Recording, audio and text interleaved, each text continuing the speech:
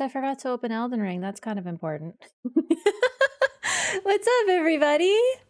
How's it going? Happy Thursday? I don't know why I asked that like it was a question. I know what day it is. Hello. Oh, hang on. Let me. No. No. Oh. Return to the ice cream sandwich. Not just ice cream sandwich. We're all fooded up today. Do you see my sweater? Do you see the poutine? Ow! Why? Why is it so bright? God, I'm so immersed in the flashbang, dog. Oh boy. Oh boy. All right. How's the levels? Should I still turn myself up? Should I like make myself loud AF? I'm gonna up the gain even more. Is that good? Is that better? Oh. Elden Ring is silent. There we go. Tech problem sounds good. Okay, I up myself even more just because I feel like Elden Ring is a particularly loud game, and while sometimes particularly loud, I'm also sometimes not very loud. What's up, everybody? I'm wearing my strawberry poutine sweater because it's warm but also kind of cold. Do you know what I mean? I really like this sweater. It's pink. So today we go to Fair Missoula. Still cold at night. It does get cold, but you know what? Like, my temperature is so sensitive because when I turn on the computer, I'm hot.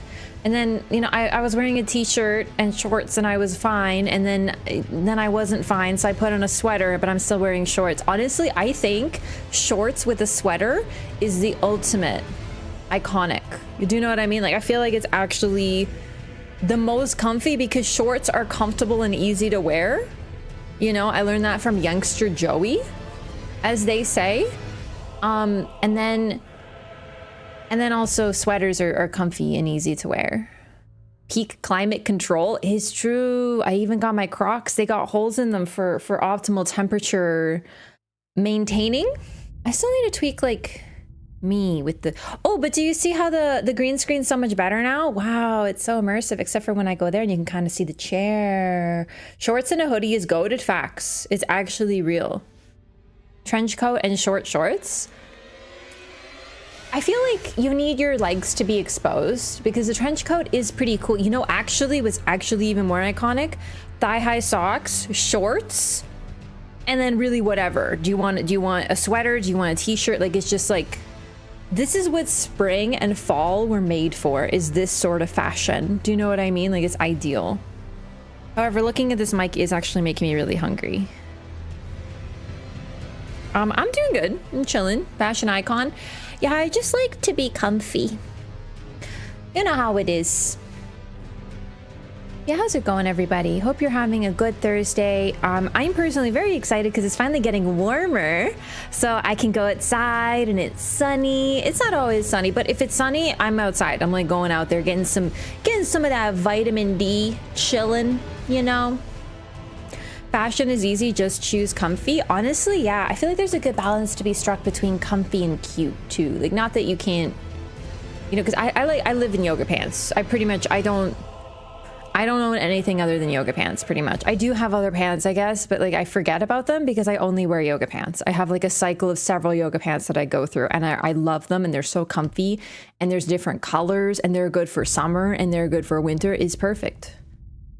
100% comfy, 0% cute is my formula. But comfy can be cute. Like, what are you even talking about? Like, look at this Pikachu who is perpetually on my desk. He is wearing nothing but an apron. Like, literally nothing. He got his cheeks out and everything. He's cute, and he's probably very comfy. What about thigh highs over tights? I don't love...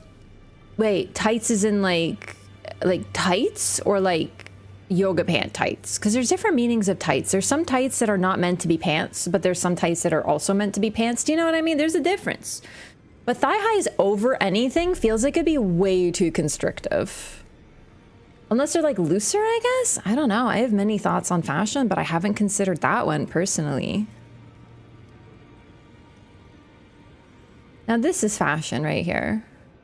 What you gotta do is you gotta wear a bandeau, really fancy bracelets, a cute skirt with your armor tights, and then Get a sword, dip it in the blood of your enemies until their guts stick to it, remaining alive, and you have Mesmer's GF, the hottest bitch in the lands between.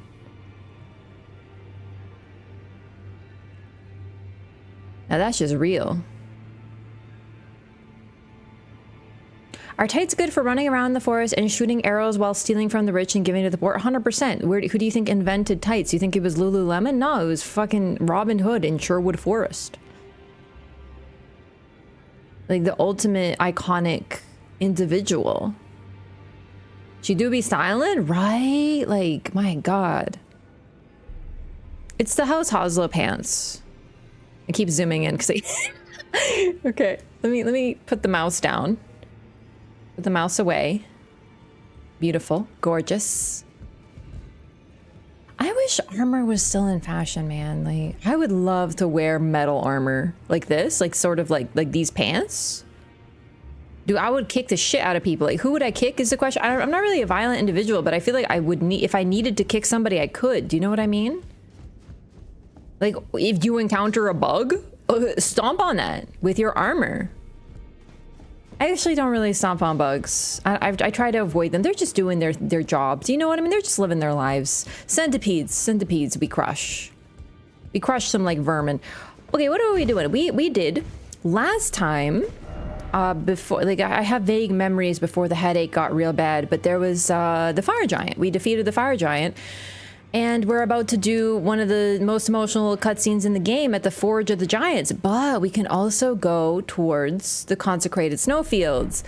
Yay! We love the consecrated snowfields. It's my favorite area in the game. In all seriousness though, there's some serious lore to be acquired in the consecrated snowfields. I sort of... As much as I don't like that area because it's sort of just run through blank space, within those nooks and crannies of that area, there is some really fascinating lore, some really cool dungeon drops, some really interesting bosses, NPCs. Well, really, I guess it's just the young yet towering sister, but still, it's a great area. There's a lot to it. So I think we might delve into there before Farum, just because there is a death root that I'd like to acquire. I don't know if I have every death root. I haven't been keeping track, unfortunately, but I'm hoping I have a lot of them. There is one, though, that is right at rolled, so I think we'll get that now. We go up, we take the secret path, we fight second mimic tier, stuff like that. Nooks and crannies? Yeah, like Tom Nook, my favorite individual from Animal Crossing.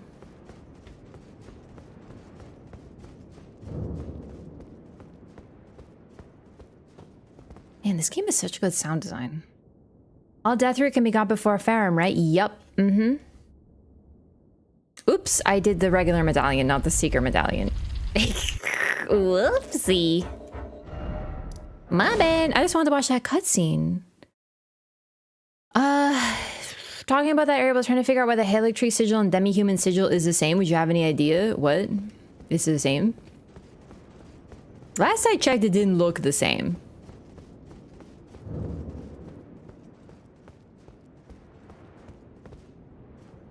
Hoist secret medallion. We do be hoisting. What days do you play the Dragon's Dogma game? I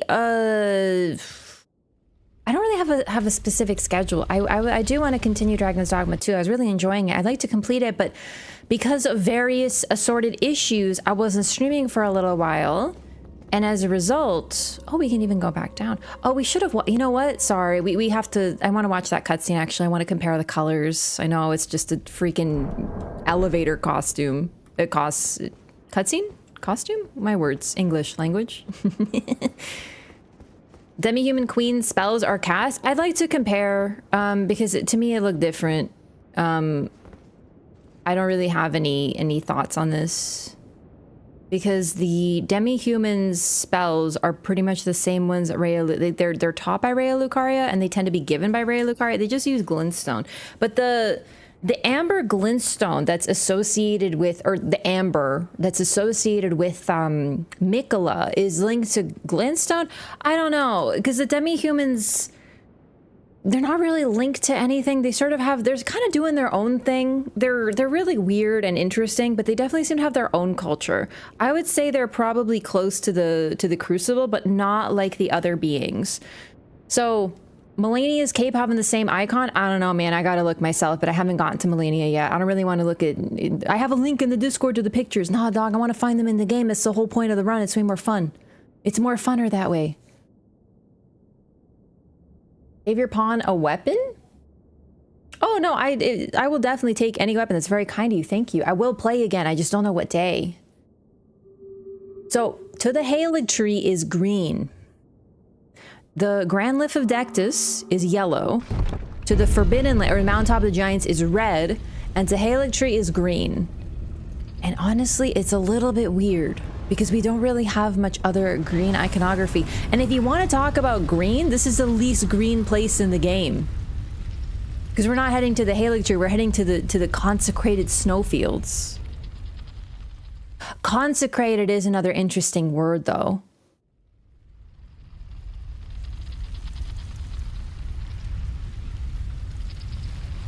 Consecrated. Let me make sure this word thinks what I think it means, because when I think of consecrated, I think it means something. I remember it from like if a tradition is consecrated, it's sort of like purified or something, like that removes the, for example, if you have like a pagan myth or whatever, and then you consecrate it, it can fit into Christianity, for example. Make or declare sacred. Okay, because you want to know where I got that? Is because what do you call it? In Civ 6, the Polish king says that these are pisanki, which are a pagan tradition, but we have consecrated it, so it's now holy. And I was like, that's really funny. So it's interesting because that's consecrated. It's made sacred. It's made holy. But in that context, in Civ 6, it's like pisanki. No, pisanki aren't delicious. They're just painted eggs. But they're painted with a specific style. They're very nice. Wait there, hello. What's up?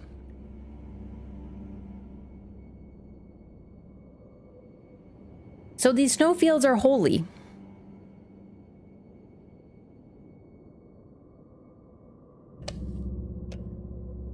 Okay. So it just means holy. But I feel like there could be more context to it than just holy, you know what I'm saying? I don't have enough space for all my stuff because all my plushies on this desk. Okay. Green. The colors pretty much do match this as well. Like taking a look at the red. Well, not quite either because there's no blue. It's gold, red, and green rather than blue. Gold is the classic amber. Even Halig Tree amber is the same color.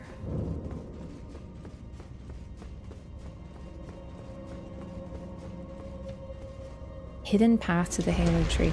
The consecrated snowfields are very much like a testing ground. People who don't make it to the Halig Tree but are trying to end up in the snowfields. A lot of things ended up in the snowfields. It feels a lot like the painted world of Ariandel in Dark Souls 1, actually, like very much so. In fact, when we get to Dark Souls 1, I will probably talk about it. Not just because it's a snowy area, but because it is a place where things are hidden away. Also, now that this game is loud AF, should I lower it fuller? Looks dead, how is it holy? If a place is consecrated, it remains consecrated. Do you know what I mean?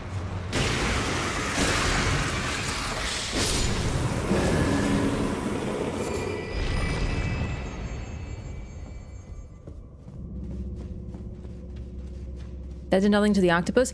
Octopi, the land octopi, are only weak on their face.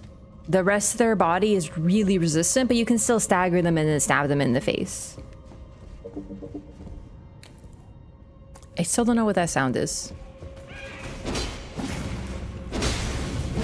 And then, of course, we have the Vulgar Militia here. And we got their helmet. How nice!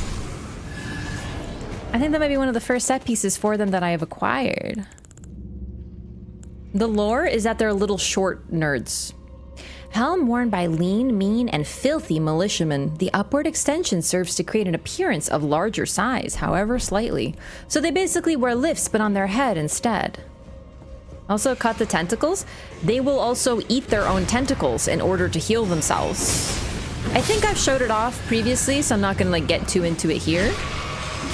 It actually just did it. That little healing effect it had, it was eating itself.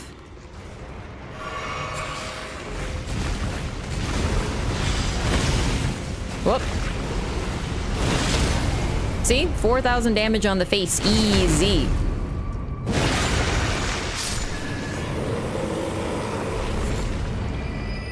Dropping some ovaries.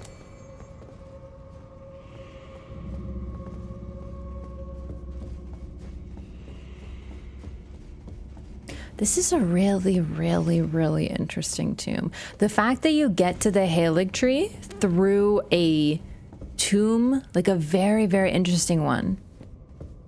The Vulgar Militia are working with Malekith. That's why they use his spells. Yeah, actually I was just about to get to that. Perfect. Hang on, let me move YouTube chat a little closer so I can see you guys a little better. Oh boy.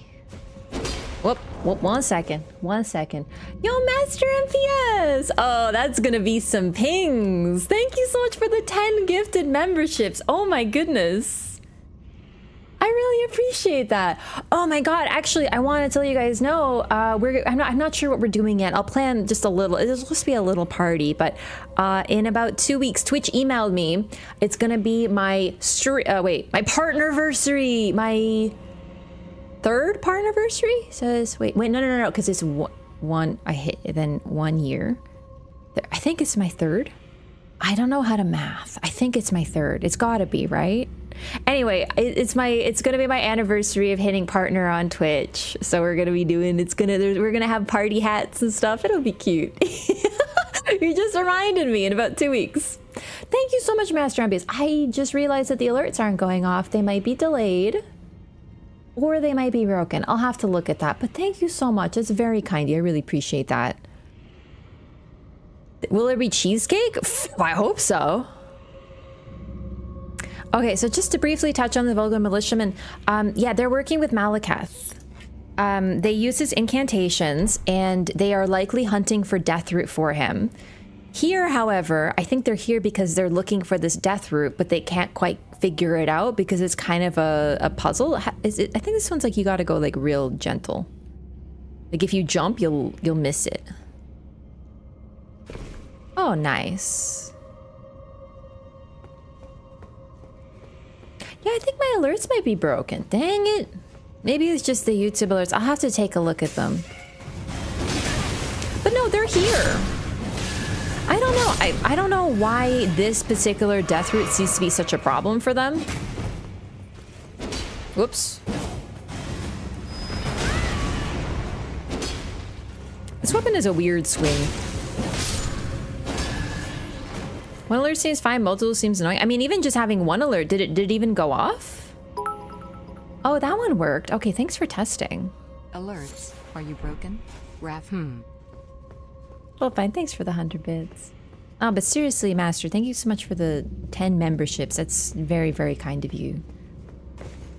They're here in force. So the thing is, this sort of coincidentally happens to be a location that has a Deathroot. They probably are aware of this, but I will note that a lot of the locations that we find them in do not have any Deathroot in them. It's possible that not all of them are even, well, I have a pretty strong memory of them. Wait, is it along here? I think the Cliff Bottom Catacombs is where you can find them. Like along here, there's like this path or something. I think they still use Malekith's incantations. I think they all do, but honestly, it's not something I paid too much. Okay, so they are casually just, yeah, no, they figured out the secret. They are smart. I was about to roast them for being dumb.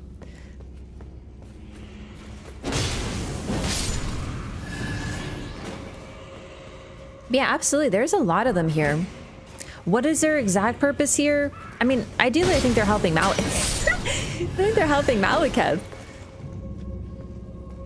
But it's interesting that they never seem to actually find the Death Root, even though they're like right there.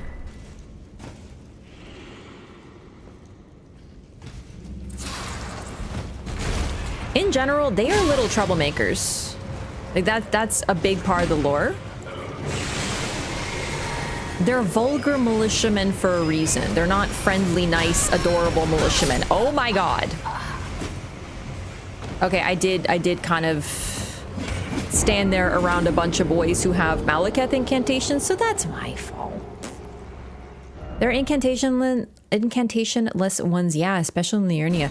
Yeah, I was actually wondering about that because I don't remember the ones in Liurnia using the incantations. They mainly use the traps, like they have these little poison traps they set up around Caelid. They do the same ones on the Forbidden Lands path.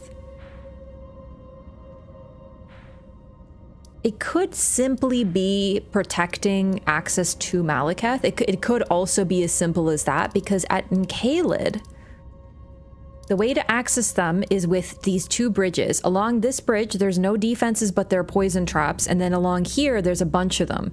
If you talk to D and you become, D sort of gives you the approval, you can find a shortcut that accesses Malekith directly and skips over all of it. I say Malekith. In this case, Garank.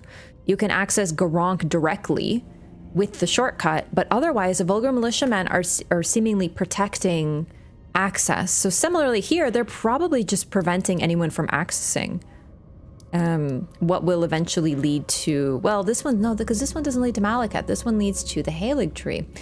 That's a little interesting. I'm not certain what they're doing here, because there is a Death Root around. They could be looking for it, but they tend to be protective to the Forbidden Lands. They do have the defenses set up down here.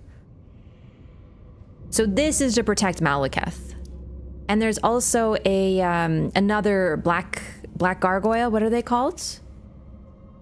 You can use a shortcut without getting it from D2. Just kind of, yeah, D's approval is not required, but you're probably not going to find that on a casual playthrough unless you already know where it is.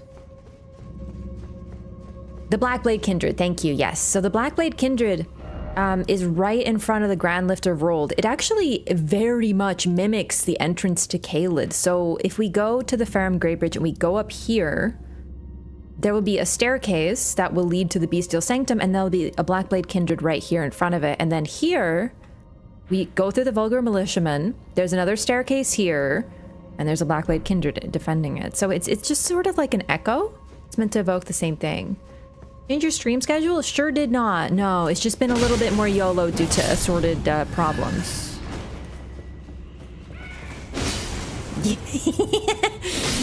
I really do like smacking them out of the air. All right, let's just skip these little goobers. Okay. No, oh my god, I don't remember where it goes exactly. It's a little scary.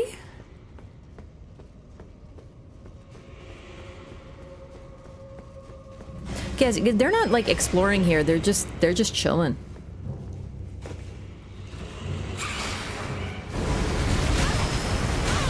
Nice.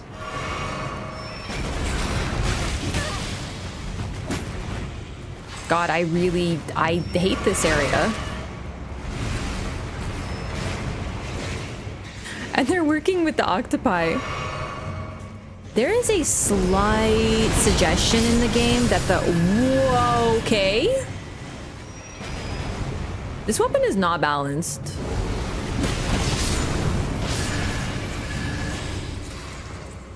I love it.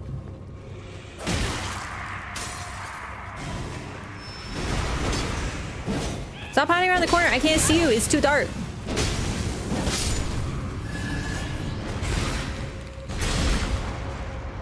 Hey, can I make you eat yourself? I just want to show it off real quick because I want to talk about how you guys are kind of like... I think there's a slight suggestion these guys are actually transformed humans. At least their children are. And they have some semblance of awareness. Oh, he's eating, he's eating. Is he eating? No, he's not. Eat. I say he. She's eating. Eat yourself. There. She chomp. She freaking deep throats that tentacle and then she heals. It's really weird.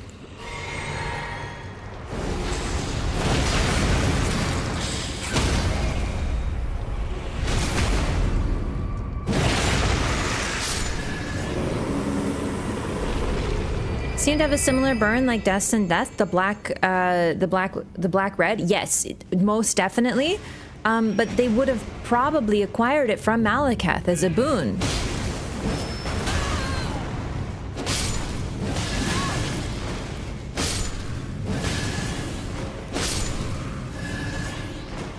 Goodness, these guys do a lot of damage.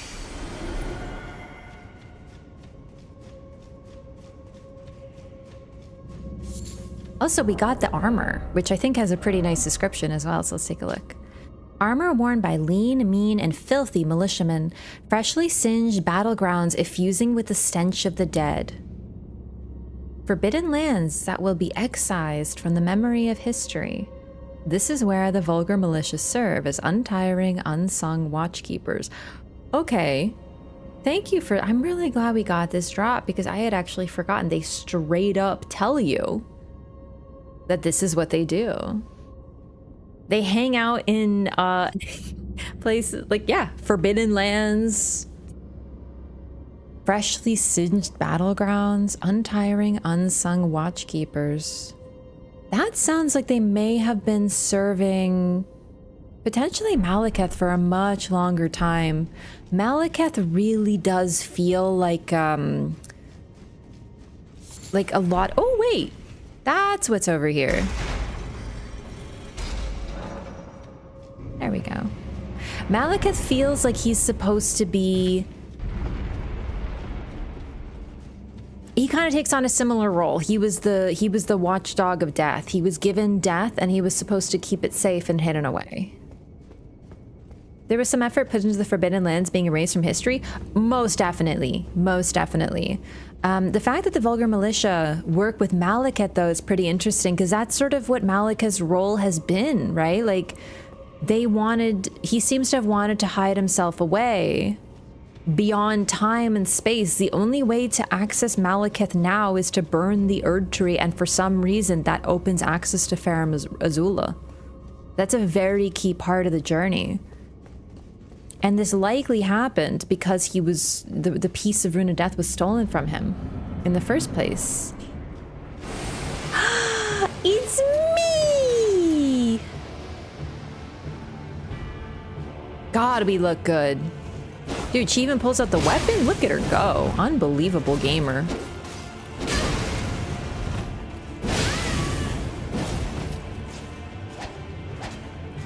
Gonna take a little sippa. Do the Asha War.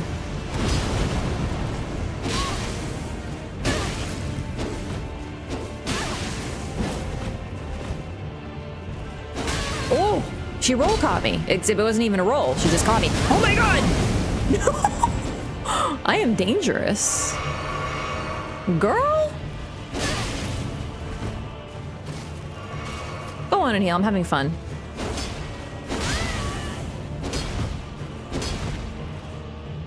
Do you know where Ronnie left her Great Rune? No.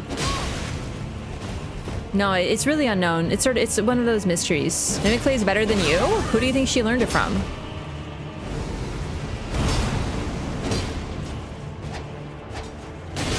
Although I do like yeah. Whoops. I clicked kind of the wrong button, but it's whatever.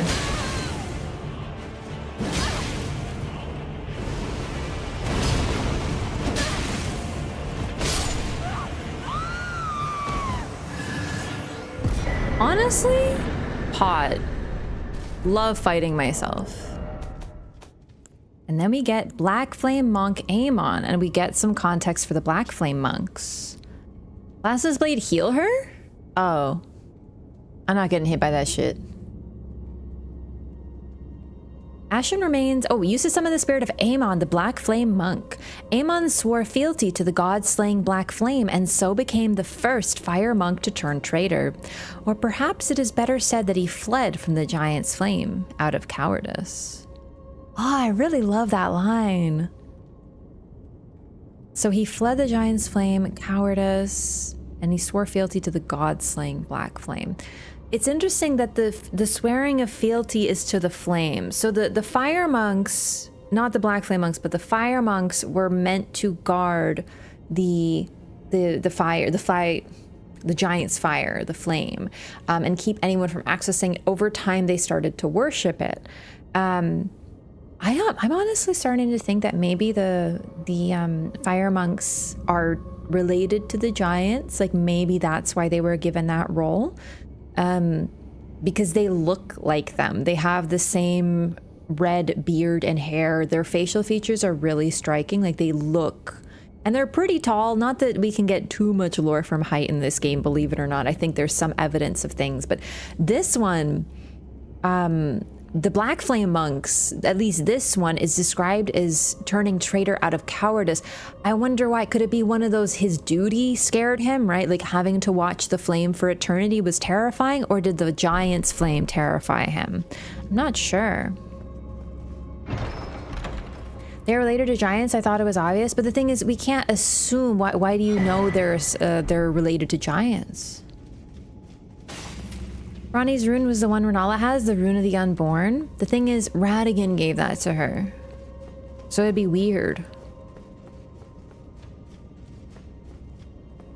That would have been pre-shattering, because that would mean she had a rune before shattering, which is really unusual. How many death root is this now? I haven't been counting. I really should have been, but I haven't been counting. I guess we'll see based on the reward we get from Garunk. Whee! Hello. Radin gave her the egg, doesn't specify they gave her the oops, I went the wrong way. That's true, but I feel like the egg rebirths people. And I know that having the rune is what makes you be able to be reborn, but the egg had the rune in it, so where else would the rune have come from? Do you know what I mean? He gave her, in my opinion, a set. The one piece is the thing that perfects rebirth, and the egg. But we have to defeat, and keep in mind, to get the rune, we have to defeat Renala, but we don't just defeat Renala, we defeat the egg. Because what happens during the cutscene is, I'm going off topic, I'm going to end this after this because I want to get back to the stuff we're looking at, but the egg, blackness spews from it, like a dark smoke spews from it, a circle appears, and out of that darkness, Renala appears, the true Renala. And then after we defeat that apparition, we acquire the rune. We get the rune from the egg. So I don't think they can be separated. I think the egg and the rune being together is key. Or do you mean related as in family? No, I mean they're descendants. I think that the fire giants are what is left of their descendants became the fire monks, which I know is weird because they were annihilated, but potentially they weren't entirely annihilated considering the trolls are considered subsets of giants and they're still around. So maybe there were traitors within the giants. Rune of the Unborn was initially Messmer's? I really don't know. It's an odd one. The Rune of the Unborn is an odd one in every single way because it doesn't seem to be linked directly to anybody and doesn't require us to put a benediction into it.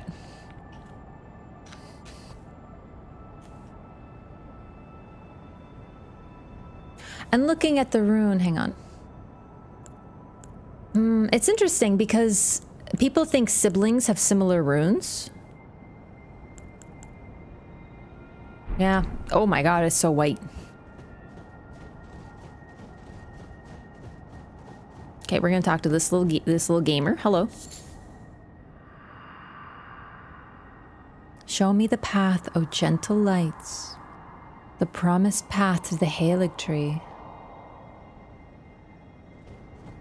I wonder if this whole area is also a means of consecrating those who traverse it, right? You enter, it's a pilgrimage. To enter the Haligtree is a pilgrimage. And the first thing you need to do is to be consecrated, and that's what this place is for.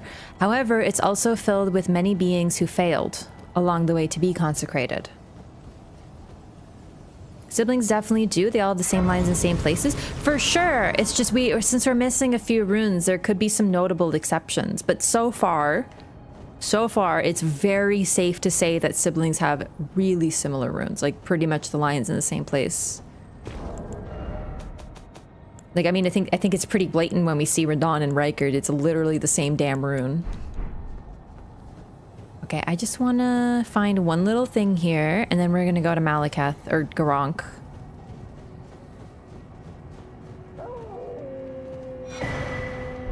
Oh, this freaking nomadic warrior cookbook holder got freaking ganked by wolves, huh?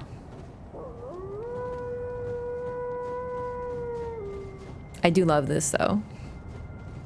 Imagine in real life how scary it would be to be chillin', running through the wilderness, and you hear a wolf howl eerily close.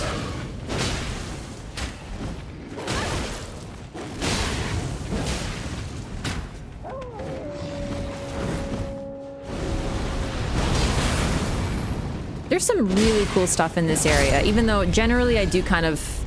Well, I roast it. It's just like a bunch of snow. You can't see anything, you know. Whoa, moment for me when I noticed it. Yeah, no, it's really intriguing. I'm looking for the, I think it's over here. We go over here. Wait, hang on. I'm looking for Trina's torch. I think it's right over here. There it is. Here, and then it should be a little bunch of folks walking over here somewhere. Oh boy. I think I have to pass it. Blue chainmail set, one of the nicest sets in the game for sure.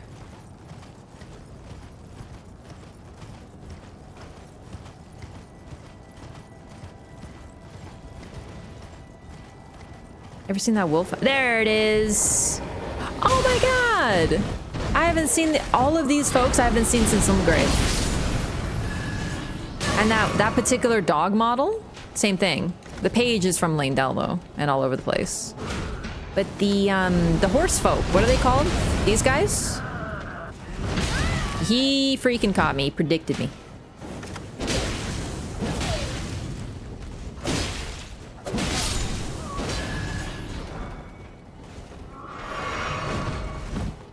Haydn, yeah. So the wolf mount is from, it's the female Albinaurix, like Latenna. Ooh, Haydn helm. I don't think I've ever gotten that drop before. Sorry, I just gotta do a little quick, like, GTA moment, you know, highway robbery, etc., etc.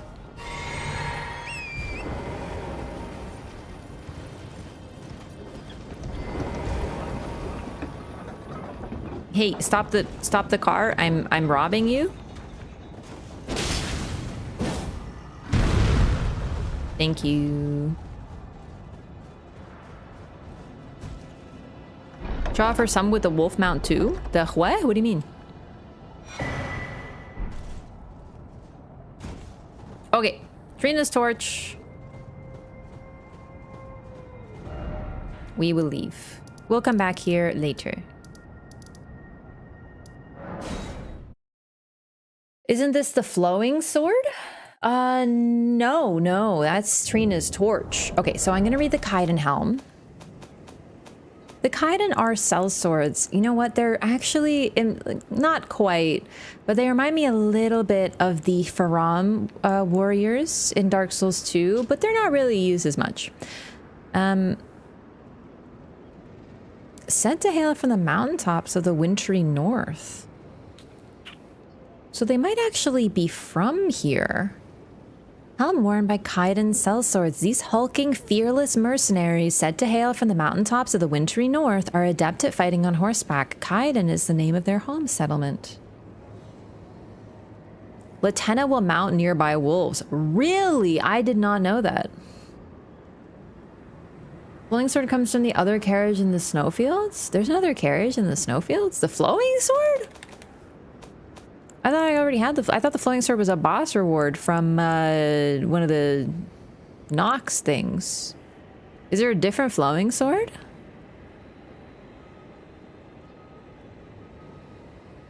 Her ability to mount direwolves is likely an oversight from sharing the same AI as the Albinaric archers, as she tends to also shoot the wolf due to it still counting as a hostile enemy. Aww, because she is a rider, but she only has she had Lobo, her wolf, and he's gone.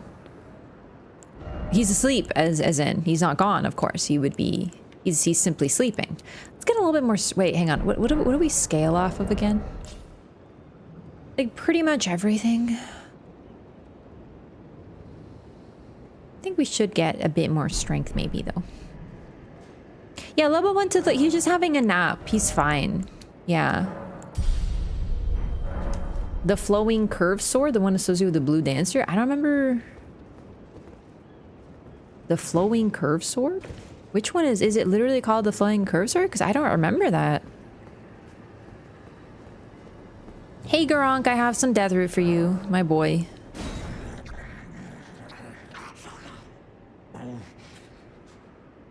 The flowing Nox mace? It's a great weapon. It's very funny. It's not very good, but it's very funny. Says the same thing. Beast Claw Great Hammer. Okay. Let's look up Garank. I'm just gonna Google it on my phone.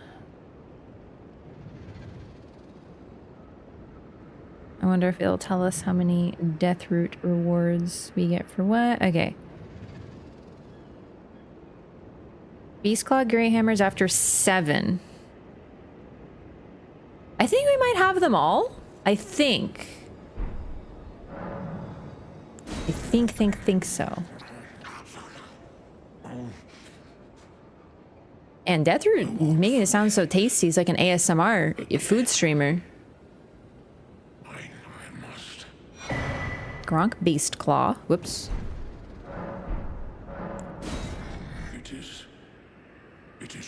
Easy video game. Still, I am not sated. Not nearly sated. America! Is this what it is to sin? Will things never be the same again?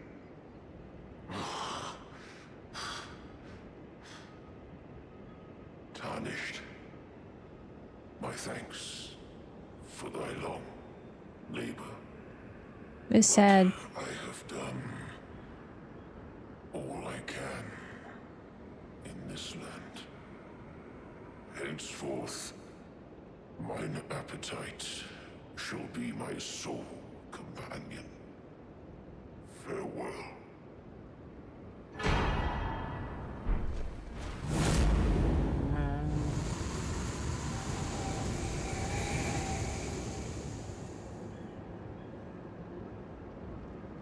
And he's gone. I was gonna try to go for like the rare spawn where he'll appear outdoors, but we can kind of do that anytime. Like we can start a fresh file and get to Garank pretty easily, so it's whatever. But yeah, basically this is it sounds a little sad. It is a very mournful howl, largely soundless. It's genuinely really upsetting, but I love that line, Mara, because this is what it is to sin. Because she too has done the same thing. I know people think that Marika mistreated Malekith, and to be fair, they don't seem to have much of a relationship, right? He's very loyal to her, but all we know is her only use for him was as a vessel for the Rune of Death. So the relationship, the loyalty seems to have been one way, right? Based on that pretty much one line of dialogue. That's really all we have from these two. So we don't have a ton, but one really interesting thing is that this is the moment that Malekith seems to understand Marika, because she too sinned and she too is trying to undo it. And her main means of undoing her initial sin was to shatter the Elden Ring. Some people may think that the shattering was her sin. It wasn't. It was creating the order, the golden order, realizing it wasn't what she wanted, and the shattering was her attempt to fix it. Similarly, Malekith's sin was that he failed to keep the rune of death, and everything that came from that is he associates that with his sin. He takes that responsibility onto himself because he was told, keep the rune of death safe from others. He failed, thus that is his sin.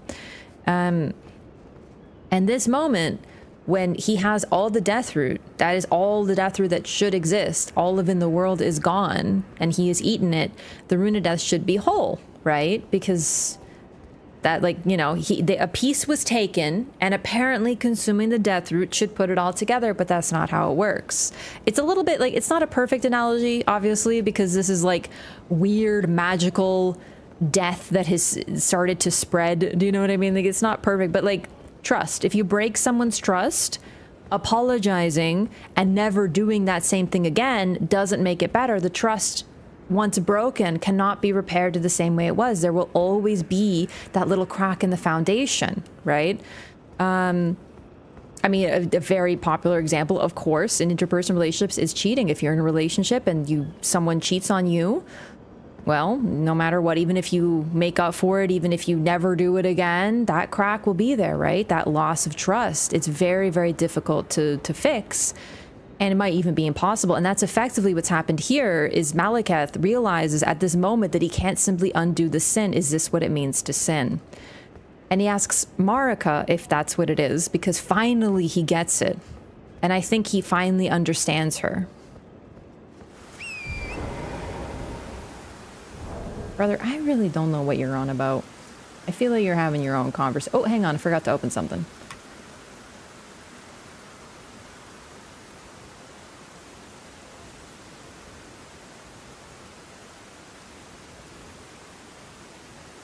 There we go.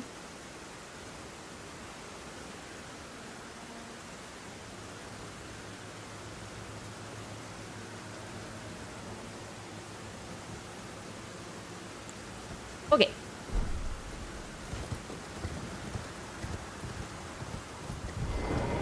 So we can now safely fight Malekith. We're ready to do Farum Azula anytime. So now that we got that really sad conversation with Malekith, or Garank, but it is clearly just Malekith, let's have another really sad cutscene with our best friend. Something died and healed me. That's cool. Oh, I do love this view.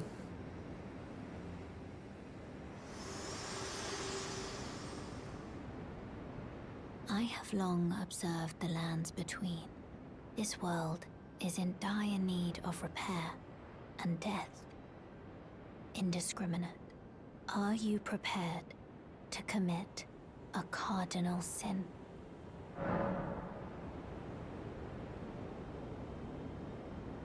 We're gonna say I'd like you to wait. Well. Tell me when you are fully prepared. I just wanted the dialogue. Don't do this. Are you We ready must. to commit a cardinal sin? This is what she wants. Okay, I just want to talk about one more thing here, actually, because this is pretty interesting. I'm gonna leave you in a bit of suspense. When she says this, it is the both of you together who are committing a sin, but she cannot burn herself. She needs you to be a part of it. It's as if you're mimicking something else. I really feel like this might be a hint that perhaps someone else was involved before. And I think based on what we know, I think Mesmer makes a really good contender here for who committed the original sin, the original cardinal sin with Melina. Because she says, are you ready to commit a cardinal sin? She's committing it too, both of them together. Get the frenzy ending for the lore instead. We are doing what Melina wants. Listen, I know it's sad, but don't make the same mistake as Vike. If you don't burn Melina and you instead become the frenzy flame, you're betraying Melina way worse than this. It's sad, but that's why it's so sad. But no, the committing of a cardinal sin is a twofold thing. She's burning, but we are the one who effectively lights the match. I mean, I guess she could be the one lights the match, but either way, it's a twofold thing. She burns to send us to Farum Azula, and that it's two people committing the sin. And I think that this is what maybe happened previously. By saving her with Frenzied Flame, you're disrespecting her. It's true. It's a big deal. I know it's sad to say goodbye to her, but the reason she's so harsh on you if you accept the Frenzied Flame is because you're betraying. Weird we fall asleep after? Yeah, no, let's watch, because I don't have a mask, so this should be perfect. But apparently we fall asleep. All right, I'm ready. Very well. We're sinning, gamers. Let my hand rest upon you for but a moment. Just like when she levels us up.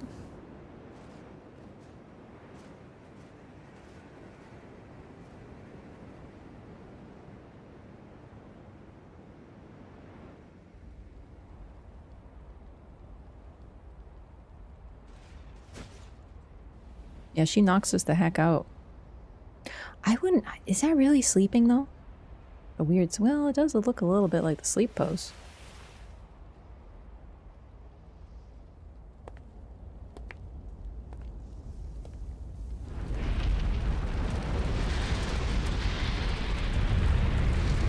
Oh boy.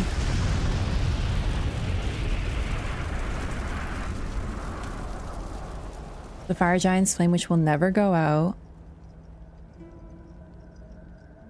Her scars.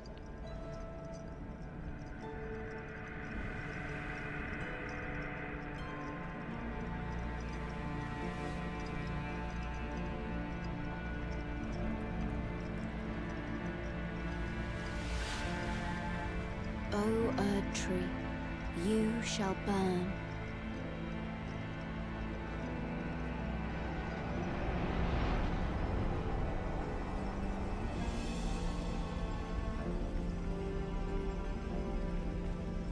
I always love the music. Burn for the sake of the new Lord.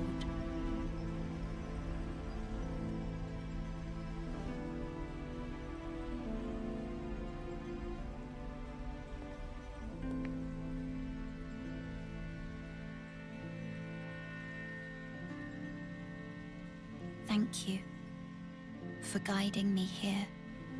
She looks right at us. Thank you, the player.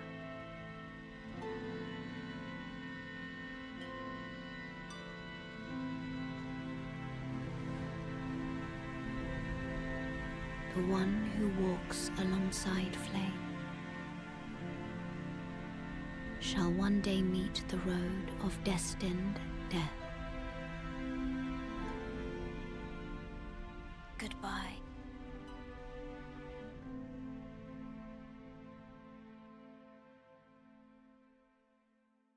20 out of 10 voice work. Genuinely, actually, one of the best cutscenes. So intriguing. It's gorgeous. Very emotional, too. I love how she looks basically right at us, like the player. It's like she's making eye contact with us when she thanks us.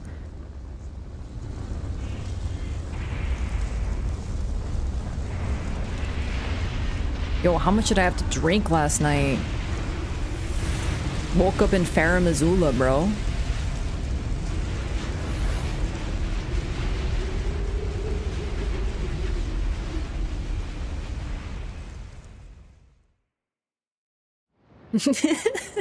Oh, beautiful. God, I love this place. Look at this shot just right here. FromSoft is so good at this. Like, seriously, I'm not even touching the controller.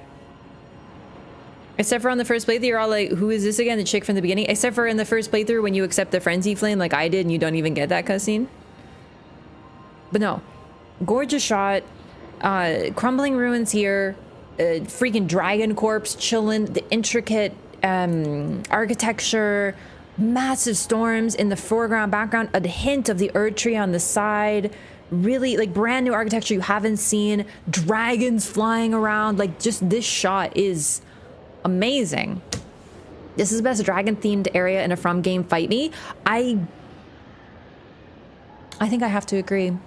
I really love Dragon Airy. I really do. Dragon Airy has something no other area has. It's zip lines. I love zip lines, dog. Lulis armor, underhyped, love the snake arms, based, powerful.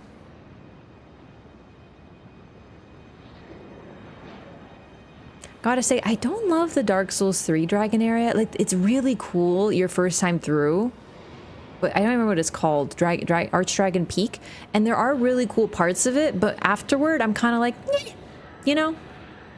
Very dry looking. Yeah, very dry. Very, it looks like an Instagram filter. Like the colors, except for your body, of course, the colors are so dull and muted. It looks like a freaking, not even sepia. It looks like almost grayscale, but there's hints of splashes of color. And then, of course, the Earth Tree is burning.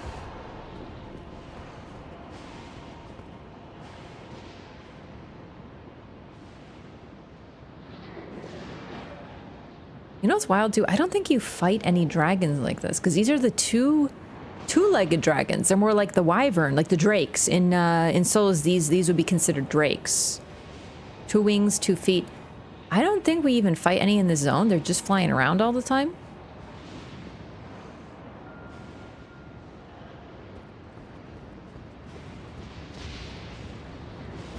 Whee!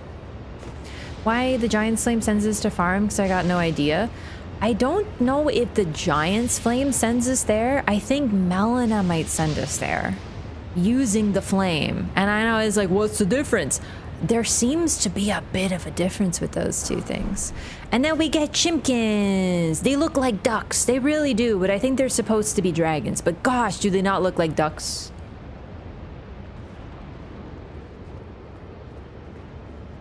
Yeah, Melina holds sway over the flame. Like, even while she is burning, she's not in pain as far as we can tell, right? She's not screaming, she's not in agony.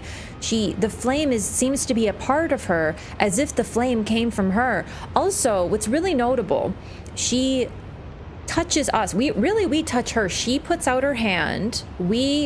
Sorry, I'm moving too much and the camera's not focusing. We put the hand, and then she has hand like this. We give our hand, and then we basically just conk out. It could be seen as her putting us to sleep, but I think it's more that we give her something. And I don't necessarily know what that is, but we give her something because, and this is really important, I think, in that cutscene, like just talking about symbolism and all this stuff, we are not there anymore. Like, we go unconscious, but she needs us to touch her.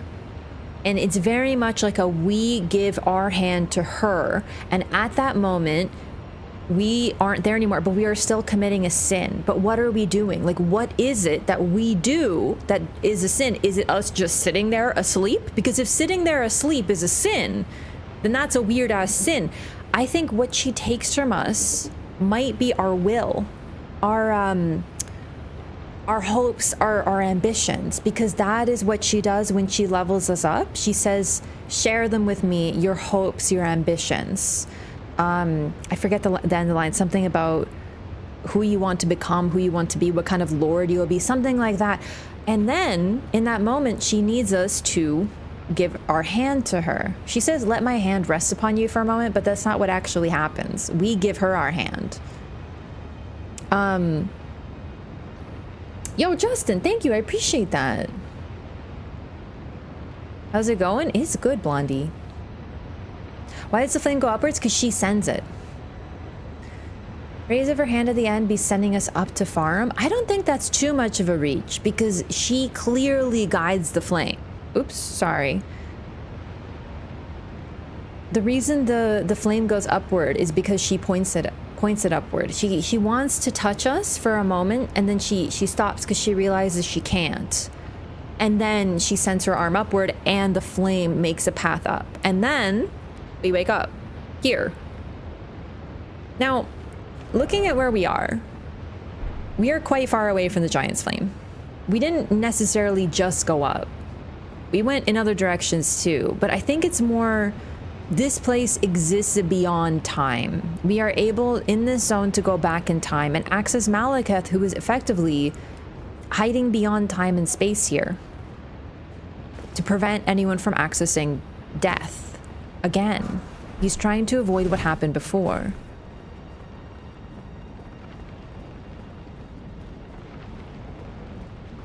I just want to have another view. Then we wake up, might not be the case either. Yeah, as far as we can tell, we wake up, but that's not necessarily what's happening either. I think that we are also doing something. In that cutscene, we only see Melina. Oh, one other thing I want to mention. Melina, her body is likely in the Erd Tree, because that's when in the Frenzied Flame ending, we see her here in the Elden Tree. Elden in the Erd Tree. The Elden Tree. We see her here. And of course, she's taken on a different form and stuff, but a common theory is that her body is in the Erd Tree. And honestly, I think that has to be the case. I don't think she's just trying to find her mother, but whatever's left of her is in the tree. So when she makes contact with the flame, the tree lights up because that's where her body is, or at least a part of her. Something about her is there, and that allows her to light the whole tree on fire, at least from what I can tell. Also, we're gonna grab the Site of Grace here, and then we're gonna go to the round table hold. Erd Tree more like Nerd Tree? That's just true. Farum Azula used to be attached to the fire giant area. I think it might have been around here based on the location of the Bestial Sanctum. And I know this land is, you know, looks a little chunky, like it's been, like it's a little jagged, but this to me is one of the most suspicious looking areas. Based on architecture, I think it was around Caelid. Hey, what's up? And then we get the Beastmen of Farum Azula, who are also like rotted. Like, not rotted in the sense of scarlet rotted, but they're like eating corpses of other beings that were like laid to rest here from what we can tell. They're just munching away. Eating at bones. They were clearly intelligent, right? Like their bodies are covered in jewels that were likely created by them. They wield weapons that were constructed, but now they've been reduced to this animalistic trait of just eating. Also, exposed bones. Do you know what I mean? Like these ones are not those who live in death, but they are very similar. Their faces are exposed.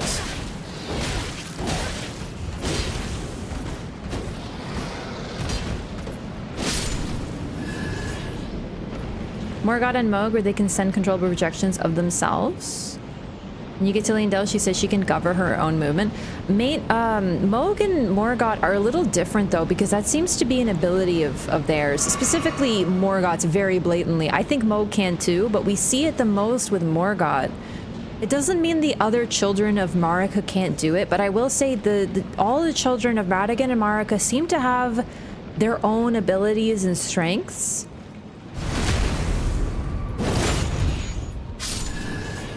And that seems to be Morgott's very particularly. And the thing is about Melina is she is a spirit. She tells you that very blatantly. Conveniently in between both of the areas. There's a lot of gap, but yeah, no, absolutely. The thing is, it's one of those, okay. It's one of those moments where it's like, yeah, we walked into a giant flame and we ended up on the other side of the world. Like, it's weird, right? To be fair, they're kind of close. But we're also sort of in the middle of a storm beyond time and space. So it's one of those, don't ask how we got here or like where we are. Ask when we are.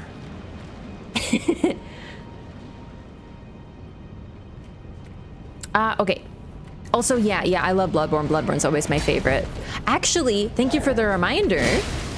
I want to talk about how Farum Azula is almost undoubtedly inspired by, or perhaps more accurately, a fully realized depiction of Lauren in Bloodborne. So the Chalice dungeons in Bloodborne, a lot of people haven't done them. They're sort of, they're optional side content. they're basically underground dungeons. You have to, you know, access them via some various items that you can find in the world. And then as you progress in the dungeons, you get access to deeper and further and more difficult ones. They all have their own vibe. I think there's 4 different areas, and they have different enemies, different aesthetics, different architecture. And in my opinion, the most unique one is Loren. Loren looks pretty much exactly like Farum Azula, like very, very similar. It's a desert area. It's known for storms, although in Farum Azula's case, it's literal tornadoes, versus Loren is thunderstorms and lightning storms. Like lightning is everywhere in the place. The architecture is different. In the lore of Bloodborne, Loren was an ancient civilization that fell before Yharnam did, but they apparently existed at the same time, to the point that people were aware. Were aware of Loren. In Yharnam, they knew about Loren, and they sort of were like, oh, Loren fell because they're dumb. That couldn't happen to Yharnam. Your dragons that use lightning in Farum Azula. Yeah, it's different. It's different lightning. Also, Loren is full of enemies called beast patients. Other similar enemies, there's also dark beasts. But the main difference between Loren and other areas is there's heavy lightning use. It's like this really cool blue lightning. It's very Nikola Tesla. But no, absolutely, it's lightning. But I would say if I think of this zone, the type of storm I think of is a little different, but they're very, very similar to each other thematically and visually. But the thing is, Loren didn't really make into the game. It's just Chalice dungeons are sort of cut content that was sort of put into the game fully. They just sort of took bits and pieces and implemented them into the game. There is lore in Loren, but it's not fully there.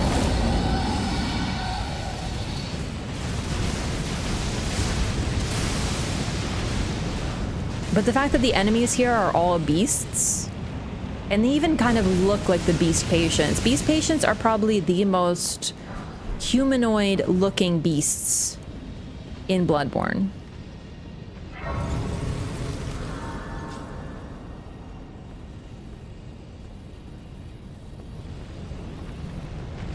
Only seen one Bloodborne run. Maybe her real favorite game is Elden Ring. Elden Ring is a lot more content, I will tell you that. I love Bloodborne so much. I'm very excited to get to play it again. Whoops. I don't think I'm gonna fight this guy. I really, really hate ancient dragons, like fighting them. Okay. Okay.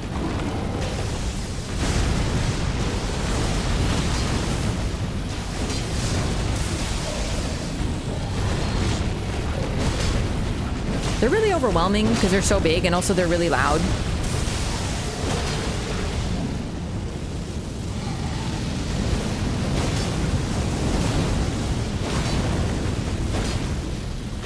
And very tanky also.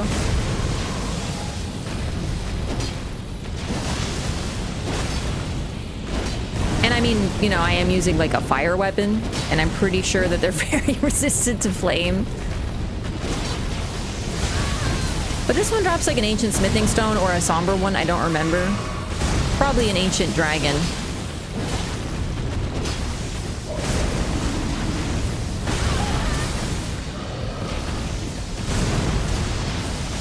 Hitless attempts in Hollow Knight? I never did hitless.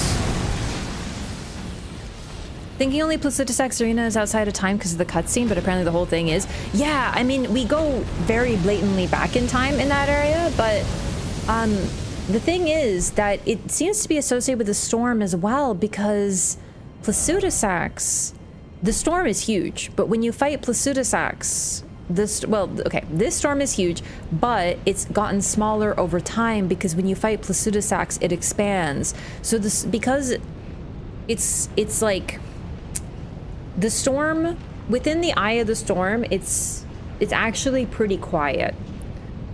But now the storm has become smaller, there's lots of destruction in the surrounding area, but when the storm was huge, the eye of the storm was also huge, and thus there was safe areas within, and it looks like Farum Azula was once completely enwreathed in one singular storm. 6 or 7 hits. You're thinking of Deathless, which my PB was 2. But I never did hitless, no. Especially not Bloodborne. Listen, I love Bloodborne, I really do. I think it might be the worst game to do hitless in, though. The bosses are very unpredictable. Because the whole point of Bloodborne is that you take damage, but then you attack back to heal it, making it very particularly eclectic. They look amazing, we can only see their feet. Yeah, and not to mention, like, listen, I do love the dragons in this game, they're very cool. But in this area alone, I think there's like 8 different ancient dragons. Do you know what I mean? Like, it's like, at some point you're like, ah, here we go again. And they have the same model as Fortisax, Lanciax, and... Oh no, that's it. Fortisax is unique though. Okay. That was cool as shit. I don't think I've ever seen them do that.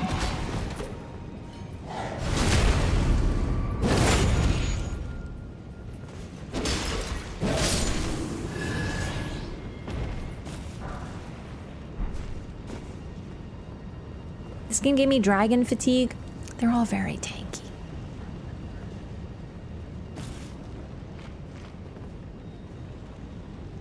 So we can, we can see signs of how the beastmen were buried.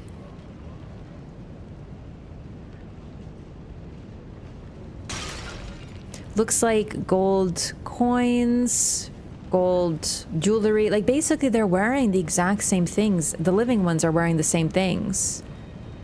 But they were buried in them with a lot of care.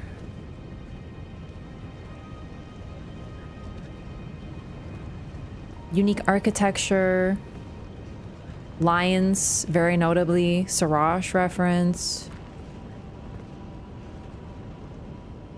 Maybe not just Siraj, but Siraj was clearly very important and very, very old.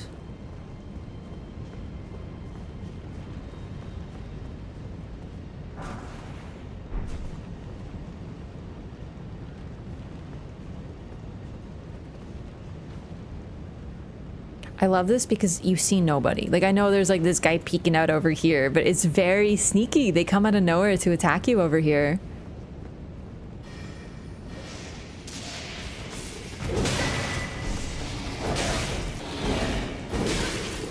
And then you're getting mauled.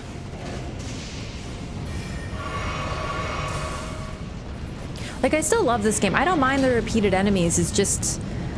You know, on replay, I'm like, I'm gonna go ahead and not fight that dragon. I just don't want to. I'm good.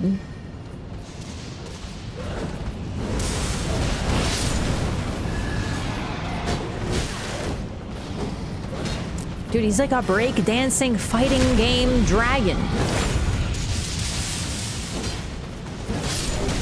Anybody trade? You know what? If you're looking for someone to give you gear, your best bet, I know there's some discords that do it, but I think on Reddit there's Patches Emporium or whatever. Probably have more luck than just like chat. You know what I'm saying?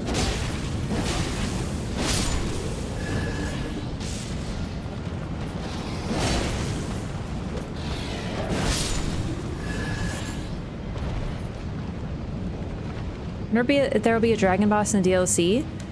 I don't know. We're definitely kind of going toward the past in some way, shape, or form, but still the present also. I don't know what they'll be, but I'm really intrigued.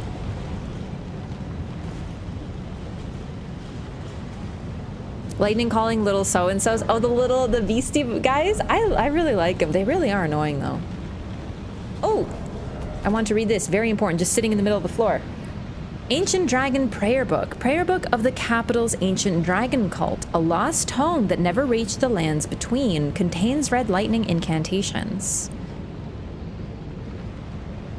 It's kind of interesting to me that this is a prayer book of the Capital's Ancient Dragon Cult, but it never actually made it to the lands between.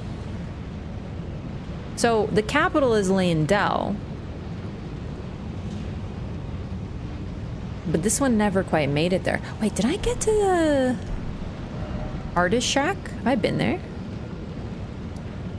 Oh boy, I don't think I've gone there. Oh wow, okay, I have to go there. Because there's a guy there I have to kill. A sleep dragon?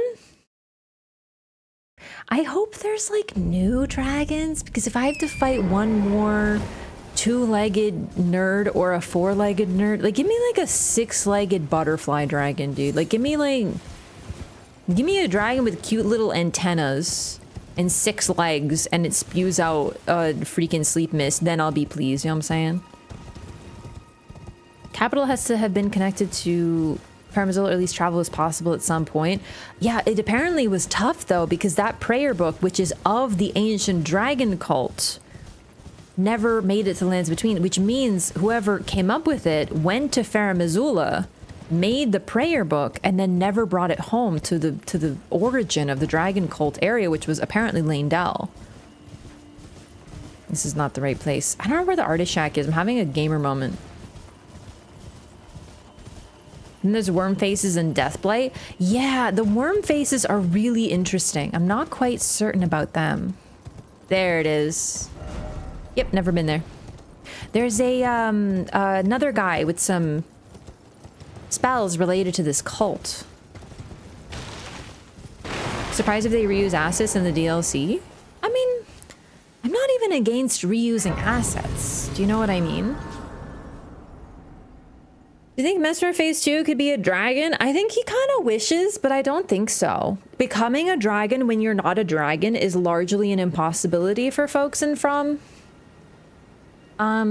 But like becoming like a giant snake with wings who wants to be a dragon could kind of be cool. But I don't want them to do, he looks like a dude and then he becomes a beast. That would be,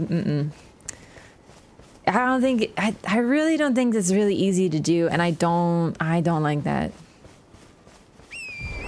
Not suspecting too much? Yeah, no, reusing assets is fine. I just don't want like 15 more dragons, you know what I mean? Brand new enemies with few to no repeats? I don't know. They tend to bring in new enemies, but they also tend to reuse and reskin. Thanks for the Dragon Cult Prayer book. Let's compare. What about beast that becomes dude? Give me an example, because I'm actually literally trying to think of one and I can't think of anybody. I know Ludwig, he's technically not that, though. He's already a beast, but then he becomes a little less beasty.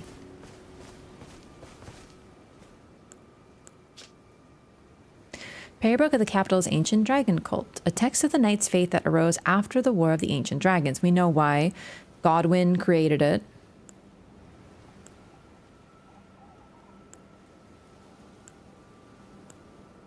This style might be older. Well, no. Hang on. It's just possible that this was... Okay, so they met dragons and they were like, yo, we're friends with dragons now. And they clearly had a communion with ancient dragons like Lanciax and Fortisax. But then I bet a bunch of the, you know, dragon cultists went to Farum Azula on pilgrimage, created this, but they never brought it back. Godfrey? Godfrey doesn't become a beast. He's still a dude.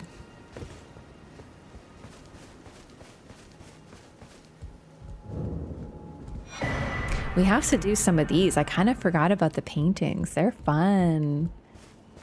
New Miyazaki interview about Saint Trina. Didn't read it.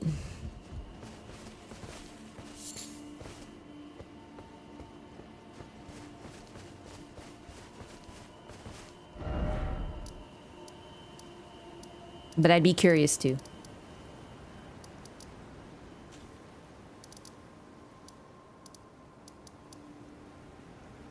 Oh, Muriel. Just gonna give them to Muriel. It's that easy. Let's get some new lore. The Swamp Master.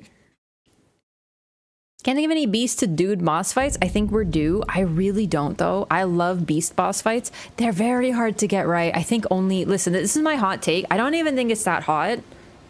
I think that Bloodborne is the only From game that actually nails beast boss fights and none of the others get close. Like, I don't enjoy fighting any beast type enemies in From games except for in Bloodborne. And I love human type enemies and beast type enemies in Bloodborne and all the other games, but Bloodborne just nails the beast types. The human types tend to be the most enjoyable fights though. Lukewarm take? Yeah, I don't think it's that hot of a take though. Because like honestly, I'm trying to think of like what popular, like Gronk? Gronk is insufferable. Malekith is a little less insufferable, but still insufferable. counter the worm in AC6. All right, I'm gonna exclude Armored Core from this discussion because Armored Core is pretty poggy all around.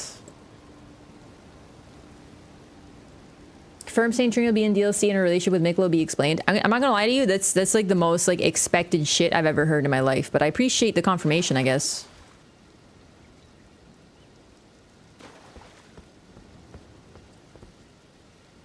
I love that they're talking about that though. Listen, I have to be real with you. If he just straight up said that, that means this DLC is gonna be bonkers. Since everyone misquoted him on Link the base game, he's in comments and Link the DLC. I mean, he already kind of did though. They already said it's gonna be like Limgrave size. Seriously, I don't think people understand that. Okay. When people hear a developer say, hey, we're going to give you what you want. Everyone's been asking about Mikola and Trina, so we're going to give it to you. In this interview, I will explain to you that these characters will appear in DLC. And like a normal individual would be like, oh, cool. I bet the DLC is going to be about Mikola. The fact that Miyazaki is straight up talking about how that's going to be in DLC means the DLC is going to fucking be unreal. Because no way would he answer these questions if the DLC was about Mikola and Trina. There's no fucking shot. No shot that he just be like, yeah, I know my DLC is coming, but like, yeah, here's the core of it. We're going to be about Trina and Mikola. Oh boy. You're going to be overhyped? The only studio that I trust, like the only bitch I trust is FromSoft. I'm telling you, legitimately. Have you pre-ordered the DLC? I'm just gonna do a code. True, haha, Godwin incoming. But we already met Godwin. Chat, you are not like, okay, not all of you, but the ones who are commenting right now, you are not thinking big enough. Like genuinely, you're like, oh my God, it's gonna be Mikola, it's gonna be Trina, it's gonna be Godwin. We've already seen them. We know Mikola's he was in the trailer. We already knew that Trina was there. I think that lady face down in the water with the mask might be Trina. But we already know Mikola's gonna be there. And God, we already know where Godwin is. He's in the ant basement. We've met him already. He's like some dead dude. Don't worry about it. Why are you thinking so small?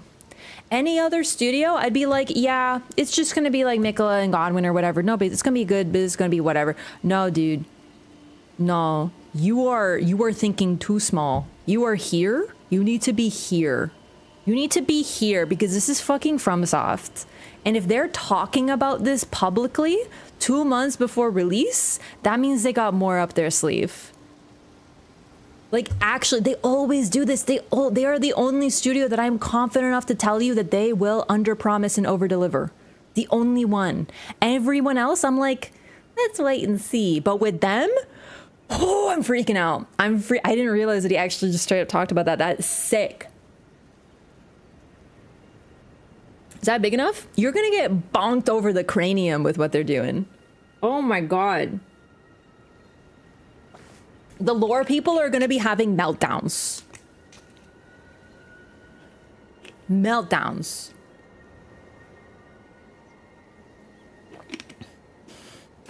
Anyone here needed a rune drop? I don't think so.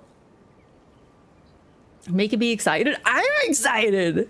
Oh my God. I'm so pumped, dude. I can't believe I'm not ready. Like, I'm seriously not. I feel like I have to like change my whole life around before this DLC drops, but I'm so pumped. Ah, man. Forget Vadi. He's got a team. What about me, dude? I got videos to drop, but I haven't even started scripting. I've been so busy. Can we expect more trailers soon? That I don't know. That I genuinely don't know. That's not a stupid question at all. I don't really, I don't know. When it comes to the social media aspect of FromSoft, I really don't know because I'm kind of new to the online community because I didn't have social media before. I literally made social media for stream, right? Because it's kind of like for work or whatever. So I don't really know FromSoft's usual MO when it comes to trailers, releases, sneak peeks, stuff like that. I know I learned from Elden Ring. I don't know. God, we look cool. All right, hi Muriel. I'm just really excited. I think more gameplay footage is fair. Do you need anything? Let's talk. Do you have anything new going on, sweet boy? My faith does not waver. The miracle rooted in these grounds will once again mend the world. And this time, its bounty will not be squandered. If you would be Elden Lord, tarnished, I hope that you too will share my faith. Oh my god. I've probably gotten that dialogue before, but I forgot about it. That is so sweet. He is so sweet.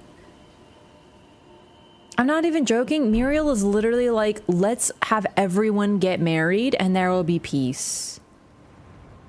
Dude, I love him so. I want to give him like a big smooch right there on his little forehead. Oh my god, you're so pure. Turtles are patient after all. They'll wait for things to mend the world. Best dog, dude. Muriel's probably my happiest discovery in the game. He is so sweet.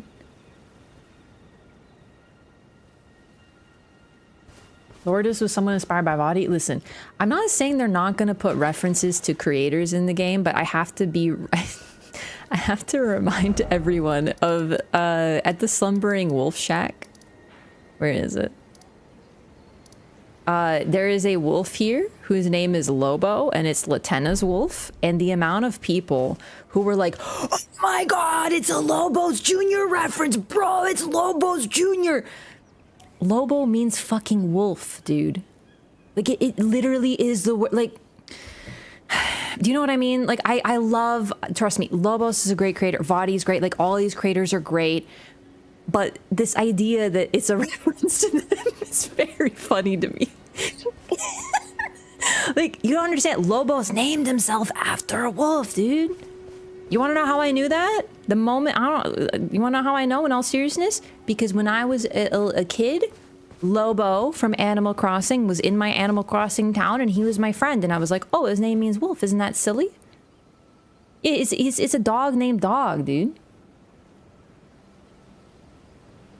You think Torrent was supposed to be an Elden Beast fight? No, because if he was, they would have put him in. Your Lobo cred is insane. Thank you for understanding. That's how I know. What can I say? I'm a very cultured individual. Dang it, Moon. So sad you can't attack him. You can, though. Oh, you mean the wolf? No, he's asleep. You can attack Muriel, though. It's really sad. Don't do it. It breaks your heart. Anyway, I have some books for you, sweet boy. What have we here? Very well, let us both learn together. Heresy is not native to the world. It is but a contrivance. All things can be conjoined. You seriously just here waiting for more people to want to get married?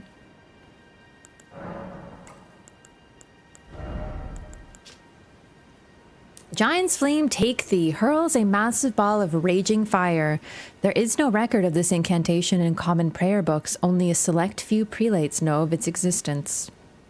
Flame fall upon them. Hurls several balls of fire at once. There is no record of the same thing.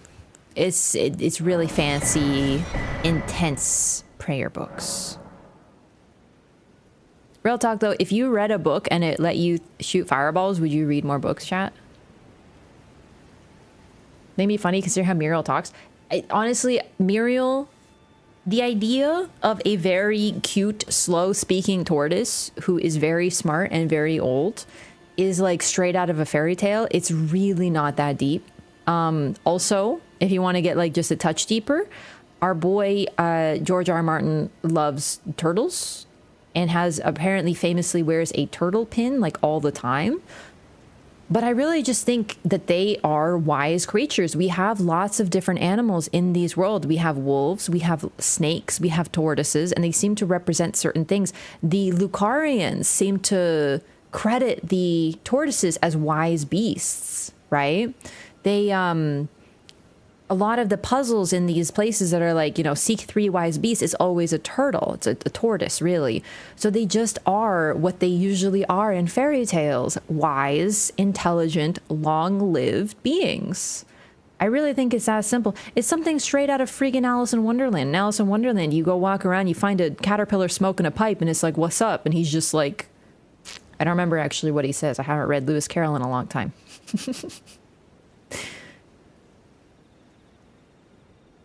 Absolutely be reading all the books if it gave me magic. Hang on, I'm about to say something really deep, but also like really cringe. It's not that deep, it's just like cringe. What if I told you that learning is magic? Would you read more then?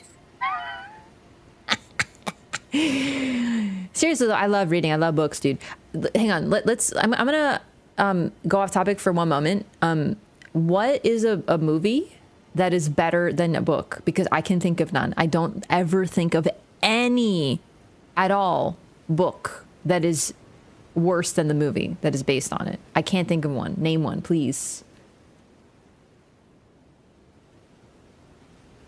Turtles are so fun. One of the oldest stories about creation believed all of humanity lived on the back of a turtle. Oh, I believe, is that a Native American myth? Because I've heard that one.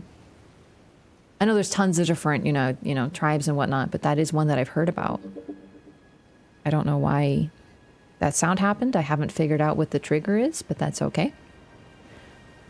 Something my English teacher would say. Yeah, but like, what if I am your English teacher? Because I'm sitting here and telling you fucking nerd shit.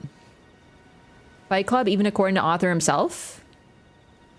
Okay, Fight Club, but like, can I say something that some people might think of as like a little bit of a hot take, but I actually don't think it's a cold take. I think this is a cold take. If your favorite movie, like I'm talking your favorite movie, is Fight Club, then I'm a little scared of you. Like that for me, I'm like, why? You know, like that's immediately gonna be like, ooh, like that scares me.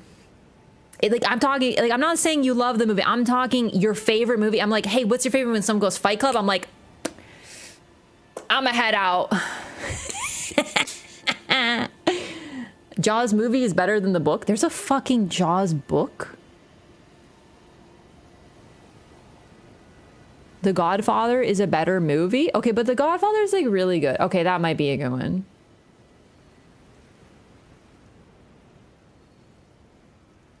Same with Joker. If you say that's your favorite film, I'm calling you a therapist. For real. When's book reading stream? I've actually been reading again. It's nice. I'm trying to get back into it. I'm trying to replace all my internet reading with like books because I love books. And here's the thing is when I start reading, I read so much. I need to get like another like book subscription because I don't want to keep buying books. The Shining? Okay, I haven't read The Shining book. That's a fair one. I haven't read a lot of Stephen King. They left out an ending chapter of Lord of the Rings in the movie. I'm actually reading Lord of the Rings right now, and genuinely, even the beginning. Listen, the Lord of the Rings trilogy is incredible. It's such a good series, right? Like, amazing movies. I don't think anyone can argue that they're amazing movies. The book's already better.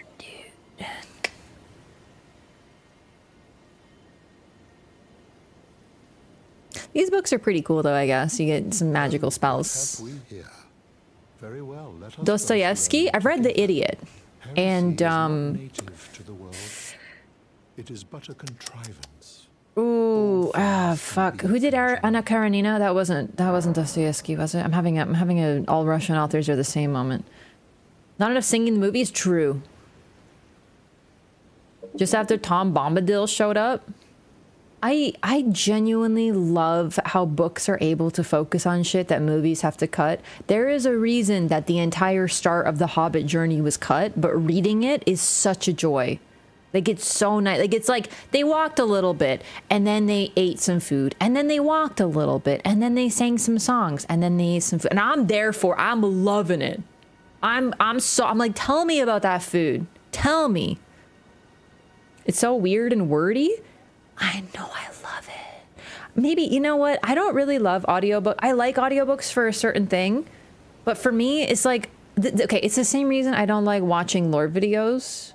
I want to just read because it's like, You need to talk faster. I can read real fast. I can read at my own pace. You know, I can speed run. It's great. Are you that A Clockwork Orange is a better movie than book? Oh boy. Troubling.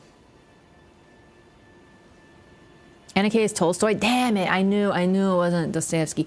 I think I've read 2 or 3 Dostoevsky books, but I'm forgetting. I definitely have read The Idiot though.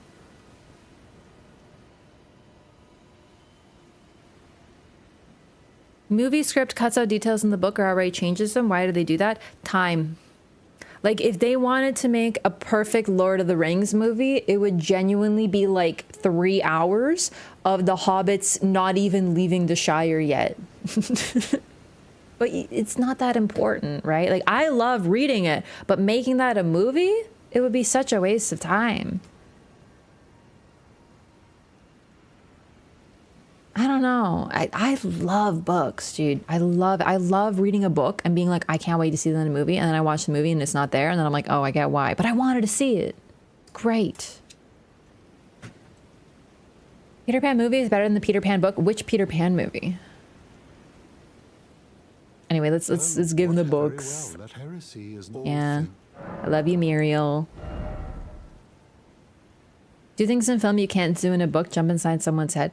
I really love that too. Because, you know, in the movies, they're like Frodo and he's like holding the ring and he's like, you know, he's like about to put the ring on. You're like, whoa, right? But you don't know what he's thinking. Like, is he scared? Is it like compulsion, you know? Like, what is he feeling, you know? Lightning spear. Oh, here we go. Oh, here we go. All right, we got some sick lore about this. Lightning spear. One of the incantations of the capital's ancient dragon cult. Long ago, Godwin the Golden defeated the ancient dragon Fortisax and befriended his fallen foe, an event that gave rise to the ancient dragon cult in the capital. Same lore. These are the spells that the Lanedale Knights use, effectively. Like, if they're shooting lightning at you, is one of the ancient dragon cult incantations. But then we get the ones that never made it to the lands between. A secret incantation of the capital's ancient dragon cult. Spoken of in legend, red lightning is the weapon wielded by the ancient dragons.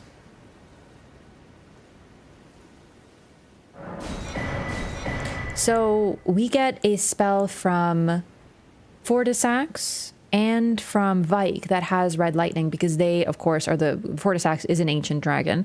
I think if we get a spell from Lanciax, I think we do. That one's also red lightning. She's also an ancient dragon. And then we have Vike, who is the most beloved of Lanciax and thus has access to the red lightning.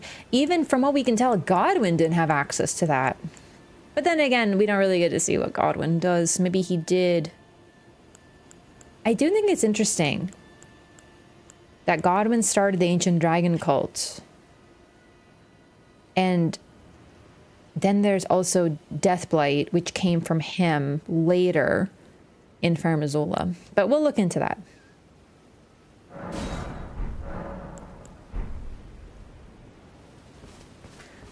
Books are a fundamentally different medium? Absolutely, for sure. People who write books the way they imagine it as a movie in their head don't make good writers. It's a different form. If you're writing a book as if it were a movie, it's not going to be very good. I don't know if you've ever read Quentin Tarantino's scripts. Like, Quentin Tarantino, I'm not necessarily the biggest fan of him. I got my issues with him. But I think it's pretty safe to say he makes some pretty good movies, to put it very mildly. I think he makes some good movies. I think we can argue. I don't know if you read his scripts. My God, I think they are the most basic bitch-ass scripts I've ever seen in my life. Like, they are... like, the scripts themselves, it's very much like guy walks in. Do you know what I mean? But that's the thing. It translates well. Like, scripts are different than books. But if I read that script, I'd be like, this is so freaking weird. Back to Farum, baby. I'm really not looking forward to fighting Malekith. Tarantino's one of the best to ever do it. I think for me, it's like... he's just... I don't know, dude. He's kind of like... his stories are so like, here's a bunch of violence and blood and feet. And I'm like, okay. I don't know. I'm just kind of over it. Do you know what I mean? Was Radigan okay with their dragon cult? Was there conflict between him and Godwin? From what we can tell, Radigan was okay with the dragon cult because the modern day citizens of Lanedell still, like, it's still defended by those people, which means they would have been allowed to stay there for quite a while. It's meant to have iconic moments. Yeah, I know. I just, like, I see why, and then I watch it, and I'm like, I don't know. It's just not for me, man. Violence, blood, and feet. Is that Tarantino or Miyazaki? Clearly Tarantino. Miyazaki is a lot more well-rounded. And I'm not joking. I want to fight the Formless Mother in DLC, but she has no form. How are you going to do that?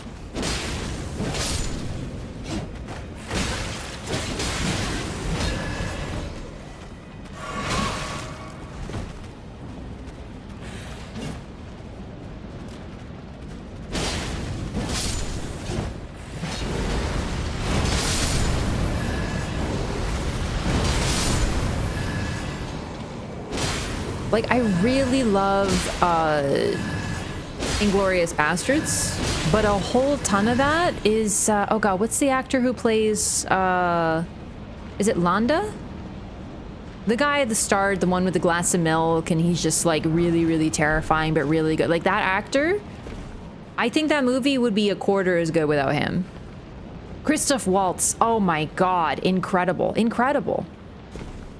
I feel like, yeah, the writing of the scripts is good, sure, but I think that it really allows some actors to freaking act, but if they didn't act, it wouldn't be nearly as good. He fucking carries, genuinely.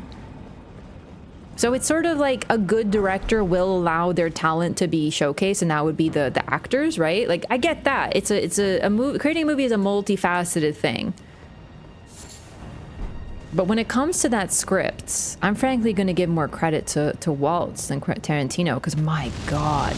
Because I promise you, if you read the script to Inglourious Bastards, though, it would be like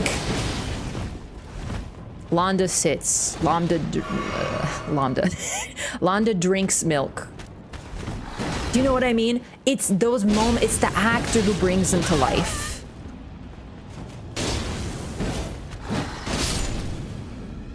Zenies have way too much poise. I know. They're such big little wolfy friends. Really deep knowledge of movie history? That I'll give him. You gotta know your craft.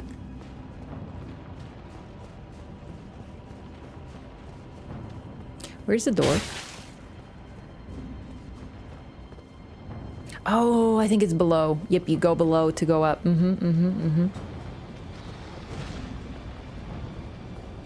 Like, I really like Inglourious Bastards, but for me, it's like 90% Christoph Waltz. And maybe the rest of the 10% is Brad Pitt saying words badly in Italian. I speak the first most Italian, he speaks the second, you speak the third. I don't speak Italian. Exactly, third most. Gorgeous, incredible.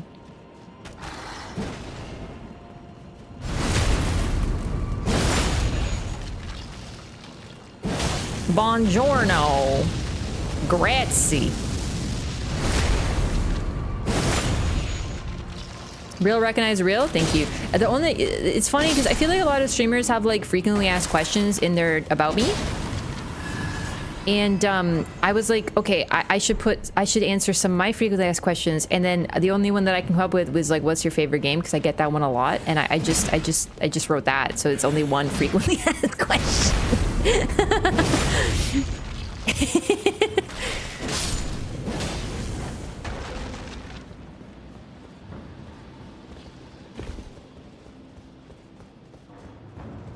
What you looking at?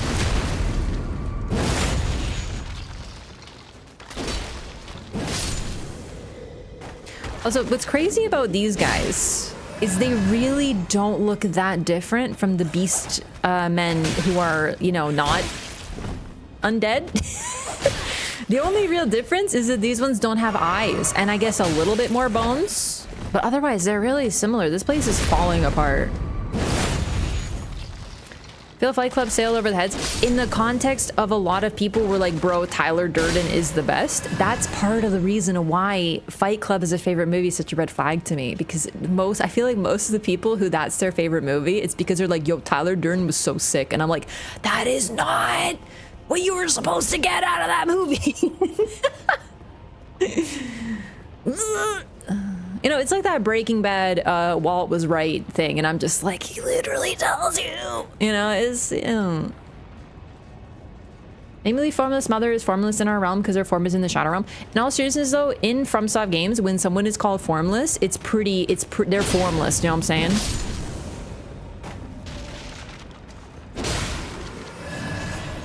To answer the "Are you actually playing the game?" question, I try to answer the questions that are asked in earnest, not the troll questions. But it's a good point.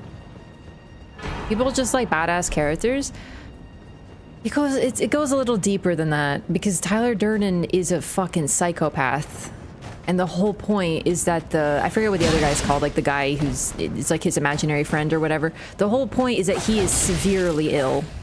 But people instead romanticize the illness. And that's kind of the whole point, is they're like, he is sick and needs help. And they're like, bro, but it's sick though. And it's like, that's just not how you're supposed to get. It's way more complicated than just they like badass characters. Walt, I don't consider Walter White a badass. I think he's once again a psychopath who harms a lot of people, including the people he purports to protect. And that's why he's not supposed to be seen in a good way. We watch the movie and we connect with him because we're seeing the story from his perspective. So I get that. It's a very clever thing. It's one of those, the hero becomes the villain.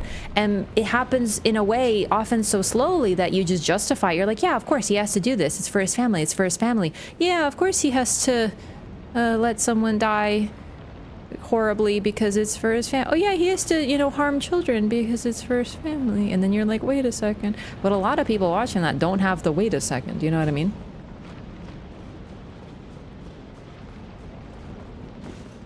He's the id. The id is pretty sick if you look like it. No, it really isn't. The id is a cat.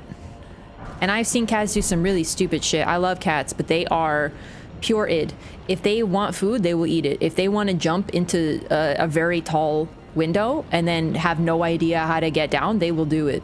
If they want to eat something that is poisonous to them, they will do it. They are incredibly stupid creatures, and I love them to death.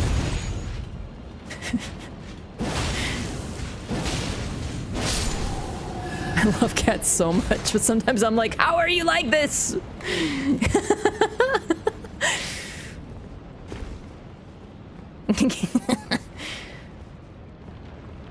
Same with American Psycho. You're not supposed to be like that guy. American Psycho is another great one.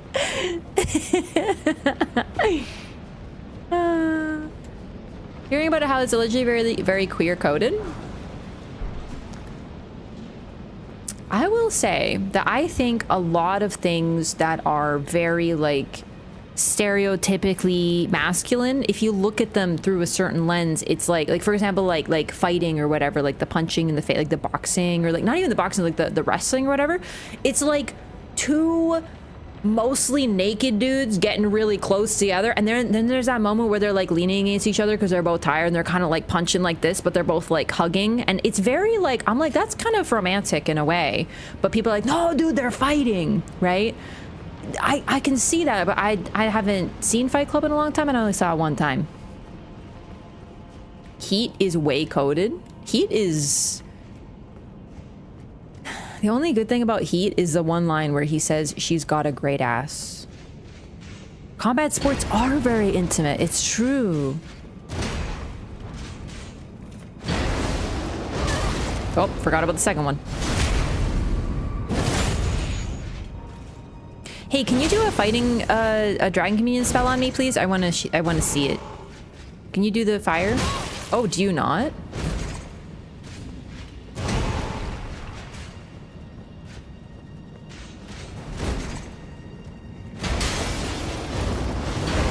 You just do the lightning or the storm.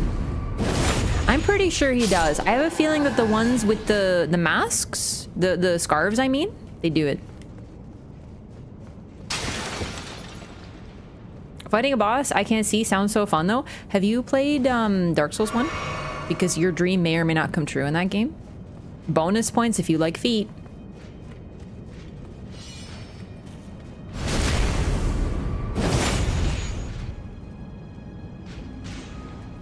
There it goes. Beautiful. Dragon Communion.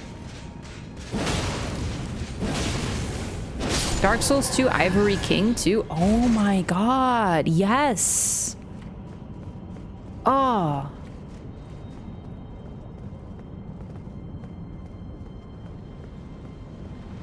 Feet people are gross. Listen, I'm not going to get back into the feet thing again. Because I get baited into feet discussion a lot because we're playing a FromSoft game and there's a lot of feet. Like, it's really not that weird. Goodbye.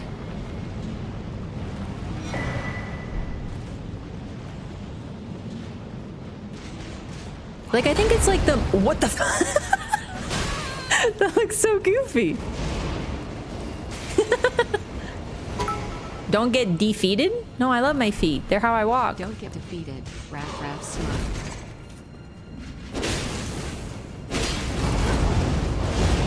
I'm getting sunlocked. He's a bully. Look at what he just did to me. Look at my health bar.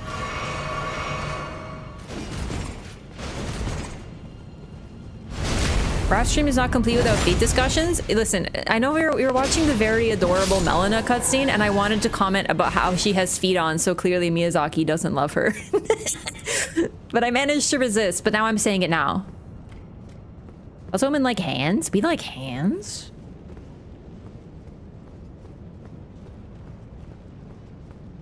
Okay, maybe, you know.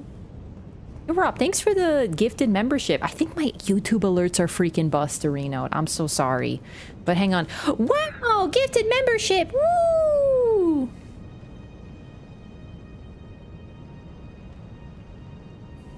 Is loving feet and loving being stepped on the same thing? I don't know. Ask your, like, teacher, I guess. I don't know. Elden Ring is a very sure-footed game. Let all your thoughts out anyways. You're a funny person. That's a good point. I just, to be honest, I was gonna say it, but then I was actually thinking about real lore and then I forgot. That's a big problem that I have. Forgetting. I'd be like, Raph, you haven't talked about lore in like 20 fucking minutes. You've been talking about gosh darn Miyazaki films. And by Miyazaki, I mean Tarantino. And to be honest, with Farum, it's sort of, we've kind of gone over the bulk of it. Dragons, I guess, were from here. They worship dragons here. The beastmen worship dragons. And they were, honestly, I hate to say it, but it looks like they were better at it because they actually got red lighting incantations. The ancient dragons are very old. You might be able to guess by the fact that they're the ancient dragons, but like, no, for real though. They are indeed ancient to the point that just like some of their descendants are straight up watered down versions of themselves, but they are still around because they're also eternal. That's actually one thing that's really cool about immortality in like lore and stuff. So like Lord of the Rings with the elves, right? The elves are immortal, and then we have the ancient dragons. Ooh, Banished Knight Greatsword, cool. Let's check it out. If you are eternal, then you could straight up watch your descendants and observe them being born, and there will be like, you will be ancient and you can watch your great grandchild being around. And what if they're a dingus? Like, what if they suck? Like, imagine being an ancient dragon. Imagine being a wolf, dude, and you're immortal and you see a fucking pug and you're like, what happened to my descent? What have you done to my descendant? Like, that can happen in this land. And I really wonder, the dragons are super watered down. Even dragons as old as Grail. I lost the Banished Knight Greatsword again.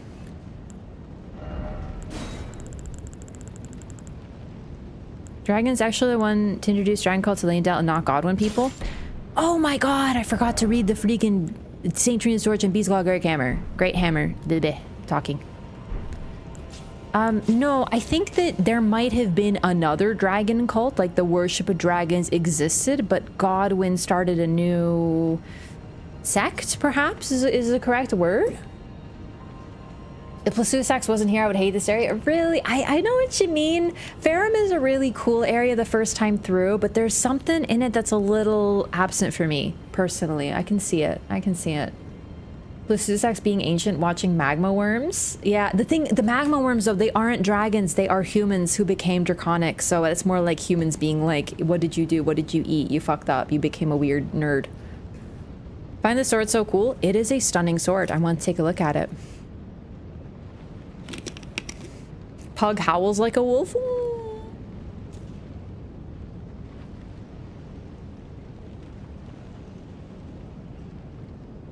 But no, what this means is Vike was part of the dragon cult from what we can tell. He was beloved by the dragons. So it was very much, if a dragon interacts with you, they will give you a boon. And if they like you more, you will get stronger boons, stronger blessings. Kind of like, I don't know, like D&D paladins or whatever. Like D&D paladins, they swear to like a god or whatever. And if their god likes them, they'll get more power. I might be thinking of warlocks because they're the ones who have like god sugar daddies or something. But it's like that. The dragons were literally around, so the knights would be like, hey, will you give me more dragon power? And dragon's like, yeah, I guess I like you. And then they'd give you some rewards, right? Dragon cult exists in time of Godfrey because Vike is tarnished. I mean, yeah, for sure, because Godwyn would have been around. Like, Godwyn was the one who introduced it to the people, and yeah, Vike would be one of them. Lay out most of the enemies in this area, but the bosses are a weak point. Yeah, Godskin Duo is like a really, really unfortunate thing. I feel like that whole situation with the whole reskinned plus Control C, Control V boss, plus just the sort of bad implementation of a duo fight, plus the 4 kings aspect, but it doesn't make any sense because they're Godskin Duo, but there's like 6 of them depending on your damage. It's just, I really think Godskin Duo does some serious harm to Farum Azula, to be honest. Also, exactly like what Volpine said. Yep. Warlocks get powers from a patron, and paladins gain power through upholding an oath, be it to themselves or a god. Okay, so it's a little bit more like warlocks. So the dragon cultists were probably like warlocks. If the god or patron liked them more, they would get more power. Yeah, Godwyn was likely an adult by this time. It looks like a lot of these wars were probably concurrent too, right? Most of these knights were sent to the fringes where they were forced to start anew with only despair for company. We've seen that lore before, but it's still cool. All right, let's take a look at the Beast Claw Great Hammer. It is a very cool looking weapon. Great hammer with a striking end modeled to resemble 5 beastly claws. The black nails protruding from golden fur are said to represent Sarash, Lord of Beasts, who went on to become King Godfrey's regent. Lord of Beasts and Beast Regent are the 2 titles that I can think of for Sarash. Lord of Beasts is a really interesting one because once again we have the whole Elden Lord aspect, right? Are we talking that kind of lord or is it another kind of lord? But lord is a very loaded term in this game. Considering we have this entire ancient beast culture, we have Plasudasax, who seems to be far older than anything else. We have depictions of the Elden Ring, not the Erdtree, the Elden Ring as older. We'll see it in Malekith's boss fight. There's a lot going on with this. But I'm very curious about Sarash because there is lion iconography everywhere and it seems to be directly linked to him. Also, what's really cool is all the beasts, there are no cat beasts. They're all apparently bipedal wolves. Oh, and they were granted intelligence. That's the other thing about the beasts. They were granted intelligence. They received it, perhaps from the Greater Will, perhaps someone else, but they were given intelligence. I think we learned this from the Syncadea. I did it wrong. Lord of Beasts is Sarash? Yep. Also, Beast Regent is another term we get. The design celebrates a beast's 5 fingers, symbolic of the intelligence once granted upon their kind.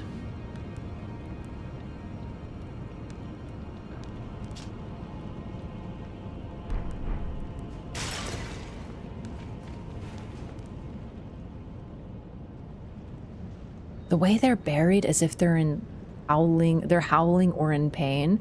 Oh, also we have these statues. Mother and baby.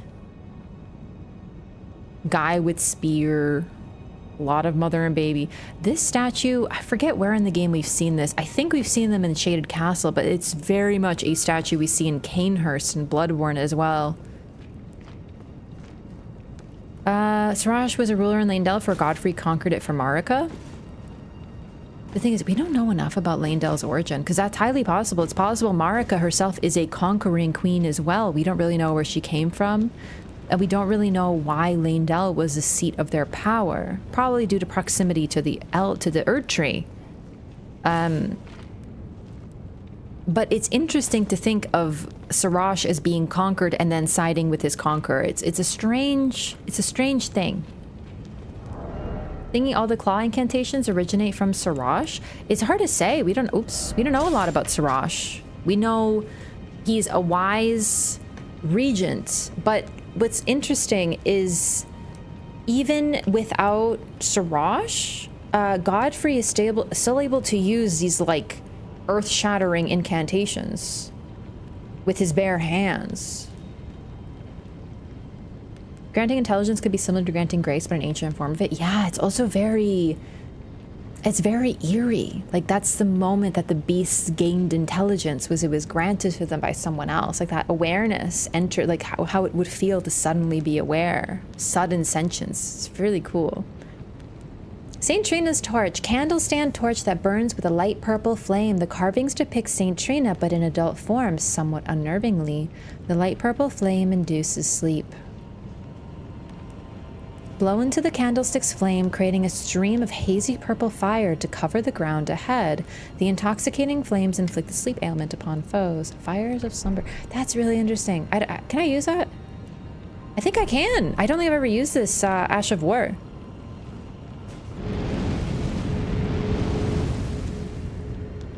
Okay, that is like cool as shit.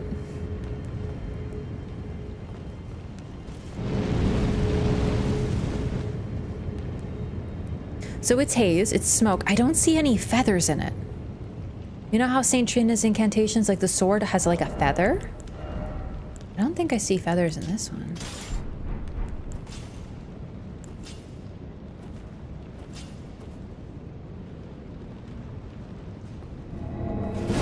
That's the feathers. Yeah, like that.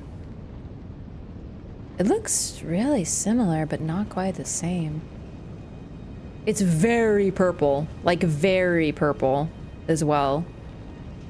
It's closer to blue than it is to pink. That's why the pink butterflies do my head in so much. I'm so intrigued by them.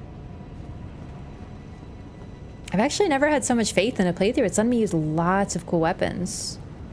Zoom in on the torch, you can see the depiction of Saint Trina mentioned in the flavor text. Yes, you sure can.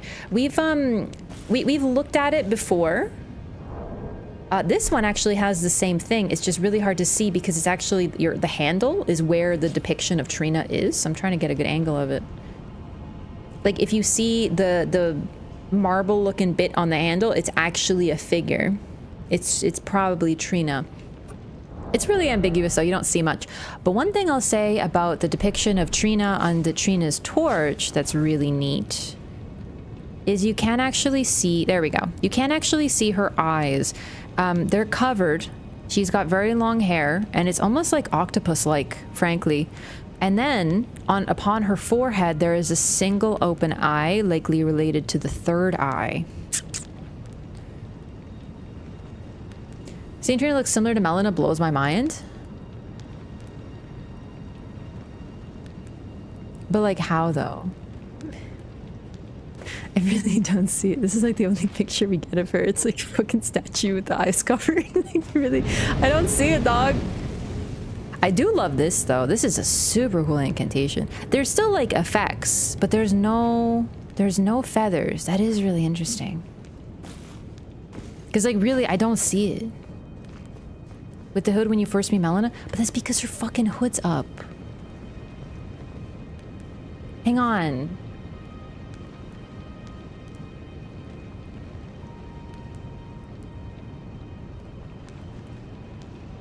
Hello, I'm Melina now, and also Trina, by the way. Like, I don't know what to tell you, gamers. They just, it's a fucking statue. It's the same, like, this is the same shit as when Ronnie, they superimposed the image of Ronnie with Melina, and it's like, it's actually like, how many people is Melina? You need to tell me. How many, is Mikola in the room with us right now? Is the Mikola in the room? It's the same, there's, your people are like, there's one lady and they're all the same. Dog, like seriously, I know, I'm not saying it's impossible, but we get one picture, okay, and it's like half a face, and people are like, it's Melina. Oh my god, I don't know, man, I don't know.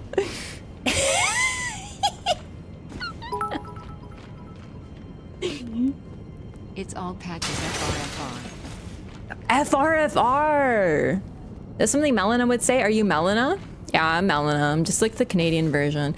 Yeah, you actually didn't know that Melina has many aspects. And like one of them is a Canadian, and that's me. What's up? Has anyone seen Melina and DS3 Firekeeper in the same room? Just saying. Yo, bro, for real? In all seriousness though, you know that lady that we see in the trailer very briefly? The one who's like sleeping face down in a puddle?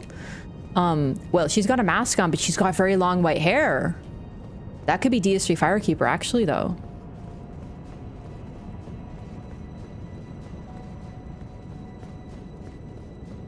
Like, I'm here for theorizing, but like, I feel like I could draw a picture of someone with a hood and a nose and a mouth, and then I'd be like, listen, I found a very secret hidden image of Mikola, and then like it would turn into like this same image is also Trina. Like, there is lore within this stuff, but it's literally just a feminine half face. I'm not willing to go that far with it. It's too much, especially since like if we look at, okay. Hang on, I have to get these guys off me real quick. Rav's Mikola, the W looks like an M. You figured me out. Also, Recusant Bernal is an available summon for this fight, by the way. Let's get him in here. He's fun. Come on, sweetie. Let's go. Is that same scar under their left eye? Okay, we saw the high-res image under the scar. I did not see it. Also, wait, who are we talking about now? Is this Ronnie or Trina? Bernal, leave him alone. We got bigger problems. Bernie, come on. Okay, hang on. That looks really sick. Can you do that again? Holy shit, that Asha War is cool. Bernal, oh my god, he's like a cat, dude. He's got aggro. He won't let it go.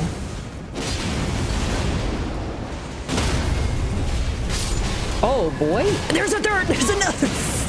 Fucking night, you fucking bitch. It's Maraf and Welena. That's cute. But no, seriously, hang on. Who are we talking about? They both have the same exact scar. Who now? Ronnie and Melina? Because I did not personally... Oh, look, he can't come in. Never seen that Asha War? I don't think I have either. We might have to do some study. At a later point in time. Holy phallus. Yo, Bernie! Yeah, Bernie, get him! Oh my god, look at, did you see that 260 damage? My god. He's a gamer. He really is good though. He's a very good tank. Absolutely true. No doubt. Oh my god! Did I just walk into Stagger City? Because, oh my god. Devour Scepter. I kept wanting to say Taker's Flame and I'm like, that's not it. Oh no, he's thickening! He's thickening! Okay, I got this. Don't worry, Bernie. I'll keep him busy. Oh, she's gaming now. Okay, Bernie's having a bad time, but I did my best. Oh, wow. Stop. Dude, he looks like a big old bread dough, and I absolutely want to, like, knead him when he gets all big. I want to knead him so bad. It's a normal thing to say. Stop. Trina's looks more like a crack. That's pretty much what the conclusion I came to.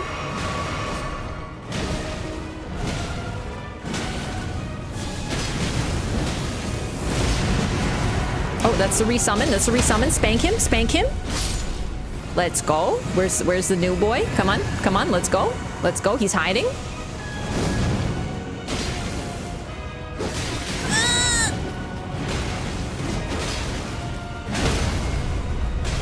Oh, damn.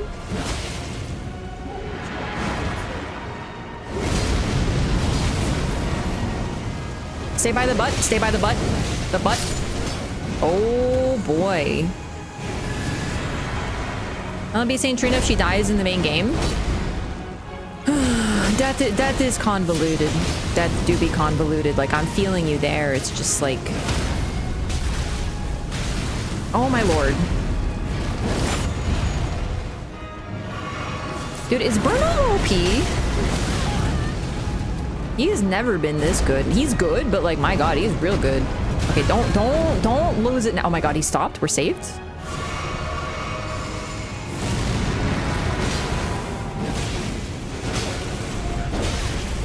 No, I want to show off you dying and then the other one dies because you share a health bar. It's really neat.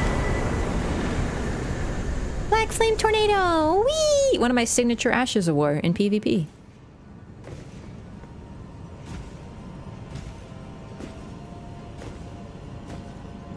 What if there's lore for why they can summon each other? And also, frankly, almost every single one of them, not all of them, but a lot of them are summoned out of a little portal when you get close to proximity. It's pretty neat. The one exception, the very notable two notable exceptions. I think Windmill Village, correct me if I'm wrong, Windmill Village, he's up there. The Godskin Apostle, he's there. And in the basement of Radahn's tower, there is one down there, and he's down there. He doesn't appear, he simply is there. So it's really neat. Think your character needs a bath? Why? Because I'm covered in blood? It's kind of rude, bro. Alright, gamers, just gonna use the restroom. Give me one moment. Oops. I'll be right back, okay?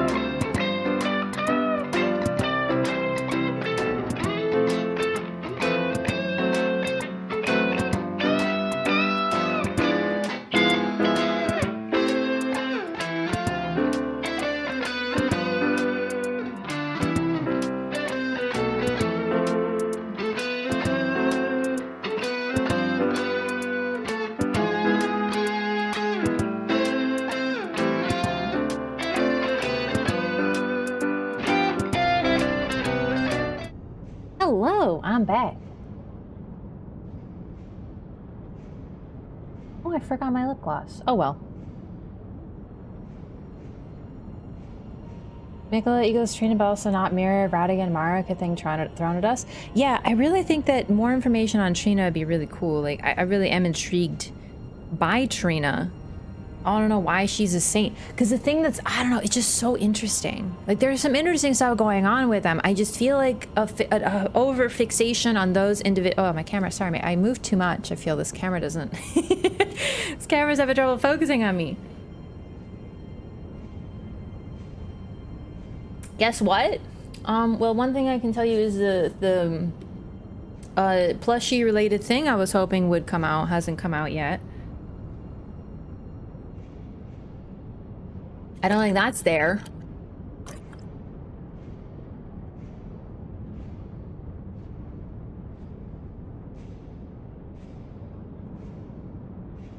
Just gonna check one more time.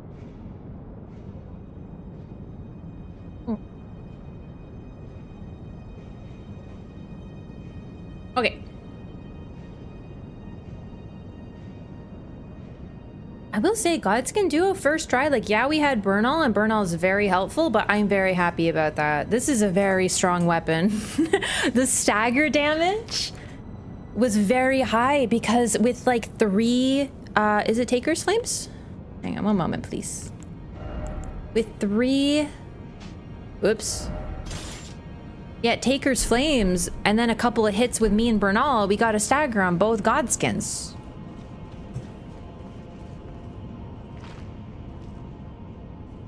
You know, it's also interesting that the Godskins are here. Like, this is the only Godskin fight that is required. Like, really, I think that's the main thing. Is if you're playing the game and exploring and doing side quests, you're gonna run into a lot of Godskins. You are, but this is the only one that is absolutely unskippable. So it's rather important. Like, I'm thinking about it, all the others are optional. You know, nothing really much going on there, but this one's very important. All right, let's take a look at the Ash of War for Black Flame Tornado. Nothing too crazy in the lore, I believe. Yeah. Spin armament overhead and then plunge it into the ground to summon a raging vortex of black flames. I love Ashes of War, but they're sort of... They're largely a little boring because they're just like, this is what the Ash of War does. It doesn't give you any flavor. Room is kind of misty. It is a little dramatically smoky. And, oh my god, there's a giant dragon here. You're gonna laugh. I don't think I've ever, like, noticed this ginormous dragon head poking into the window. Maybe on my first playthrough. I don't know that I ever noticed this. Did it put its head through the window? I think it might have. In all seriousness, the head is simply, from what I can tell, just like kind of floating, but it does look like it stuck its head through the window and then got stuck. You just forgot? I think that's the most likely thing. Beautiful arena too. We get it, you vape. I got a magma blade. Oh, a decoration? That's so cool. I'm happy for you. That's a phenomenal weapon to get as a replica. I think if I were to get a weapon as a replica, it'd be the Wing of Estelle, but I don't think it could be done right. I'm not really into personally though, like I love it for other people, but like rather than get like a replica weapon, I'd probably get like a replica character, you know, like a figure or something. Like that's more my style, but the weapons are so cool.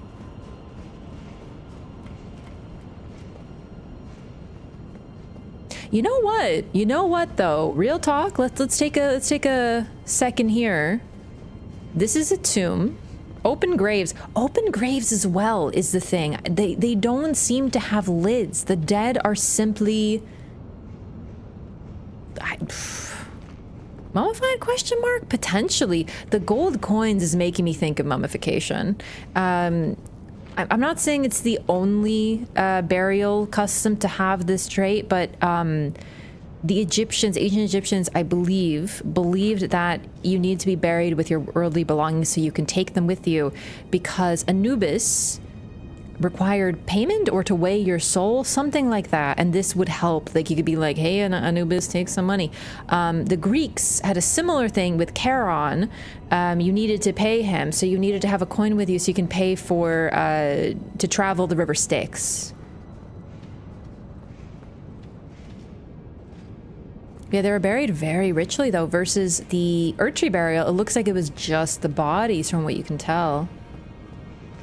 They welcomed the dead, burying them right in the city everywhere. The thing about Farum, I wonder, I'm not, because it's a city, but in Farum Azula, we don't really see much residential stuff. Like, I wonder if this, I think Farum Azula itself is a temple. I think there is lore that confirms that the entire area is one giant temple. So this would be a place where people were buried, right?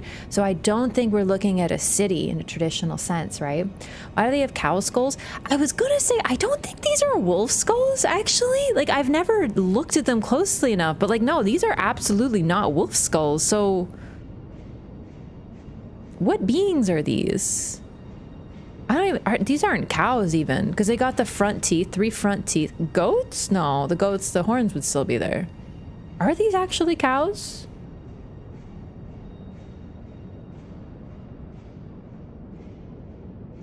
Snake armor lot never got this. It's the duelist armor. I'll show you where we get it, yeah. Either a cow or horse. Oh, yeah, it could be a horse. But like a 2-legged one. And then here... Oh wait, they're not here. Hang on. The ones in the wall are beasts. Okay, let's talk about a couple things. First of all, dragon. It's not necessarily in a place of worship. It almost looks accidental, but if you walk into this place through one of the entrances, like this is the focal point, right? And then if we compare with this...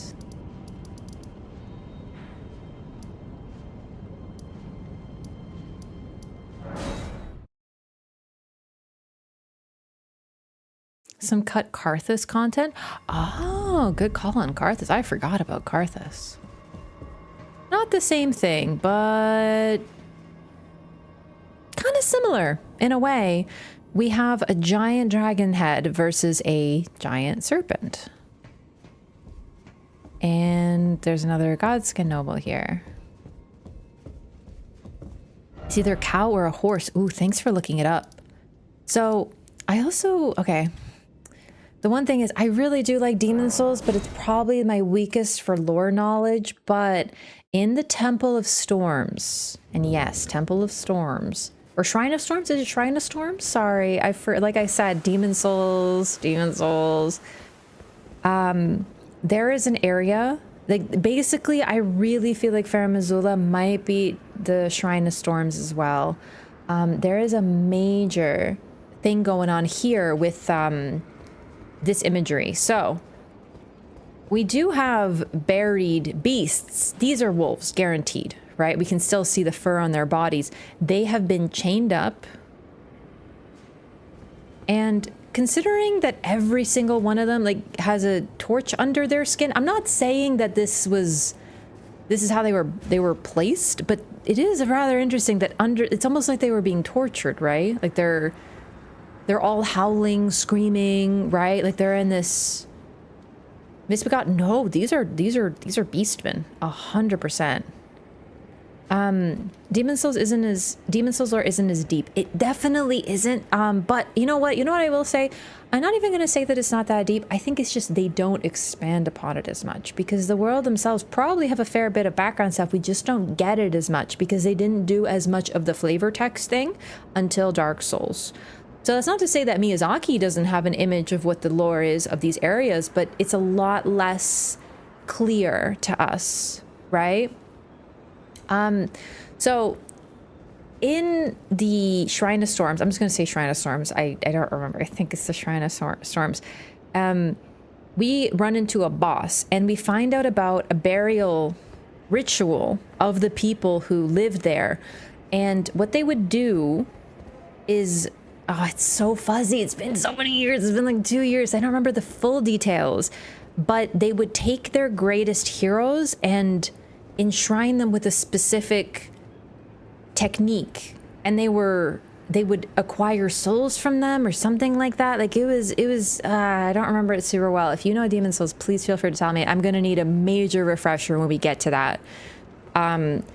But in one of the boss areas, there are pillars with giant humans just like this. They're decayed, they're dead, but they too were tied up and put up like this, and they seem to be like screaming very similarly. And I really think that this Fair Missoula is sort of a more evolved depiction of the Shrine of Storms that we get. We get a little bit of what they were doing there, but it's kept very mysterious. There's another boss there. It's an adjudicator, who sort of judges if you are worthy. And it's also like a big old naked undead guy, but also a bird. It's a little weird. Demon Souls is fucking weird, man. Current gen dragon instead of ancient dragon? Oh, good point. Yeah, it's like a grail. It's a grail. Yeah. Ooh.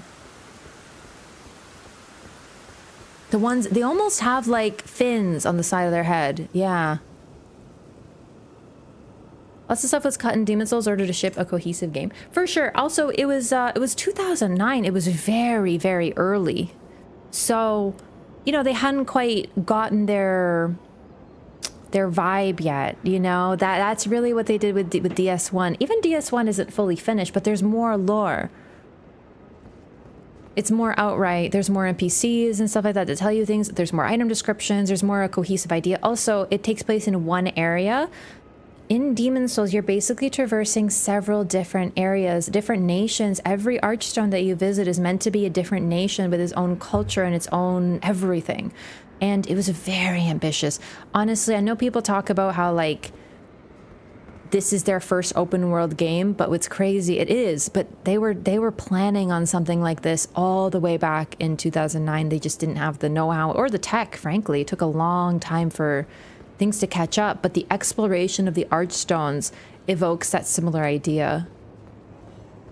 Dark Souls 1 is still great, but it's definitely smaller in scope, which allowed them to flesh everything out a little bit more, for sure. Or the money. And the money. That's absolutely true. Making an open world game is expensive. Okay, so I wanted to show this off because it's really interesting and relevant, but definitely Fair Missoula, while we don't get to really speak to any individuals here, it had its absolute own culture. And this, right, I should also talk about, yeah, this is the Dragon Temple. This is the Dragon Temple altar. Their altar is the head of a dragon. This dragon, I think, would have to be the size of Grail. Cool. I feel like expand mission based on their Armored Core games. I'm not familiar with the older Armored Core games. Malekith is so tied to the beast, it feels Radigan is a bit too... Why Radigan?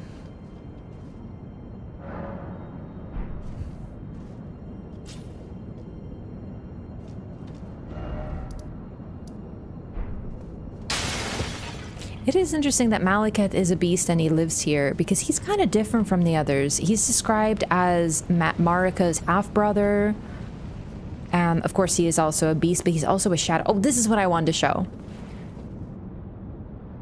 So the beasts are buried largely en masse. They still have, you know, these lovely golden gems, but they're howling, screaming, versus these horses / cows were buried with a great deal more reverence, larger graves, more important location.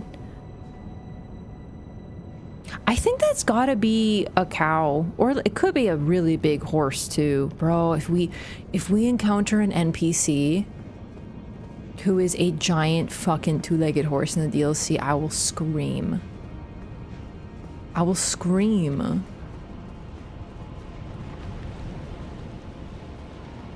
Mistbegotten Warriors and the Red Wolves. The Red Wolves are kind of mysterious because they're red. They're wolves, but they're red. It could be that they're more, because the thing is they use sorcery, which is definitely way more of a contrivance. Sorcery was an artificial practice. Like incantations sort of come from faith. They're a lot more primal, a lot more ancient. To learn sorceries, you need to learn them. It's very much like you go to school and you learn sorcery. And they tend to use sorceries, which is really interesting. But the red suggests they're older and way more linked with the Crucible. Very narrow, big jaw. I want horse people in the DLC. We discussed how Radigan is an anagram for a dragon. We have not. Oh my god, he's a dragon.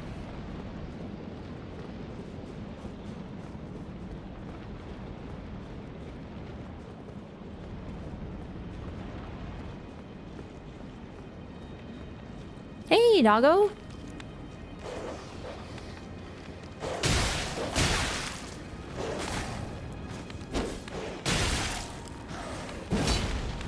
I'm trying to look at its body while I'm fighting it, and it's not the easiest thing to do. But it is very destroyed, this creature.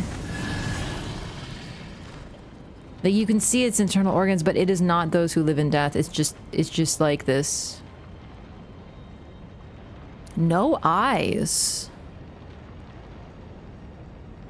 Honestly, with the blue cerulean or perhaps like lapis jewelry, this one's even more intricate. Like, the ones that are more bestial look even more intricate than the more humanoid ones. Just mangy, methinks. Everyone here is a little bit mangy, dude. His freaking red flesh is visible. This does not look right.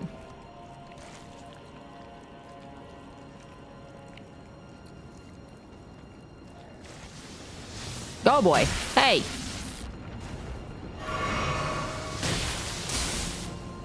Looks like mange. Okay, I feel like very extreme case of mange. That dog is sick. Like, they are most definitely mangy mutts, as they say.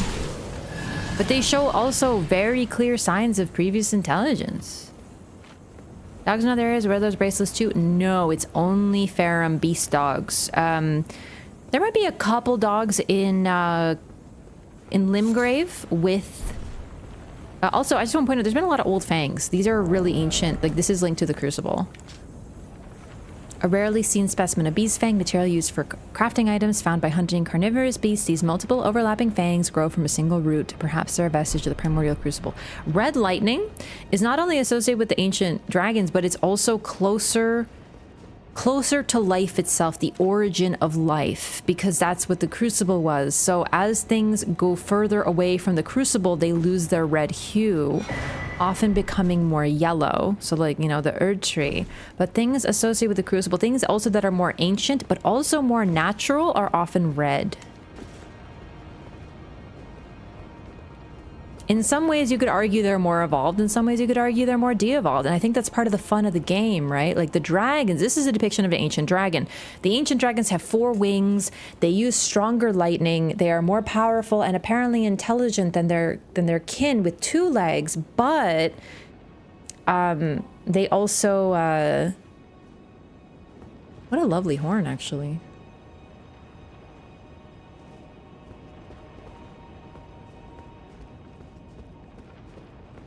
Yeah, I had a thought about dragons and I forgot what it was. Grand Sax was unalived by? I don't know. State of the stray dogs in a place reflects this real condition. That's a very insightful comment, but I'm just saying that these don't seem like stray dogs. These were probably intelligent beings at some point. Oh, sorry. I was talking about the beastmen. Ow. God, their weapons are so cool. These ones have more ceremonial garb. I didn't want to knock his body down. There's more over here. Yeah, ancient dragons are stronger than their later born kin, but they are using red lightning. And the red lightning is stronger, it's more primal, it's closer to the Crucible. So as the dragons evolved, they arguably de-evolved. They became weaker, dumber, and their lightning became weaker. So it's really interesting that the later humans who look down upon... Also, these ones look like... These are the statues. They look very similar to the beings that we're fighting, actually. All things considered. That's just what they look like. Malekith actually work as a clergyman in Ferrum, is it just a disguise? I don't even know that I'd say disguise. I would say that he's hiding who he really is. He also lost 2 wings and 2 legs. And the people, like Misbegotten and Omen, were looked down upon as de-evolved, but they are also stronger physically. You know, like Omen are so mighty. Seem to have unique abilities. So it's one of those, is it really evolving in a straight line? Or is there also de-evolving as you grow further away from the Crucible? But, you know, Malekith, I think, is less disguising himself and more punishing himself. Which is why he wears rags. He takes on a different name.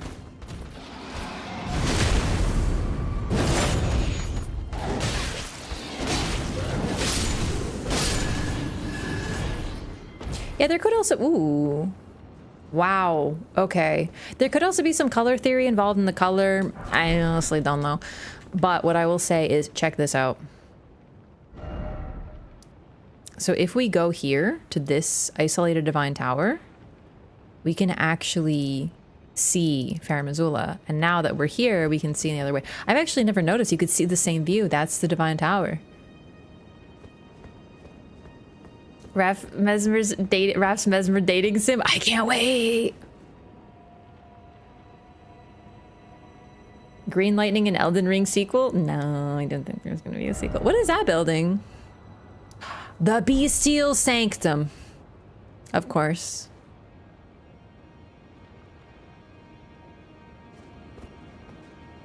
That isn't a freaking coincidence.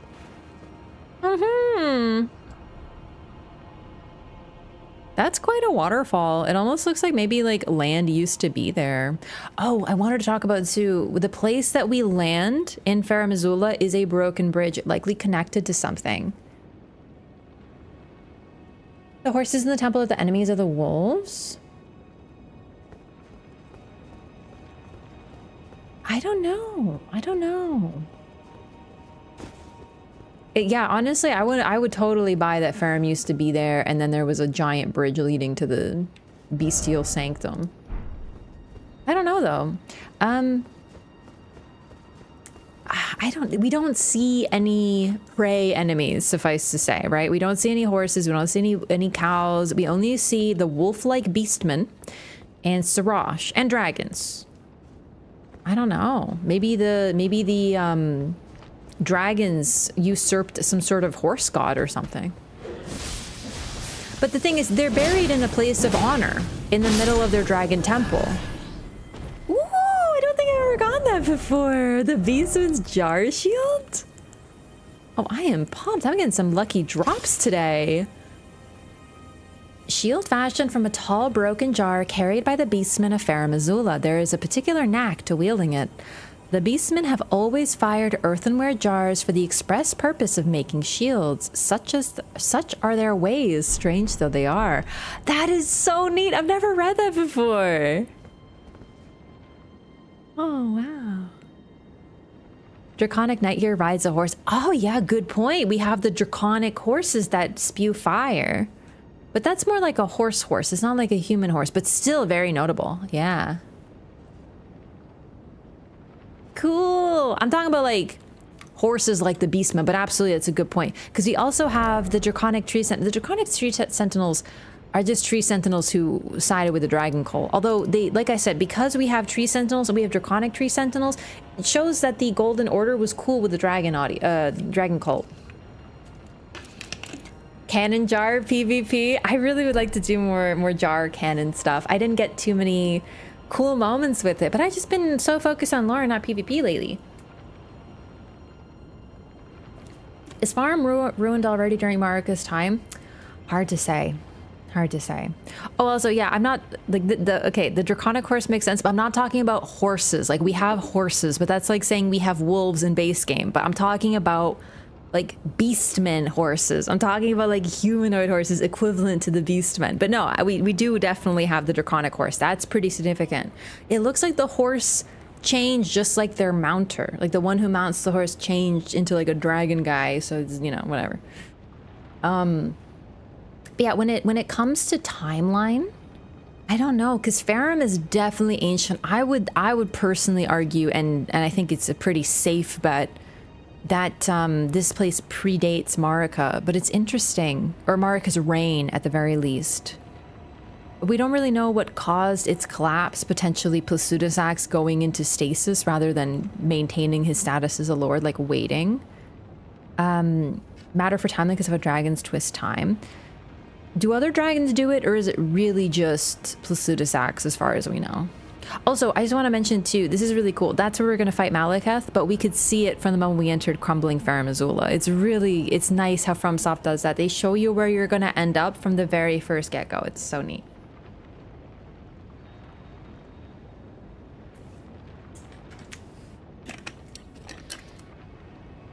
Any more difficult to the DLC? That's not really new, Johnny, to be honest. They talk about how you should do the game until late game, then go to the DLC, then come back to the main game. Then in DLC. That's sort of the typical path. There's nothing too unusual with that. Shulva vibes? Oh man, I wish. Shulva is just amazing. I love Shulva. Farum Azula wishes it were Shulva. Gravelstone itself warps time. Ooh, hang on, let's take a look.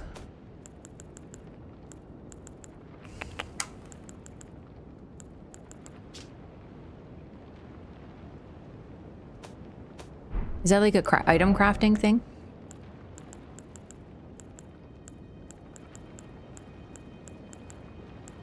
Where do we get that from? Is that like a real thing?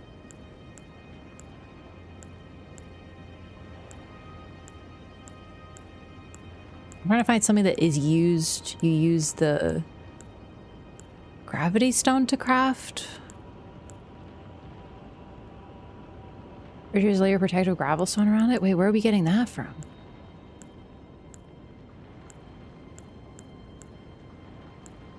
I actually don't have any recipes that use gravity stones.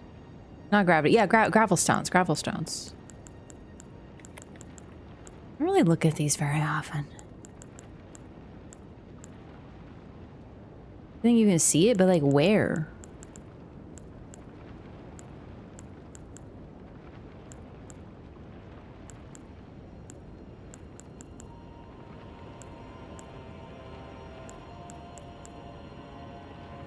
Ogrush at level 10? Oh, people have already done it. People have already gotten their character set up for DLC at level like whatever.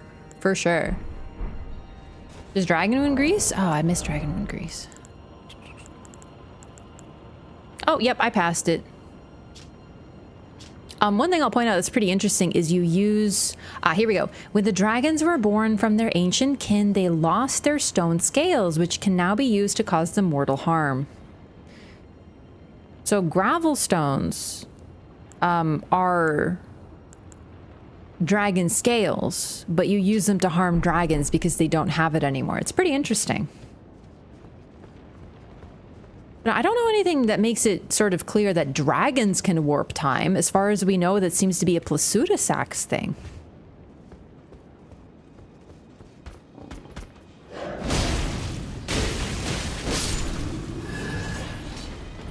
Ancient dragons especially are pretty mysterious though. Like Fortisax was able to somehow exist in a different realm, create his own realm potentially that was also like he lost his form to help protect Godwyn. Like he became a part of Godwyn. And that's pretty interesting. But I really wonder, because we do get the remembrance of Fortisax, but I always wondered, are we truly fighting Fortisax? Are we fighting like an immune response in Godwyn's body trying to fight off the death blight, you know? But no, it seems to be actually Fortisax. Dragons were literally made of gold. They were literally made of stone. Where's the gold thing? They do have gold within them. They look very gold. But gold is actually really fucking soft, so that would make them kind of squishy. Dragon smithing stone text. Oh, okay, that's something I forgot about the dragon scales. Let's take a look. Insightful. Nope, they're here. Here we go, here we go.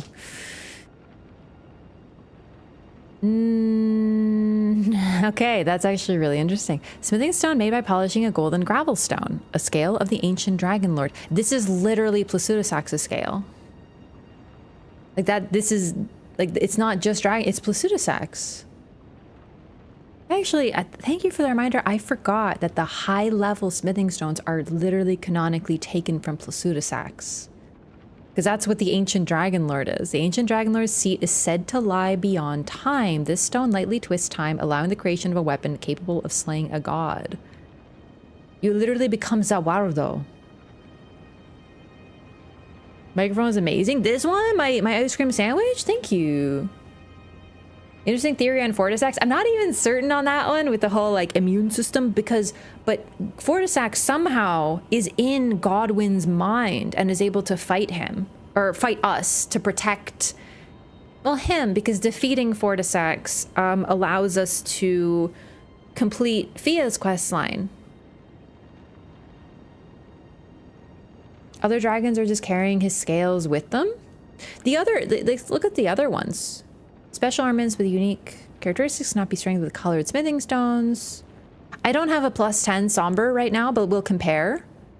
Because, like, these are dragon scales. But this one is the dragon scale of Placidusax in canon. Somber is just like, these are special. I don't have a +10 though. We'll have to look when I have a +10. Placidusax just shedding over the game world. There's very few ancient dragon smithing stones comparatively. They're very rare. Like, I mean, the game gives you a lot, but they're, you know, definitely rare. But we'll take a look.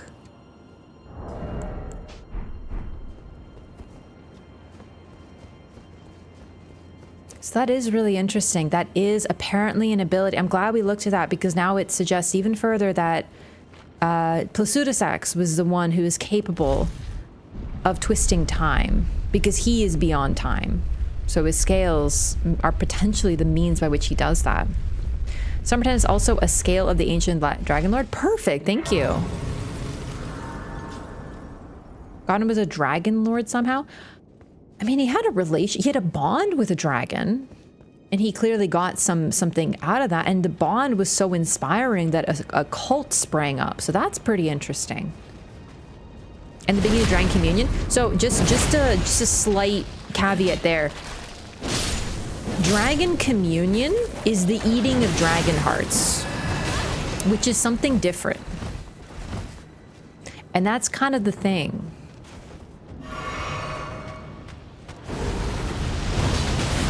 Is we actually don't know where Dragon Communion started. But then we have this NPC. This is not NPC, this new individual, and his name is Mesmer. And it kind of seems to be he might be the origin. Oh, shit.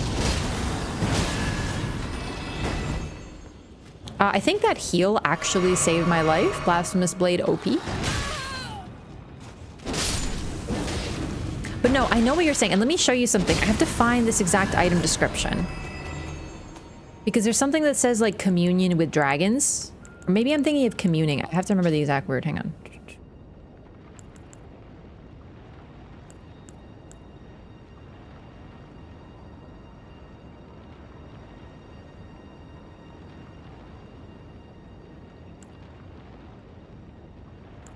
No. No. Where is, don't I have, like, Lanciax's spell? Did I not defeat Lanciax? You know what? I might not have defeated her. I think she took me out a few too many times. I said I'd come back later. Let's go see, because I don't have her spell. Communion seal? Could be. Yeah, you know, it is. Yeah. No, but the Dragon Communion seal is about Dragon Communion. That's eating dragon hearts. Yeah, so this is eating dragon hearts. I'm looking for something that says that Lanciax, like, communed with her knights, and I think that's gotta be Lanciax. Lanciax's glaive. You probably get that from her. I think she kicked my butt a few too many times, and I got irritated. Well, not irritated. I was just like, this is... I'm fighting her for like 20 minutes at a time and I'm dying. I'm gonna come back later. So I didn't finish her off. That would be... How do we get to her? Here, I think? Yeah, I think here. Vike Lightning? I mean... Vike's lightning talks about Lanciax, but not about... It's not what I'm looking for. I'm looking for a particular phrase that I recall. 1 second, let's take a look. No. It's something else. Let's see if I haven't taken her out. Dragon cult is spells that don't project a dragon at all. Yeah. The dragon cult basically worship dragons, but it's interesting because Godwin is the origin of them, but he seems to have a true relationship with the dragon, and having a relationship with the dragon gives you powers. If, for lack of a better term, that's pretty much what happened. Vike has a unique ability associated with him because the dragons really liked him. Yeah, I never killed her. That explains a lot. Hi, Lanciax. So her body is wreathed in red lightning, just like Vike's is, and then we have her glaive.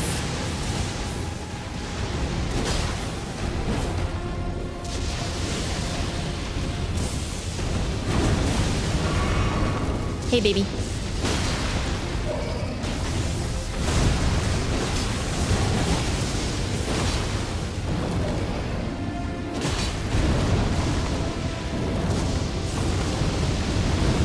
Oh, she's I didn't see. Oh no.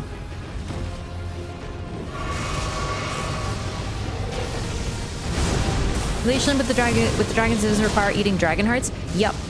But it's a true bond, right? That's the thing about the, you know what? Looking at this, she literally has the same moveset as the other ancient dragons. It's like, it's a little bit of a bummer, right? Like, defend the dream of Fia Godwin? No, he's defending Godwin. You have to defend, like, yes, but he's defending it from you. Because if you are at the point in the quest line where you're fighting Fortisax, it's because you're helping Fia. The last step to progress Fia's quest line is to kill Fortisax, and then Fia's dream is done. And she births the rune. Fortisax is the last line of defense.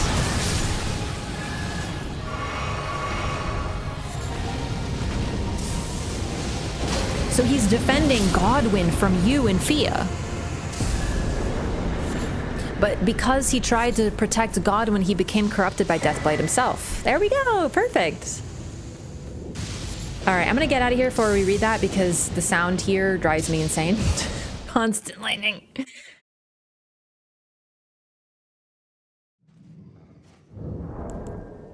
Yeah, Dragon Communion. We didn't really know too much about Dragon Communion. We don't know the origin of it, but based on Mesmer, I'm thinking it might be him. He might have been the one to start it.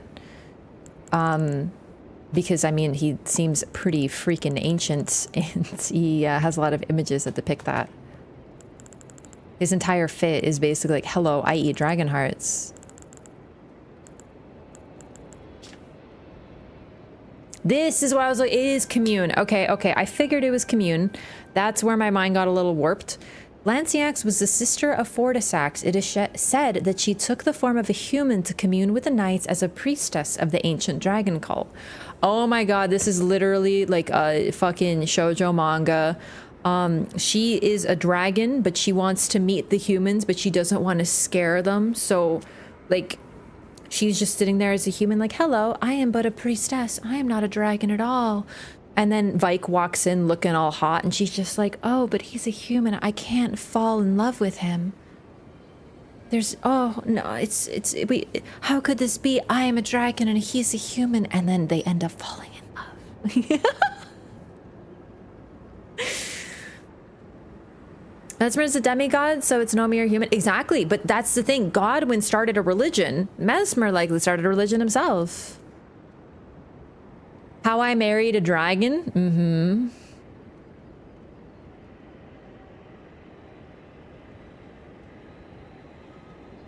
Mesmer wants Fortisax, but the dragon chose Godwin, so he's jealous, chose to eat the dragon. It's possible, but we don't know enough. Like, honestly, based on the lore so far, and keep in mind, we have so little about Mesmer. Mesmer, in my opinion, seems older. Some of the traits, some of the acts that I personally, and I know others do too, give him credit for, such as the impaling of the giants. You gotta be old to do that, like real old. So I think that maybe Also, let's not forget that the ancient dragons attacked Leyndell. Sorry, I'm moving too much. Camera, focus. Thank you. Camera. The ancient dragons attacked Leyndell, and when Godwyn defeated Fortisax, he befriended his fallen foe. So they were warring, and I think a pretty good reason to war might be that, hey, your older brother ate my cousin.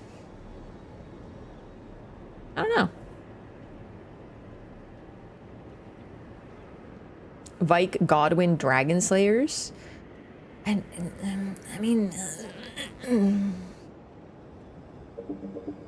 this mean that Fortisax is a power bottom? 50 Shades of Lanciax? Don't give credit to 50 Shades. There's so many better romance pieces. Although realistically, 50 Shades is more erotica than romance. But no, I'm telling you, I could write some Lanciax Vike fanfiction that would make your hearts sing. I'm telling you, I would do it. I would do it, man. It'd be so cute. I'm not very good at romance, though. So maybe not. But, you know, still. Lanciax human form is at least as tall as Priscilla, though, right? I think that it would kind of make it a little obvious. Hello, I am but a priestess of the dragon cult. But why are you 12 feet tall? Don't worry about it. I am but a priest. Hello, I am a human just like you. Communion, she's transformed into a human, which is Fia? What? Fortisax is a key. Also, I'm not saying they didn't fall in love. They might have fallen in love, dog, for real. Are you pre-order that shit? I'm writing it. Boom. My new fan fiction just dropped. Okay, where are we at? We were at the Dragon Temple lift.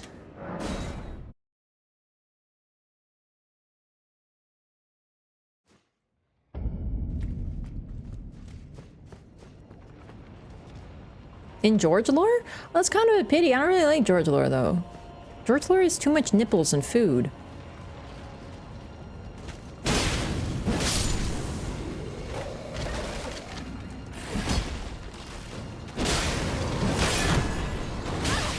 But also in Souls, they're kind of interesting because, like, I did talk. Oh my god.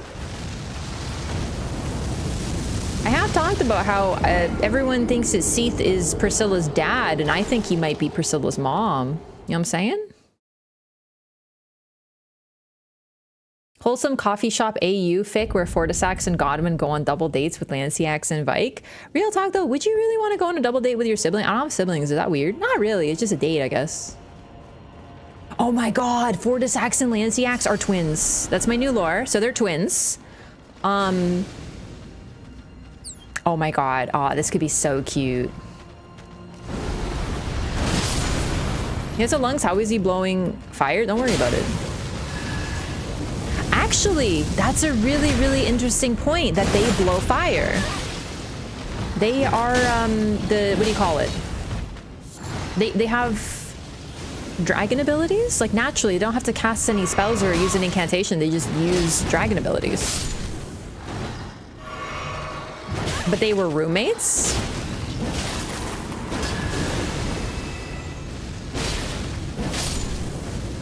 These guys use Rancor as well. Oh, I forgot to go to the Wormface area of town. Hang on, we gotta go there first.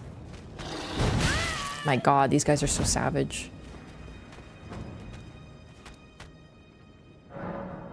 Aspects of the Crucible? It could be, but the aspects of the Crucible is different. These guys are canonically dragon worshippers, and we know that. They likely got some abilities from the dragons versus the Crucible. They seem to be able to call on different animals. Banish Knights to the Fire Breath incantation? They literally do incantations. Yeah. They require, they are actually dragon communion. So they ate dragon hearts and they got dragon powers from that. It's actually really interesting. So The dragon, the ones who commune with dragons, got powers by befriending them and being allies with the dragons, like the Beastmen of Farum Azula and Godwyn and Vike. But the ones who were greedy and wanted dragon power for their own without that relationship instead killed and ate dragon hearts. So it's really interesting that greed is sort of the divide here. They got similar powers, but one has a dark side, the transforming into a magma worm eventually. Assume Fortisax and Lanciax were twins. Now I'm wondering if it's ever been confirmed in game. Nah, in all seriousness, though, all ancient dragons look exactly the same, so it's kind of hard to tell. Having performance problems lately? Not anything that I haven't noticed before.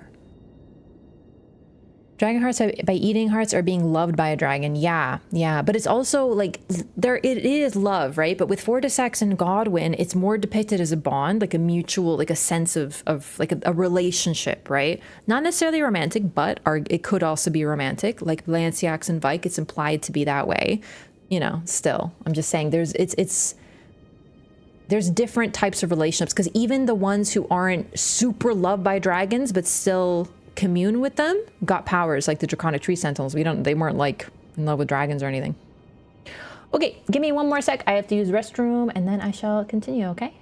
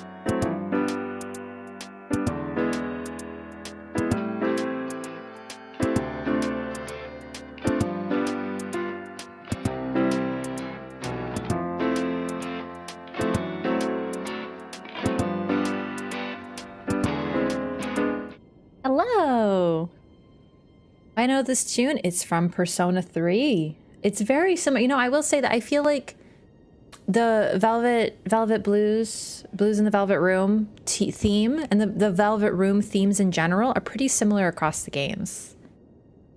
Volpine, thank you for the 100 bits. Sorry, worst timing. Hopefully it was still heard. I could hear it. Thank you so much for that. Sorry, but terrible timing. Okay, I was thinking about something. Okay.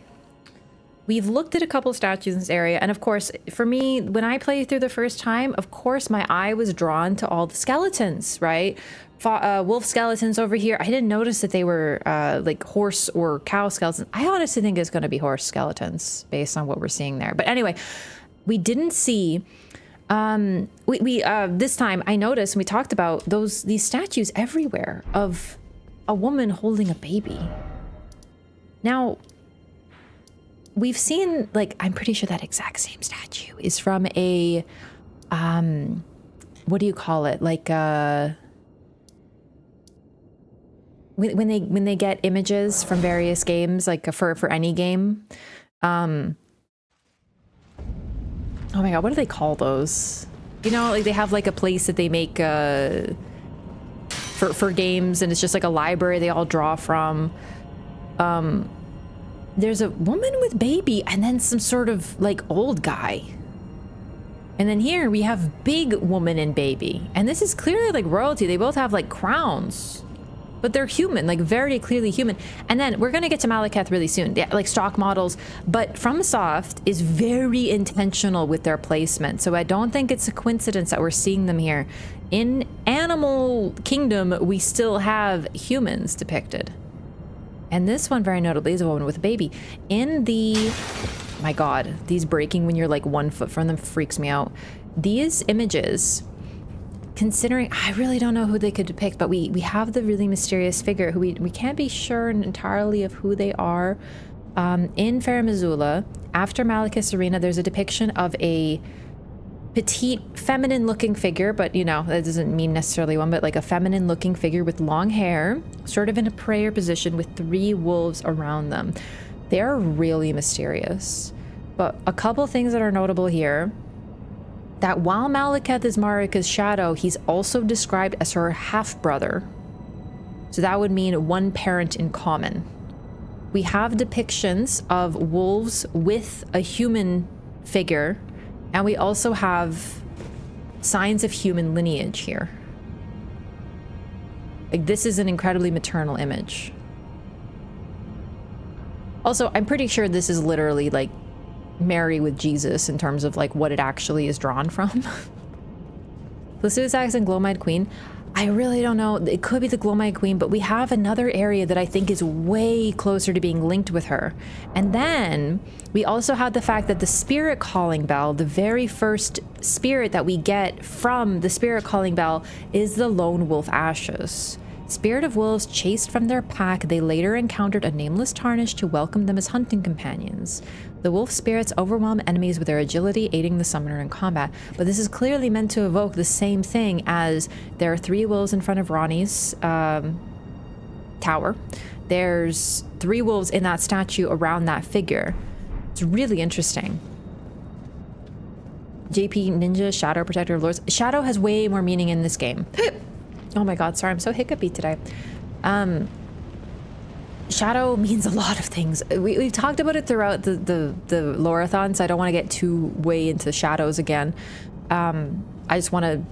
We'll get back to it eventually, but for now, I really wonder if there isn't signs that maybe Marika is from here. I don't know. We know like nothing about Marika. We know that she has a past with the Land of Shadow, and she was a contemporary with likely the Glowmide Queen. They were both Empyreans at the same time. And that's about all we know about Marika. We know nothing about her past otherwise. We know Malekith was with her. Oh, also, I wanted to point out while we're here, dragons are buried in the land. Like this... Oh my god, you're ruining my lore. Where are you? Are you fucking kidding me? Dragons are buried in the cliffside. They're just there. This is where they're buried. And you can see I wouldn't describe that as gold personally. I would describe that as bronze. That sort of, their insides are bronze, very similar to Plasudasax. But it looks less like they were buried here and more like, hello. Did you make it all the way up here? What the fuck? Okay. Copper, could be copper. Honestly, yeah, you know what? I think copper is more accurate. No, you're right. I think it's copper. Bronze is a little bit more bronzy. Dragon blood might be gold. I don't think their blood is gold. That's not gold. That is like, that's copper.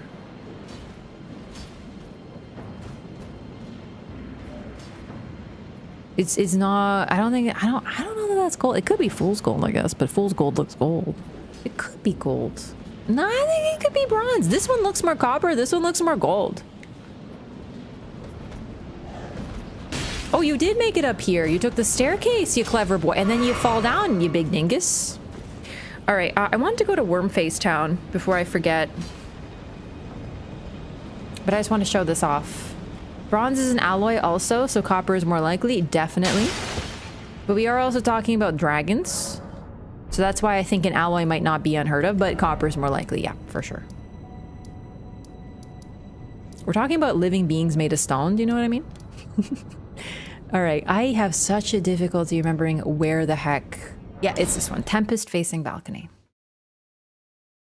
Copper, wouldn't it oxidize and turn green with age? Stone living beings. You're right, copper does oxidize though. It tarnishes, you might say. Copper looks more orange. It can. It can. I don't know. Could be gold.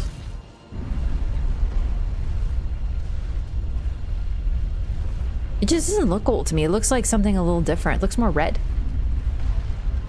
Reminds me of the painting in the trailer, pregnant woman and old man. Yup, no, absolutely. There's several depictions of motherhood. Marika, Glowmite Queen, potentially new figures we haven't encountered yet, such as the woman in the painting with the black hair. Welcome to Wormface Town. So, one thing about Farum Azula is that there is a lot of figures here who are those who live in death. This is supposed to be this ancient location, and not to mention, it's supposed to be, oh, hi, goodness. It's supposed to be disconnected from the rest of the world, so how the heck did Deathblight get here? Now, personally, I know... Really? Oh my god? I'm a hacker. Blasphemous Blade is too strong. Personally, I've always considered the fact that, well, Farum Malekith is here, and Malekith is, of course, Garank. Gold in this game linked to grace, so it more fit if ancient dragon blood is gold, but why are they linked to, like, why are they necessarily grace? Do you know what I mean? Like, grace is something that is bestowed, but arguably forced upon certain individuals, and while gold is good, we, the player, can look at it and realize gold is actually kind of a bad thing. Gold is a parasitic infection, an unnatural thing imposed upon the land. So why would dragons need to be gold, right? Especially ancient dragons. I don't know.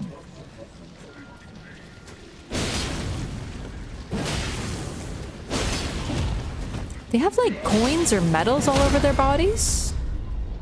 Oh, there he goes. Goodbye.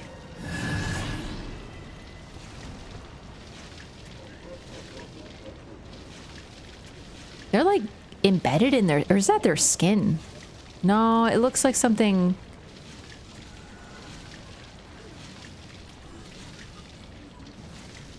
Looks like metal attached to them. The way they clutch at their stomachs as they like, well, perpetually vomit. Ew. These enemies are terrifying. Yeah, they have been afflicted by Deathblight.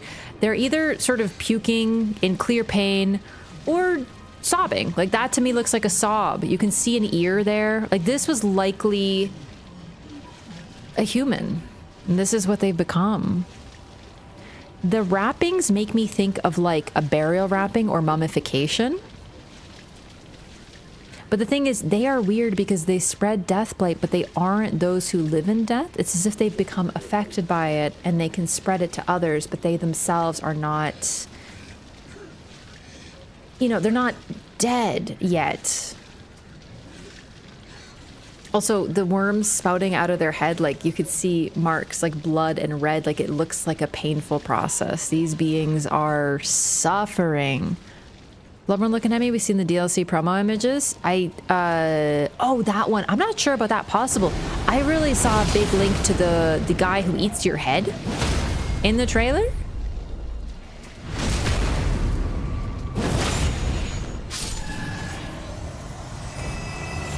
Yeah, I think these were beings that were buried or said to be buried, and thus became infected. Oh god, he's doing it. He's doing it!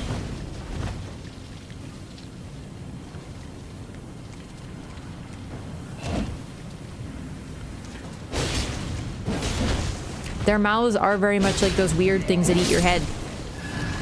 Yeah, I'm not sure. Like, I think it could be a little bit of the bloodborne creatures. You're talking about the ones that look kind of like insects that were in that swamp with the yellow heads.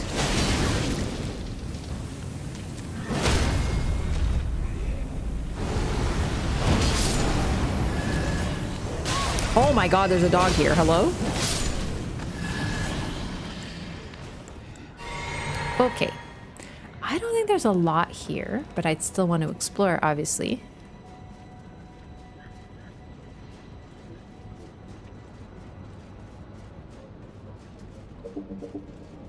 I don't know what the fuck that sound is. It's like when I'm quiet for too long, my computer makes a noise. Alright, so Ferrum.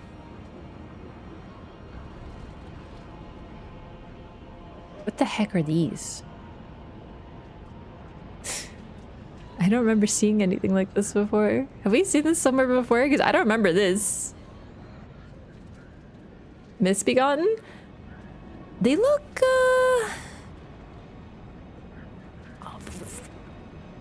they look a little too smooth, no? They do have the big wide grins and no nose. Misbegotten around the tree.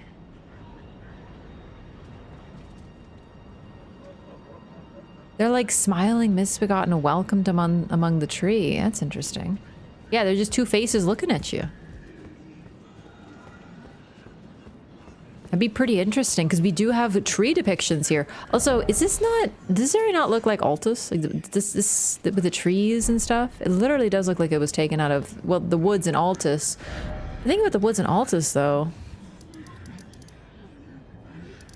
they're, well, I was going to say they're pretty intact, but are they, though? I don't think anything was taken from here, but I will say that the woods here are similar. Like, this is the cursed woods that these worm faces are from.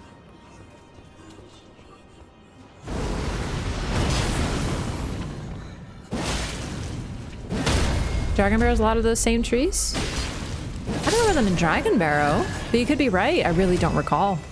A lot of smithing stones.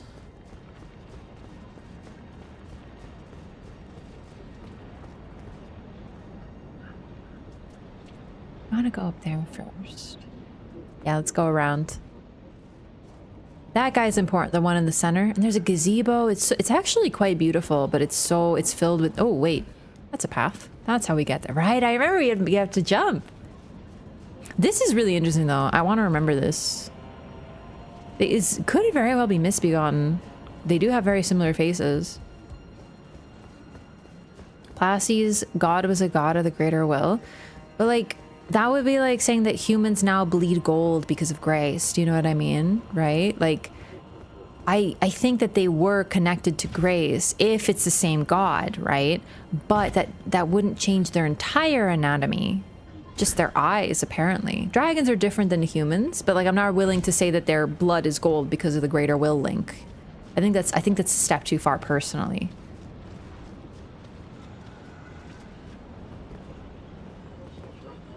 Honestly, If it weren't for these, oh, this one's great. This one's great. He's like slamming his head, like he's suffering. You would, oh, this is a the boss ones have those inner mouths. Do you see the inner worms in there? It's deeply disturbing, but that's them. They move all the time. So hype for the DLC. Me too. Darker trunks like the one in Dragon Barrow. I gotta look in the Dragon Barrow again because I don't remember these trees. You think, oh wait, yeah, no, you're right. Oh my god, yeah, in the Dragon Barrow. So that's even further evidence that this was straight up a chunk taken out of the ground right here, because this would be the Dragon Barrow.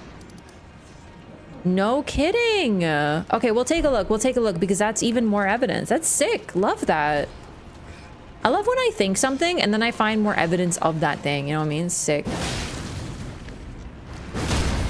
Okay, gentle. Do not aggro the big one. No. No.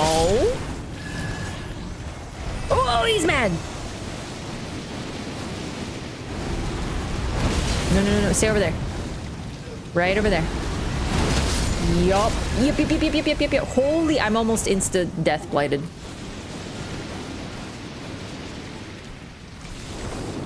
Woo! Big. Large. Terrifying. No!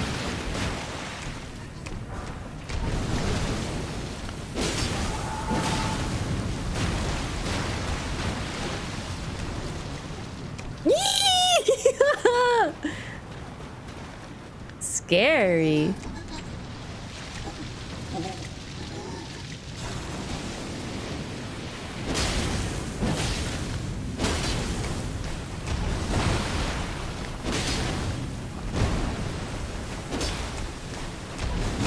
No. Nope. No, no, no, no, no, no, no. Whoa. This thing scares me.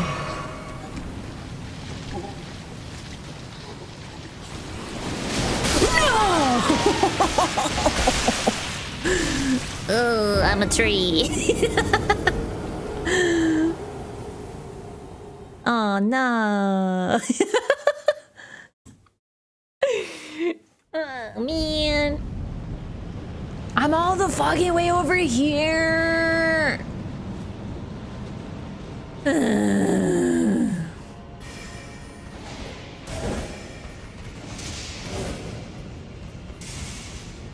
It's not really that far. And I did send the elevator back up.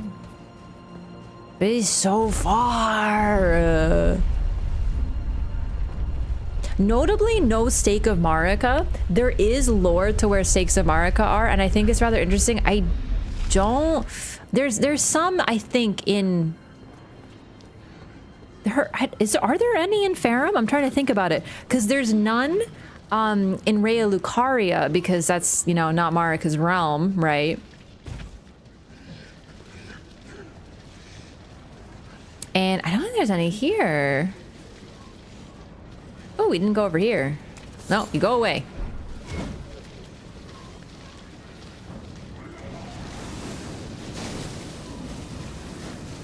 So that suggests this place heavily predates Marika as well, or at least the worship of Marika. Like Marika as a god, you're not looking here. Steak of Marika, don't make me hungry.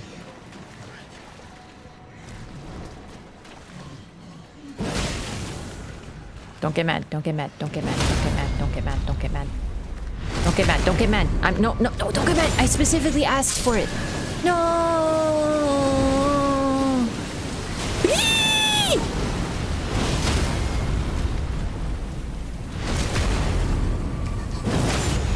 Run. No! Hit him. Hit him again. I'm gonna death blade!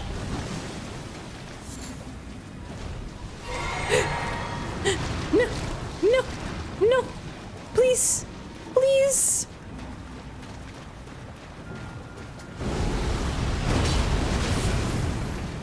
Away with you, you beast!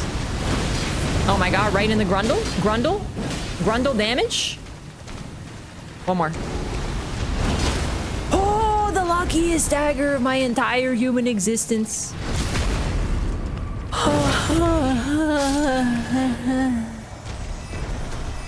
That wasn't scary at all. It was definitely really scary, actually.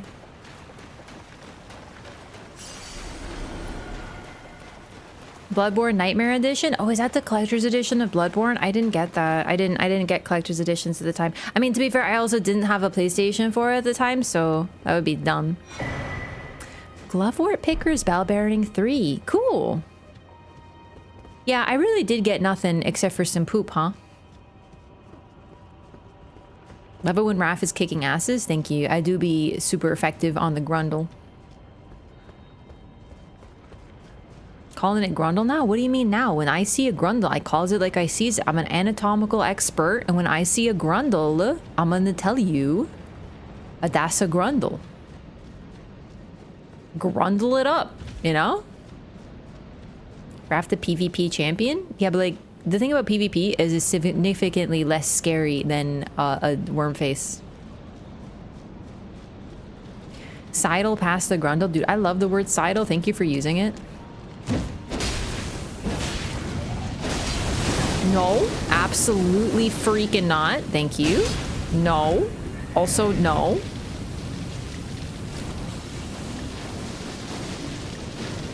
No, no. Nope. Nope. Nope. Nope. Nope. He does use a stick as well. It's actually kind of adorable in a way. Whoa, that was close. Thanks for the gravel stone ×5. Okay, I lived, bitch.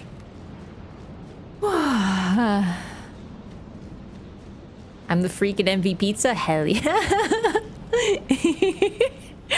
All right, that's pretty much, that's really it here from what I can remember. I thought there would be something helpful here. I mean, the Glovewort Pickers Bell-Bearing is important. There's also a great Glovewort in an area I slightly forgot about. I don't remember how to get there. Let's hang on. From here, there's like a hidden path. Let me take a peek. I remember there being I think it's out here. There's like a roof jump we can make right here. I actually didn't find this on my first playthrough. It's funny. I sometimes clearly forgot about jumping in this game. It's a hard adjustment to make. But here we actually get, I think this might be the only other place other than the Beast Sanctum that we see these guys in prison like this. Could be wrong.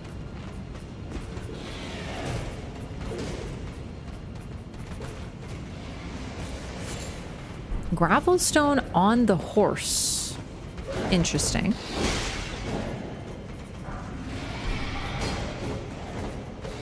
Knowledge that there's nothing down there? Yeah, you know what? There's a reason I never go down there. Also, look, he's praying. I'm busy, but like he's praying though. Thanks for the great grave Glovewort. Someone's born and buried there. Let me take a look at the body real quick. Just real quick for the body. It is just a bunch of bones, but it's like most of the horse bones. Significant. Run. Man, I can't wait. I cannot wait to meet like a horse face NPC. I would die. Was the Beastman crucified? Not crucified, just tied up and put up on a stake. It's not the same thing.